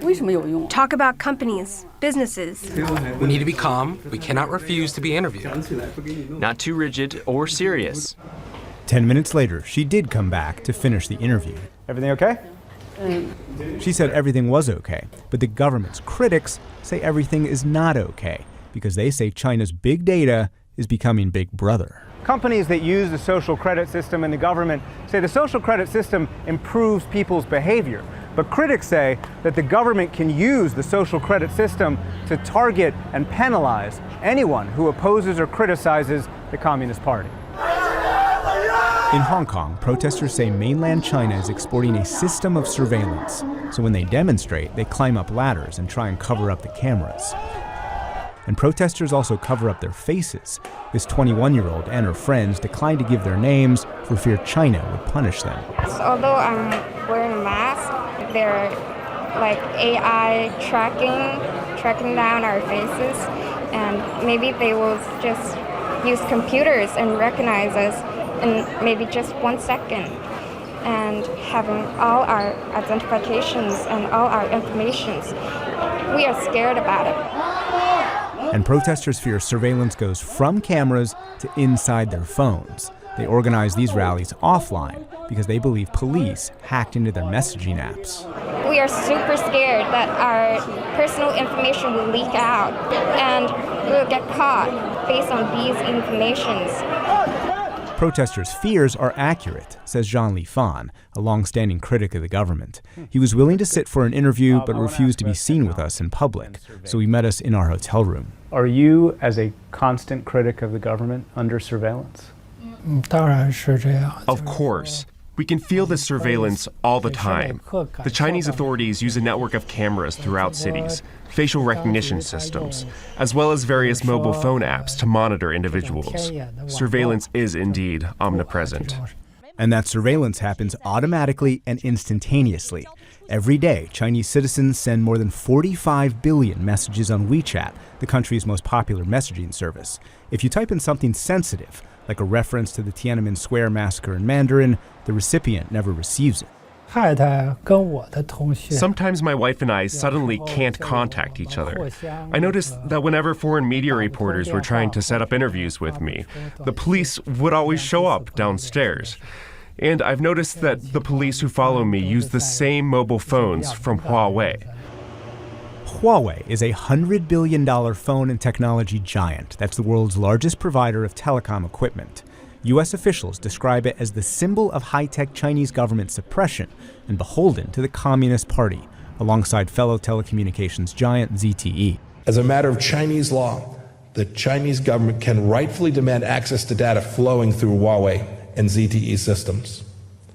Why would anyone grant such power to a regime that has already grossly violated cyberspace? The Trump administration has mostly blocked U.S. companies from selling technology to Huawei, but the company is expanding its 5G or fifth-generation phone technology, and Vice President Vincent Pang says business is booming. All our major customers still stay with Huawei. We signed a 50 contract with our major customers for 5G already, and this year we will deliver 150,000 base stations outside of China. I think that is the fact. And that expansion of Chinese technology around the world has enormous implications for China and the U.S. And now we examine that expansion and why the U.S. believes it's a fundamental threat to democracy. We start by returning to Huawei to look at its influence far outside of China's borders. It may look like an Apple event in California, but this is Germany, and the presentation is for the Chinese company Huawei. World first 5G In September, Huawei launched the world's first chip with integrated 5G, or fifth-generation technology. It will dramatically speed up phones 5G. and is designed to connect everything around us, transmit huge amounts of data instantly, and transform entire cities. We're now walking on the floor that touches everything in your city. Huawei Chief Digital Information Officer Edwin Diender shows off what Huawei calls Smart City. Closed-circuit cameras feed into a database with advanced artificial intelligence, and facial recognition can identify everyone, cross-reference license plates, and analyze unlimited information. Diender calls it the future of policing. Where, for example, today, teams manually need to have to look through CCTV camera footage. With a good video cloud analytics platform, you can say, I'm looking for a white guy, blue jeans, red t-shirt, and give an order or a query, almost like a Google search. I can say, find me this black car with this particular license plate, of which I think it is an L or a 7, a W or an M, but I'm not sure. Then the system can look into different camera points, for example, and does it for you. Huawei promotional videos compare the combination of AI, 5G, and surveillance to how a brain processes information to control the body. The US fears that Huawei's information isn't secure because the control is actually the Chinese government's. To have Huawei operating as a 5G network in our country or in our allies' countries, we believe represents a fundamental compromise of our national security and the privacy of millions of citizens. It may actually be billions of citizens. Huawei and other Chinese telecom companies are building 5G and smart cities in more than 65 countries. PBS NewsHour producers in 3 continents heard praise from police and alarm from human rights advocates beginning in the Philippines. There will be no let up in this campaign. The government of President Rodrigo Duterte is waging what it calls a war on drugs. It's turned to China for help. In 2016, Duterte traveled to Beijing to secure Chinese government loans that allowed the Philippines to buy a Chinese safe city. Huawei sets up safe city solutions. In terms of the benefit of this project to the country, it's immeasurable. Jonathan Malaya is the Philippines' Department of Interior and Local Government's undersecretary. If we are to ensure the safety and security of our countrymen, we must use every tool available. But how are those tools being used? The government's opponents call the war on drugs an extrajudicial, murderous crackdown that's killed tens of thousands. And they say Chinese technology could enhance government suppression. What a Safe Cities program is all about is increased electronic and technological surveillance. Francisco Ashley-Estadillo is a former congressman. He says Huawei is a front for the Chinese government. Founder and CEO Reng Zhengfei is a current member of the Chinese Communist Party and former officer of the Chinese military. And international researchers say Huawei employees regularly collaborate with analysts from the Army or PLA. My concerns with Huawei is if a company which was founded and is still currently run by former PLA officers, that already is a problem. Huawei insists that it's private and independent, and the Philippines government points to Huawei's success. If you look at the Southeast Asian region, no country has banned Huawei. Why should we be unduly alarmed when the rest of the world is not alarmed?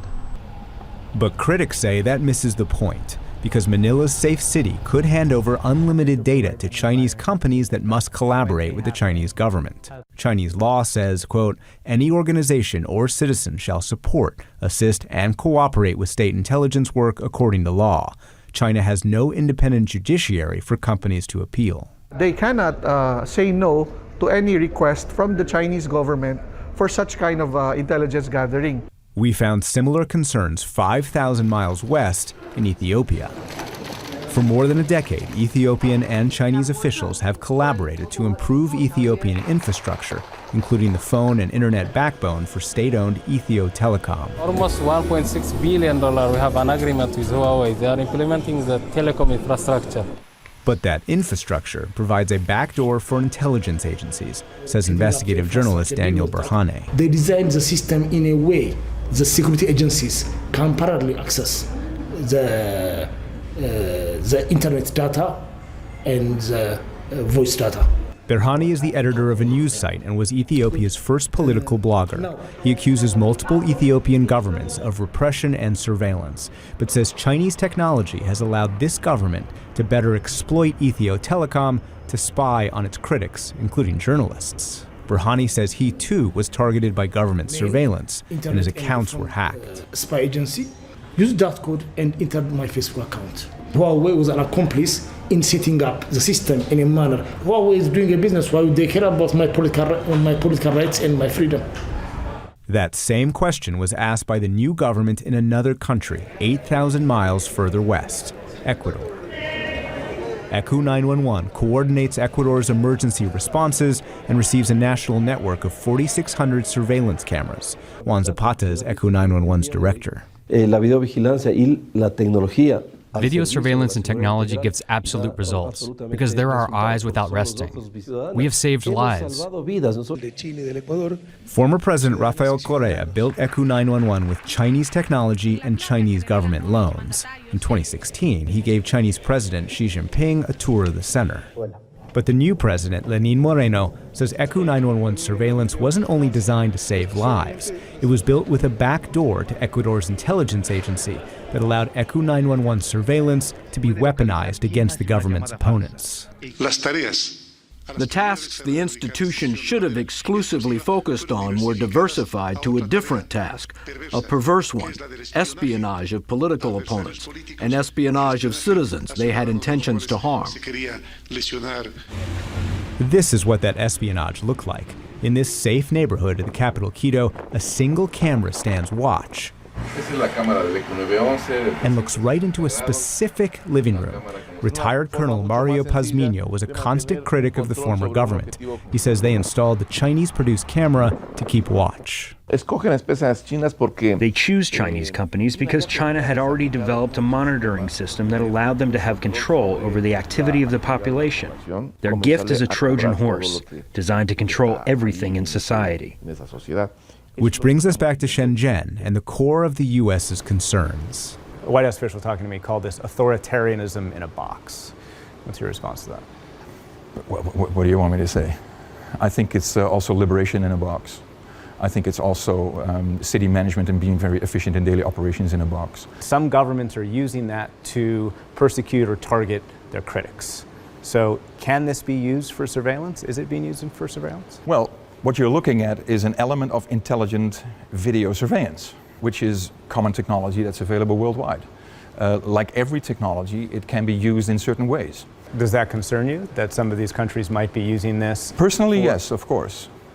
I'm a person just like everybody else is a person. I have my own concerns and my own views, and yes, of course, that is a concern. But the genie is out of the bottle. Huawei's been packaging smart cities and 5G for years. The U.S. is trying to contain Huawei's expansion and is building its own 5G systems. But the U.S. is behind, says another Huawei technology recipient, Indonesian Minister Luhut Panjaitan. American technology is very good, But the last 5 years, I think the Chinese technology is much better.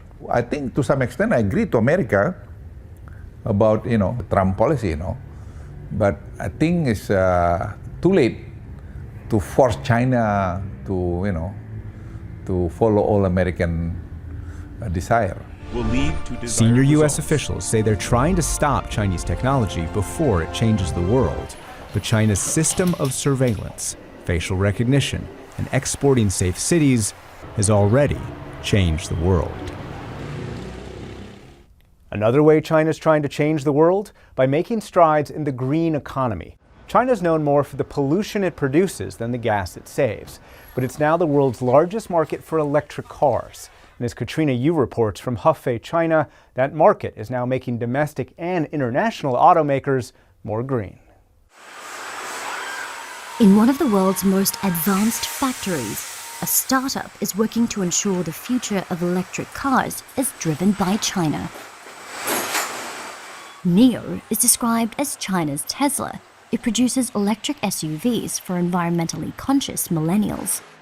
Each vehicle comes with an artificially intelligent dashboard robot, access to drive through NIO power stations that swap out dead batteries, and exclusive NIO clubhouses. CEO William Li says NIO is more than a car. NIO doesn't only want to be an electric car brand, but a lifestyle brand. We hope to create a community which starts from the car. It's about living well, living consciously, and creating a happy way of living. That happiness is mostly for China's upper middle class. The ES6 and ES8 are priced between $40,000 to $70,000. Li says Chinese drivers are slowly seeing the benefits of owning an electric vehicle, but many still need to be convinced to make the switch from gas or diesel. These days, people still aren't familiar with electric cars and can have some misunderstandings. We need to provide a better environment for customers so they can better understand the benefits. Providing this better environment is exactly what the Chinese government is trying to do. Earlier this year, a state-owned fund injected NIO with $1.4 billion. And the government doesn't just support companies, it also incentivizes consumers. In Beijing, Zhu Mengshao's electric car is worth about $30,000. But after government subsidies, she only paid $18,000. Zhu took me for a spin. In China, owning a car is one thing. Having the right to drive it can be another. To reduce overcrowding on roads, the government carefully manages license plates. Residents can only get one through a lottery, but the odds of winning are low if you're driving a gas guzzler. It's like a real lottery. There's a chance that you won't win anything your whole life. When we first applied for a license plate, we were waiting a long time and didn't receive one for a gas-powered car. Only after the exceptions appeared for electric cars could we buy this car. Zhu received her electric car license plate within a few months. She was initially worried about the car's battery life, but says the pros outweigh the cons. With more advanced technologies, more people are likely to choose electric cars, especially since the price of gas fluctuates and often jumps. Electric cars can be cheaper to use and more eco-friendly. Putting more eco-friendly cars on China's roads is critical. Just outside Beijing, a coal plant belches smoke, a reminder that China remains the world's largest emitter of greenhouse gases. 2/3 of China's electricity comes from coal. And it often leads to days like this. Reducing air pollution is central to China's campaign to make cars green, says industry analyst Cho Kai-jun. The government's goal of cutting emissions is aligned with its promotion of the electric vehicle industry. In total, there are about 400 million vehicles in China, and every day they produce a huge amount of emissions. If a number of those become electric, then it will have a great impact. Electric cars are also key to reducing the country's reliance on foreign oil, says government advisor Wei Jianguo. China is a country with few resources. Local production doesn't meet the country's needs, so China needs electric cars. Since encouraging them, we reduced petrol consumption by 9 million tons. That's a reduction of less than 1%. But with public transportation increasingly going green, that figure is set to grow. Top-selling electric vehicle manufacturer BYD has turned the southern metropolis of Shenzhen into the world's first city to rely only on electric buses.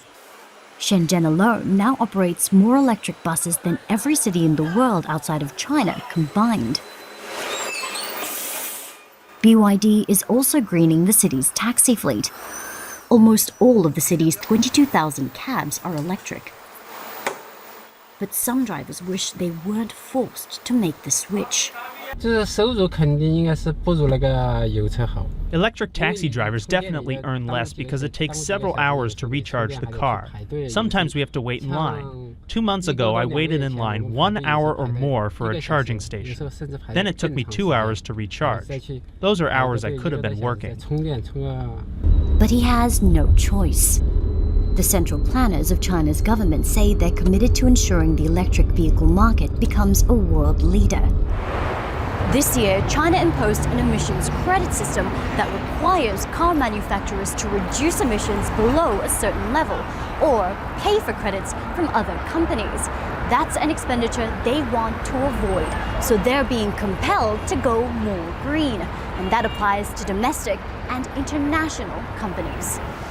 At a plant in Foshan in China's south, German automaker Audi is building its first fully electric car designed especially for the Chinese market. Audi plans to launch 30 hybrid and electric models around the world by 2025. China is Audi's biggest market, and China's drive for new energy vehicles, or NEVs, is impossible to ignore, says Director Executive Heinz Philippassen. This is a key element here in China, so it would be a very big risk not to be able to offer NEV technology in Chinese market. So for us, not acceptable. We sell more than 30% of our cars. We target to have 40% of our cars sold in China. So for us, it's a key market. Audi isn't the only global brand lining up to comply with China's E-strategy. Ford and General Motors will also launch electric models made specifically for the Chinese market by the end of this year, while Tesla's first factory outside the US is nearing completion in Shanghai. But for Chinese brands, there have been some speed bumps. NIO is struggling with months of sluggish sales and reports of battery fires. The company has had to fire 10% of its workforce. And across the country, a weakening economy has reduced auto sales, including a 7% slump in electric vehicle sales. It hasn't helped that consumer subsidies began being scaled back in June, driving up the cost to buy one. NIO CEO William Li downplays concerns. He says his company and the electric industry overall are just starting to get on the road. The car industry is constantly changing. There are always new challenges. We have more and more customers, and their situation is changing too. It is not easy, and it takes time. But government regulations and a massive market will help ensure momentum toward green cars. And that policymakers in Beijing, not Washington or California, are in the driver's seat. From technological to artistic innovation, China has historically produced more than 75% of the world's art knockoffs. But today, China is the second largest art market in the world, and Chinese artists are recreating what they call China's cultural aristocracy. Artist Zhang Wuchuan has never set foot outside China, but he knows a lot about the streets of Paris. From his studio in the country's southern Guangdong province, he's painted tens of thousands of European scenes. The 44-year-old earns a living duplicating paintings and has copied works by some of the world's most famous artists, including Van Gogh. You know Van Gogh's Starry Night? I used to paint 3 to 5 copies per day. Every year, I produce 3 to 5,000. Artists here used to produce up to 75% of the world's duplicates. These were ordered by a souvenir shop in Amsterdam. Each canvas earns him just $5, though he knows they're sold for much more. He often spends 14 hours a day, 7 days a week, painting duplicates. People say painters here in Dafen village are no better than copy machines. We started before things became digital and the quantity was huge. Every copy was almost the same, as if done by machine, but it's not. It's done by hand, and there's a process. And by this process, we become better artists. He lives in Dafen village and dreams of making his mark on China's art scene. His timing could be just right. Once notorious for forgeries and fakes, China's art market is now forging ahead. This isn't a mad dash on Black Friday. It's the race to grab a seat at one of the country's most prestigious auction houses, China Guardian. Last year, the firm says it closed $822 million worth of sales. 1/3 of all art global sales are now made in China, and the country's new wealthy class are a hungry market. Here, ink paintings, paper fans, and calligraphy can sell for millions. With traditional works commanding such high prices, Chinese buyers are starting to see art as a more reliable investment than the stock market. China Guardian is the country's oldest auction house, founded with the mission of recreating China's cultural aristocracy. We are now living in a flourishing age. We see more people visiting exhibitions, museums, and collections. This shows that the level of people's artistic appreciation and cultural quality is improving. In China, we say our nation has 5,000 years of history, and we can understand Chinese society and humanity through our art and culture. Beijing-based artist Hao Liang says China is slowly restoring its artistic legacy, something lost during the Cultural Revolution of the 1960s and 70s, when many artists were condemned as counter-revolutionaries. People have loved to collect art since the olden days, whether it was royal collections or private collections. China was a country which favored art, but we had a break in our history. We are restoring it. There's respect for art and culture. The 36-year-old's ink paintings have sold to the likes of New York's Metropolitan Museum of Art and the Centre Georges Pompidou in Paris. But contemporary paintings such as his aren't as sought after in a Chinese market dominated by traditional art, where some consider more modern work heretical. I think it's fair and normal for people to criticize. After all, I'm doing what I want and don't think too much about cultural tradition or what's popular according to the current climate. But that climate is changing thanks to younger buyers. Beijing gallery M. Woods is popular with millennial art lovers and often showcases collections by Western artists, including British artist David Hockney. Visitors to this gallery represent a new generation of Chinese art enthusiasts, educated abroad and increasingly interested in Western work. But they are the urban elite minority. The majority of Chinese art buyers are middle-income, middle-aged, and buying their art in places like Dafan Village. Art dealer Jack Ye serves a man looking to decorate his home. 10 years ago, most of his customers were foreigners looking to buy copies of European paintings.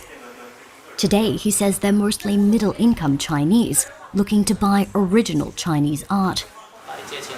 He says the change is thanks in large part to a government push to shed China's copycat label. Highly skilled painters or art school graduates were trained and encouraged to create original work. Artistic taste and education is improving, and in the future, it will be even better. It's that future that Zhang Wuchuan looks forward to. When his copies are complete, he works on his own art, a fusion of Western and Chinese styles. Zhang says China's growing art market means it's now more profitable for him to be original. These days, when customers are interested in my work, they're more generous in what they're willing to pay. As an artist, I dream of producing excellent art of my own and leaving behind influential work for the next generation. As China's art market develops, artists like Zhang Wuchuan are producing art that's more reflective of themselves and hoping for a life spent copying less and creating more. But in China, the freedom to create does not carry over to everyone. Uyghurs are Muslims who trace their roots back for thousands of years to Central Asia. Today, most of them, about 11 million, live in the Chinese province of Xinjiang.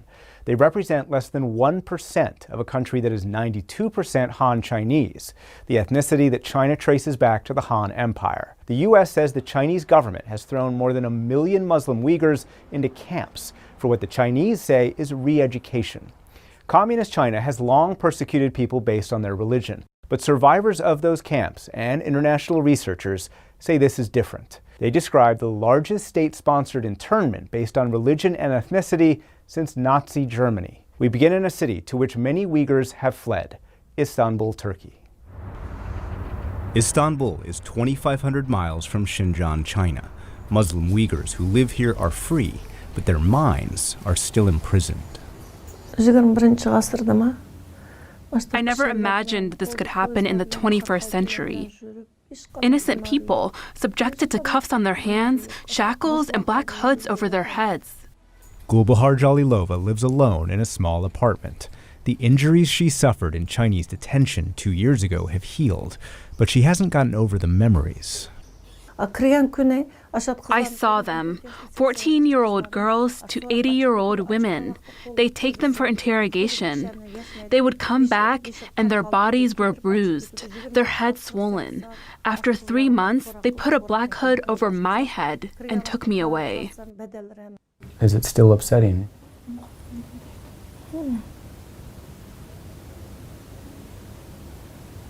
What are you thinking about? I feel like I'm in there right now, there in the cell. I'll never forget this as long as I live. They destroyed my life. Abdul Salam Muhammad also found sanctuary here on the banks of the Bosphorus. He and every Uyghur we spoke to live in self-imposed exile because they are too scared of the Chinese government to go home. Can you describe for us what that detention center was like? They brought everyone in there because they called us suspicious. There is unimaginable oppression inside. Every day they'd toss us a little bread and water so that we didn't die. And every day they would interrogate 15 or 20 of us with unbearable brutality. We are a people who've lost their freedom. We became their target because we'd studied religion and because we had influence in our society. They locked us up in jail. Then, after taking us to a camp, they'd tell us that we hadn't done anything wrong, that they were just educating us. The Chinese say they are re-educating Uyghurs by teaching them Chinese and vocational skills. This is state media video. The detainees we interviewed and international researchers call it staged and scripted, a facade that hides what's really happening. As seen in the only video that exists of a camp under construction, the entrance has an iron gate, the windows have bars, and the cells look like jails. And in this drone video the U.S. believes is authentic, prisoners in blue with shaved heads are kept blindfolded and are led away, one police officer per prisoner. Muhammad says what the Chinese call schools for re-education are actually prisons for brainwashing. The 10 hours of class they would teach one day were the exact same hours they'd teach the next. The goal was to change our minds, our faith, our beliefs. It was a plot to force us to renounce our religion. The Chinese call some Muslim Uyghurs extremists and terrorists. In 2009, Uyghurs in Xinjiang's capital rioted. Almost 200 died, and hundreds more were injured, mostly Han Chinese, the ethnic group that represents 90% of the country. Uyghur militants affiliated with al-Qaeda took credit for this 2013 attack in Tiananmen Square that killed 2 people. And China blames male and female Uyghur militants for this 2014 knife attack that killed more than 30. Those attacks are claimed by Uyghurs who call Xinjiang East Turkestan, which self-declared independence in the early 20th century. China says it's administered Xinjiang since 60 BC, and Foreign Minister Wang Yi says China is fighting separatists. The education and training centers are schools that help the people free themselves from the influence of extremism and terrorism and acquire professional skills. The centers are anything but horrific concentration camps. But in Xinjiang and a neighboring province, residents say China's launched a campaign against Islam. The government has partially or completely destroyed at least a dozen mosques. And Uyghurs say the Chinese aren't only targeting their religion. In Istanbul, Uyghurs describe how China criminalized Uyghur language and all Uyghur culture. International researchers have called that campaign cultural genocide. China has even banned Uyghur music. Yusuf Suleiman sings about a culture that's been lost and a people who've been silenced.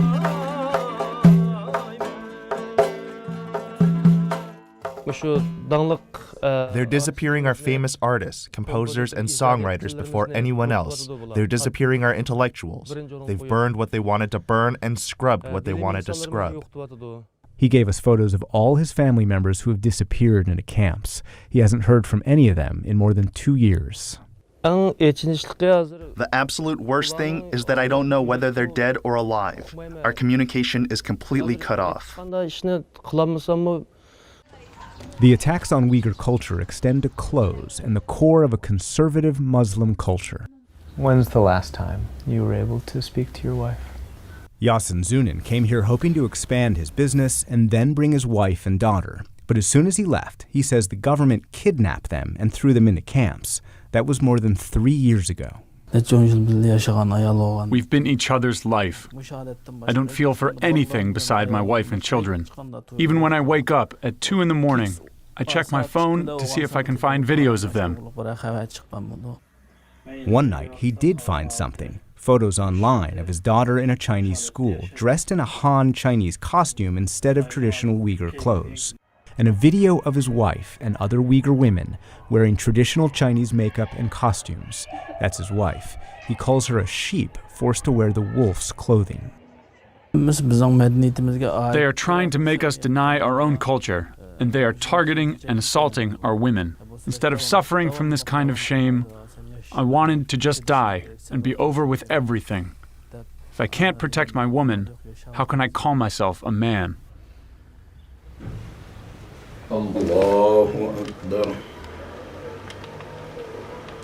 Abliz Ablikim says many Uyghur men have been powerless to protect their families from the Chinese government. Can you tell me how a Han Chinese ended up basically as a member of your family? Ever since the government began locking up most of the men, women, children, and the elderly have been left behind. The government has sent officials to be ears in these households. They sent one to my uncle's house. Ablikim takes out his phone and opens a grainy photo. His aunt in Uyghur clothes, his uncle in Uyghur clothes holding his baby cousin, and then a Han Chinese man posing like a member of the family. But he's not a member of the family. Was he forced onto your family? He was forced. He wouldn't be able to live there if he weren't. State media does stories on Han Chinese inserted into Uyghur families and calls the program United as One Family. 1.1 million Han Chinese have been sent by the government into Muslim homes. In your opinion, why is the Chinese government doing this? They refer to Uyghurs as criminals. If we ask them what our crime is, they say openly, "Aren't you Uyghur? That's crime enough."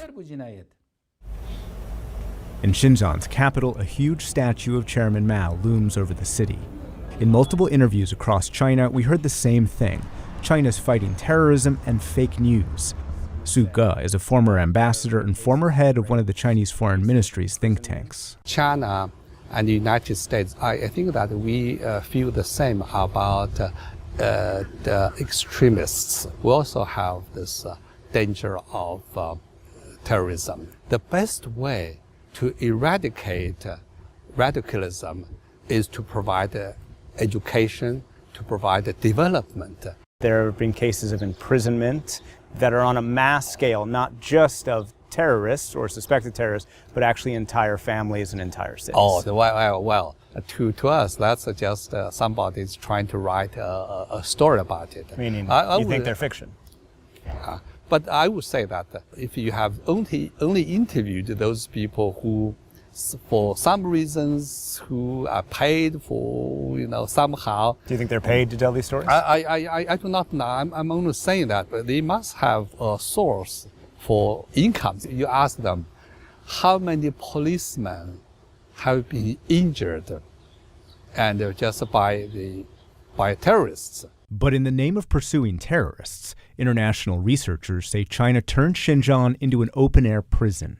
Local residents say police keep a close eye on all Uyghurs, interrogate them wherever they go, check their documents every few feet, and forcibly collect DNA samples. And researchers identify at least 85 camps, and probably many more, across Xinjiang. All of them are recently built. A barren field in August 2016 became, in 1 year, what researchers say is a former school turned into a camp with barricades and barbed wire. Just 6 miles away, researchers say another camp started being built in early 2017. By late 2018, there were barricades, watchtowers, and barbed wire enclosures, and more than 1 million square feet of buildings. The U.S. says more than 1 million Uyghurs have disappeared into Chinese detention. On the outskirts of Istanbul, Uyghurs have been doing their own building to try and protect their identity. It's a school where hundreds of Uyghur children are being raised and educated in Uyghur language and history. The children are all right because their memories aren't formed, but the adults stare into the distance, trying but failing to forget. Akil Shamsky is the English teacher. First, my mother was arrested, and 3 months later, they released my mother, dead body. My mother was very healthy when she was at home. 3 months later, she died. It is impossible to walk through here without adults asking to share their stories, so we assembled 5 of them. Could you raise your hand if you have multiple members of your families currently in a camp in Xinjiang? Sirajuddin Abukadir fled Xinjiang after the Chinese threatened to take his passport. Today, he's the school security guard. He hasn't heard from his family since he left them 3 years ago. I told my children farewell, and we will meet again. That's the only thing I got to say to them. I never thought this would happen. I'm security here. They provide my meals. At this age, I cannot do anything else. That is what God gave me. I'm incredibly lonely. Everyone here has their own stories of family imprisonment. Both of Tursun Yasin's brothers, 42-year-old Abdugeni Musa's daughter, and other children. Ablet Tursun spent 1 month inside a camp, and 72-year-old Amina Emmet is the principal's mother. Do you know where your children are? I don't know. I'm searching for any kind of news every day. The Chinese say they have closed the camps and Uyghurs have returned home, but everyone here says their family members are still missing. Emmet's 19 children, grandchildren, and their spouses are still missing. I wish God would free us from the Chinese. The Uyghurs are too weak to resist. There are no Uyghur people left, no people left in our homeland. My eldest son passed away years ago. I basically raised the 2 of his kids myself, but even they were taken away. Now every Uyghur, no matter of inside of jail or outside of jail, is feeling the same thing. Fear of disappear from the world. A few miles away, Gulbahar Jalilova's mind is still in detention. I'm drinking tea, I'm eating bread, but those helpless people are desperate. They don't have enough to eat. I see them all in front of me, as if I were still in the camp myself. After she was released, she wrote down all the names of the people in her cell. Zamira, Guzela, Maryam, Muqaddas. Just one of what could be tens of thousands of cells across Xinjiang, China. Gulbahar Uzbek, Bukhilcham, Aituram, Buzuram, Zulpiya, Ainisam, Ainisakhan.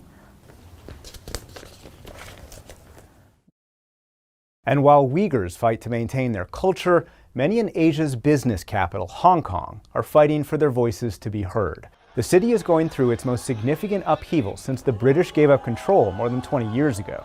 For weeks, millions of protesters have filled the city's streets. President Trump says the city's fate could decide China's relationship with the U.S. The protesters and Beijing say the future of the city is at stake.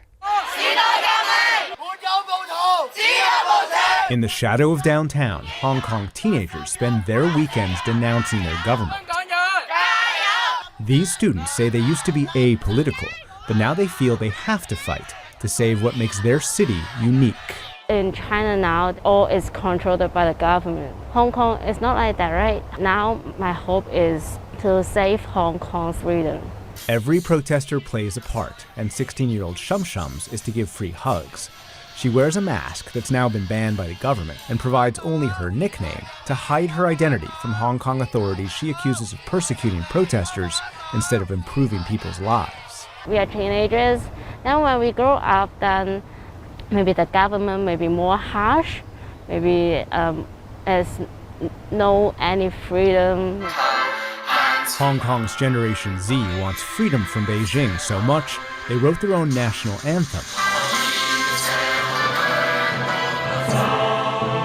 With its own music video that's gone viral. Break now the dawn, liberate our Hong Kong, they sing. United, we say this is today's revolution. Free Hong Kong! Free Hong Kong! This is one of Hong Kong's main thoroughfares, and protesters have completely taken it over. And they use umbrellas, not only for the sun, but also because it's the symbol of the democracy movement here. And they say that the freedoms that this city has enjoyed are being eroded.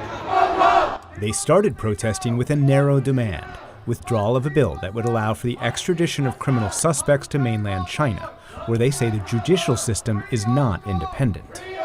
The government will formally withdraw the bill. Chief Administrator Carrie Lam eventually withdrew the bill, but protesters expanded their demands to include her resignation, the freeing of arrested protesters, and what many here call freedom, the ability to vote directly for their legislators without Beijing's interference. Others describe freedom more broadly and have deeper grievances. Pollsters say the number of Hong Kong residents identifying as Chinese is at its lowest level ever. When you guys think of your identity, do you identify yourselves as both Chinese and from Hong Kong, or just Hong Kong? Just Hong Kong. Just Hong Kong. If we give up, we're just telling the China that, Hong Kong people is just like the same in the mainland China. So we are not going to let this happen. Hong Kong is not China. For centuries, Hong Kong was part of China, but in the 1800s, foreign powers attacked, and the British forced China to lease the city as part of what the Chinese government calls the Century of Humiliation. In 1997, the British handed the city over, and under a deal known as One Country, Two Systems, Communist China promised Hong Kong could keep its British-written laws and independent judiciary, but had to turn over its defense and foreign policy. Beijing's defenders say China has lived up to its promises, and protesters' talk of revolution is misguided. I think they're over-worried. In Hong Kong, the rule of law, the well-entrenched common law system underlines our freedoms and rights. That's why they can have protests every day. Regina Ip is a member of the cabinet that runs the Hong Kong government. She says One Country, Two Systems is doing just fine. After more than 180 years of Hong Kong as a city, we have a very strong and unique culture. There's nothing wrong with a big country having different regional cultures. It's the same in the US. The Californians are very different from those from Iowa or the Texans, But protesters argue China has not lived up to its commitments and is encroaching into every aspect of residents' lives. Professor Samson Yoon is studying the protests with the help of student pollsters. I think this is a gradual buildup of people's discontent about how China is ruling Hong Kong, or how the Hong Kong government is not representing the local population, but more representing Beijing. That sentiment has taken hold since pro-democracy demonstrators occupied Hong Kong streets 5 years ago, demanding universal suffrage. No reforms have been done, and instead there has been a lot of disqualification and prosecution. So people have been angry for a period of time. It's a time bomb, and One Country, Two Systems can't stand on this, these time bombs. Pro-democracy leader Joshua Wong has been arrested 5 times in the last 5 years. In 2015, the employees of a bookstore that sold books criticizing Beijing disappeared inside mainland China.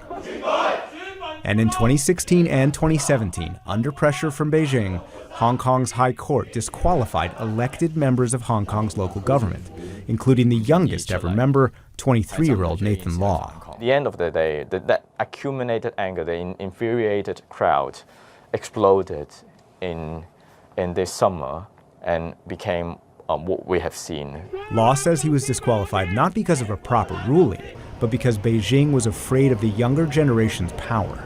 I promised to my constituency that I would not obey a regime that brutally kills its people. I will keep my promise in my campaign that I will serve the people instead of the regime. Autonomy, democracy, and rule of law has always been our core values. In September, Law and other pro-democracy activists urged the U.S. Congress to pass legislation that would allow the administration to sanction China for any Hong Kong crackdown. They say they need U.S. help.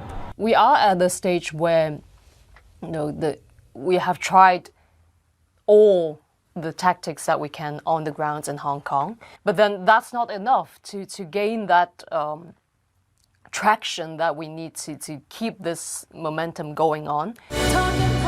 Denise Ho was one of Hong Kong's biggest pop stars. Since she started protesting, Beijing removed her music from Chinese websites and banned her from performing in mainland China. She says the protest leaders are not demanding revolution, just justice. We are at the stage where Hong Kong is in a police state, and we do not have any means whatsoever to bring justice to this situation of police violence and brutality. On October 1st, for the first time, police shot a protester with live ammunition, a step up from the tear gas and batons used previously. But the violence goes both ways. Back on July 1st, protesters broke into the Legislative Council. They ransacked the building, spray-painted crude messages on the walls, and briefly occupied the main chamber, the seat of Hong Kong power. There are people within this movement who say that this was a mistake and that you needed to stay peaceful in order to make your point. What's your response to that? We have to try all the peaceful ways. And what did the government, what was the government's response? It's nothing. For the young people, they said that, like people like me have been fighting for 30 years. 40 years, and they don't want to be like us, having to wait 40 years. And I can understand that sentiment. Lee Chuk-yan is a union organizer and former member of the Legislative Council. He says Beijing's trying to silence Hong Kong demonstrators to prevent change in Hong Kong and prevent anyone in mainland China from making the same demands. China is trying to destroy Hong Kong and our identity, our culture, our rule of law, our aspirational democracy, our freedom. The Communist Party is trying to ban all human rights and freedom in China. So the only way for Hong Kong to survive, to have democracy, is that we need to fight China also. We need to change China before China changes us. Pro-democracy protesters believe their more aggressive tactics are accelerating change. But Beijing has used the tactics to portray protesters as violent threats to stability. On Facebook, Chinese state media outlet China Daily equated the protesters to terrorists who attacked the U.S. on 9/11. For 2 months now, the Hong Kong police have been doing their duty according to the law. Hong Kong's radical demonstrators have repeatedly attacked police officers with extremely dangerous tools. They have already committed seriously violent crimes and have begun to show signs of terrorism. China also began threatening to use its military. Troops massed on the Hong Kong border, and the army unit already garrisoned in Hong Kong released a slick video showing soldiers practicing.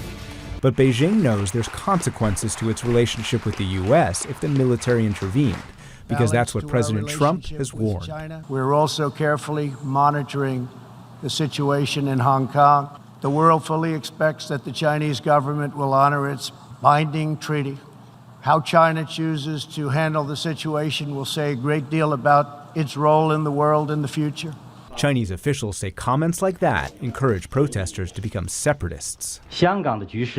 The situation in Hong Kong has deteriorated to the point where some protesters dare to openly challenge the principle of one country, two systems. I don't think this is independent from the irresponsible and inciting remarks of some Western politicians. And Beijing's defenders point out one of the protesters' core demands, direct elections, can only happen if Beijing allows it. Hong Kong is part of China, and according to our constitutional order under the Basic Law right now, for any kind of universal suffrage to be implemented in Hong Kong or political reform, we need the consent from the central government. Holden Chow is the vice chairman of a party considered pro-Beijing. He says if Beijing is going to consider giving in to demonstrators' demands, the protests need to stop, and splits in Hong Kong society need to heal. There's a kind of a mistrust between some people in Hong Kong and also the central government and mainland. So if we are not able to gain their trust, I don't think we would be able to implement any kind of universal suffrage. But that means the two sides might be caught in a vicious circle, because demonstrators vow not to stop until their demands are met. I think the key to fix the political problem in Hong Kong is really to have more democracy here, not less democracy. The more you crack down, the more people will be disgruntled, will build up a lot of grievances. And those grievances may have already fundamentally changed the city. Pro-Beijing and pro-democracy protesters have scuffled in shopping malls. And as the protests escalated, more and more Hong Kong residents have decided the city may not be a good place to raise their children, including Sham Sham's father. I'm fearing my daughter's future. The Hong Kong protests keep on in this way. I may try to leave Hong Kong. I may try to choose to leave Hong Kong. Hong Kong families, residents on both sides, and pro-democracy activists and Beijing are fighting for the city's future, and the fight is nowhere near over. And that's our series. Thank you for watching China, Power and Prosperity.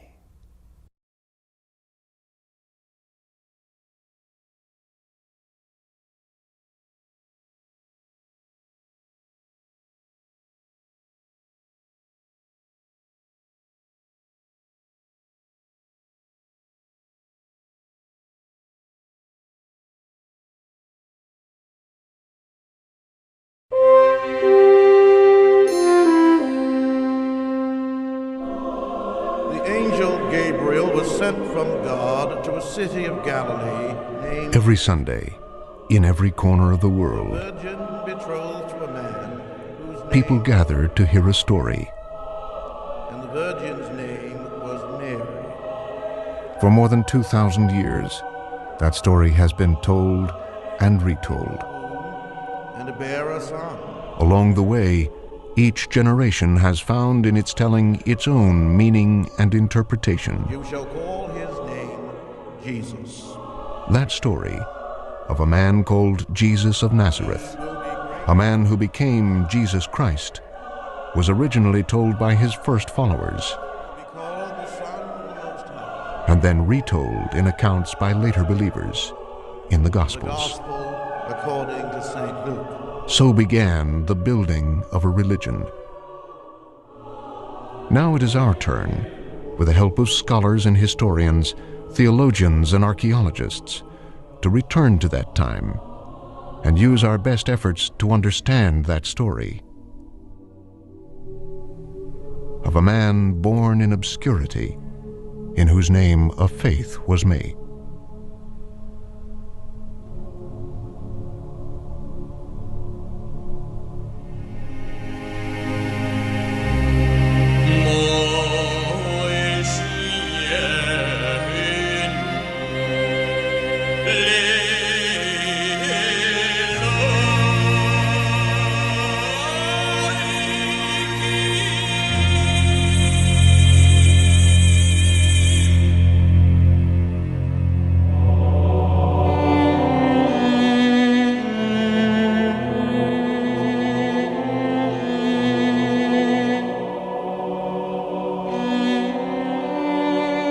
We know so little about him, that he was born more than 2,000 years ago, and that he lived in Palestine. We know he was baptized and became a preacher. And we know that he was publicly executed. What manner of man is this, that even the winds and the seas obey him? With so little evidence to go by, archaeologists must sift the clues, and scholars decode the stories told by the first followers of Jesus. The problem for any historian in trying to reconstruct the life of Jesus is simply that we don't have sources that come from the actual time of Jesus himself. The historian's task in understanding Jesus and the Jesus movement and early Christianity is a lot like the archaeologist's task in excavating a tell. You peel back layer after layer after layer of interpretation. And what you always find is a plurality of Jesuses. History isn't made to record the deeds of a person like Jesus. Jesus is very much like most people, statistically speaking, who have ever existed in the world. Poor, obscure, no pretensions to royalty or distinction of any kind. They live under less than desirable conditions, and they die that way. There's nothing historically remarkable about that. billions of people pass through this vale of tears in exactly that way.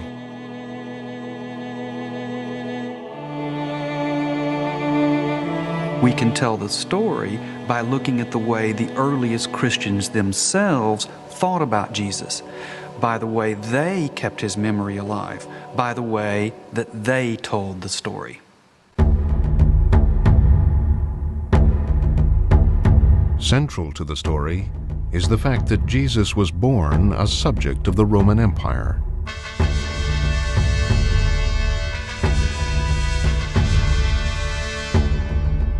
And in those days a decree went out from Caesar Augustus that all the world should be taxed. Jesus was born during the reign of the Emperor Augustus in the sort of a booming economy of the Pax Romana, the Roman peace. And on every coin that Augustus had were the words Divi Filius, son of the Divine One, Julius Caesar, son of God. This is on every billboard in the Mediterranean world. He is the savior of the world, and he brings the peace. Now, you may have scruples about how he brings the peace, but he brings peace to Rome, and as the saying goes in Latin, peace to the Rome and quiet to the provinces.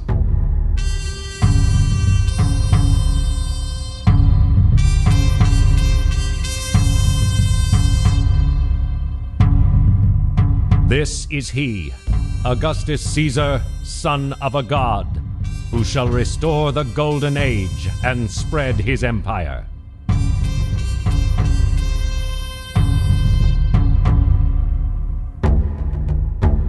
Rome's empire spread across the Mediterranean, sweeping through North Africa and reaching as far west as Spain.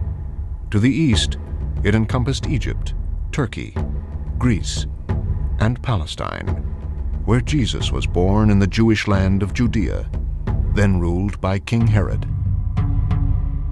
In Judea, the king, Herod, was in effect a client king. He ruled almost in place of Rome. He was the voice of Rome, the instrument of Rome. Probably instrument of Rome is best in that, because he had his own independent notion, certainly.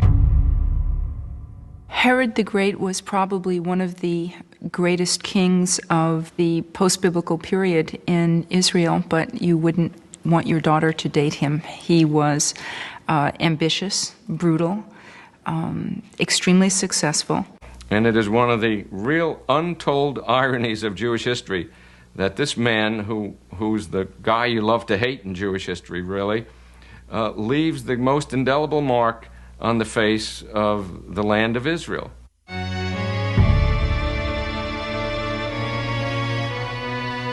It appears that Herod thought of Jerusalem as his showpiece. He really wanted to make it a place where people would come just as people would have gone to Athens or Rome or the great cities of the Mediterranean world. A meticulously accurate model of ancient Jerusalem shows the extraordinary scale of Herod's building program.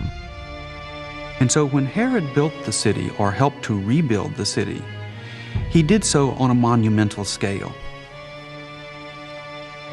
And this can be seen in the rebuilding of the temple.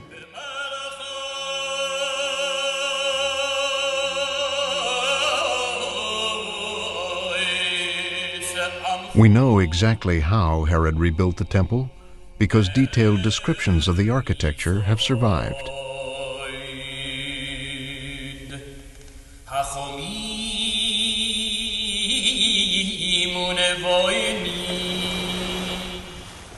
Along the coast, Herod constructed an aqueduct 40 miles long. It brought water to a new seaport he had built.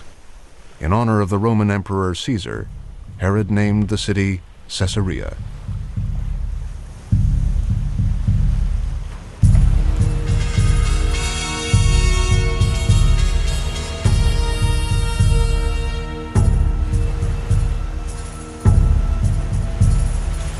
We really need to get a feel for a city like Caesarea Maritima at the time of Jesus, precisely because it shows the crucial intersection of Roman rule in Jesus' own homeland.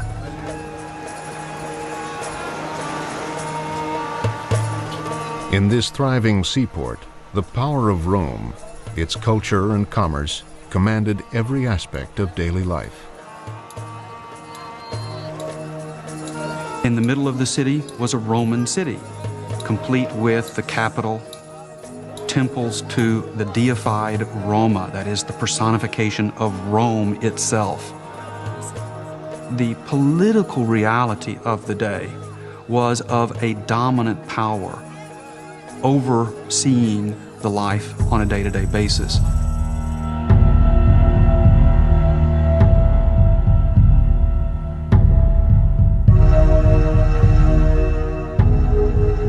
Into this political climate, Jesus was born. The Gospels present the familiar account of his birth. And she gave birth to her firstborn son, and wrapped him in bands of cloth, and laid him in a manger, because there was no place for them in the inn. Our best guess for the birth date of Jesus would be 4 BCE. In other words, he was born before the death of Herod the Great, who died in 4 BCE. But I emphasize best and guess. The Gospels claim Jesus was born in Bethlehem. Historians think it is more likely that he was born and grew up near the Sea of Galilee, in the village called Nazareth.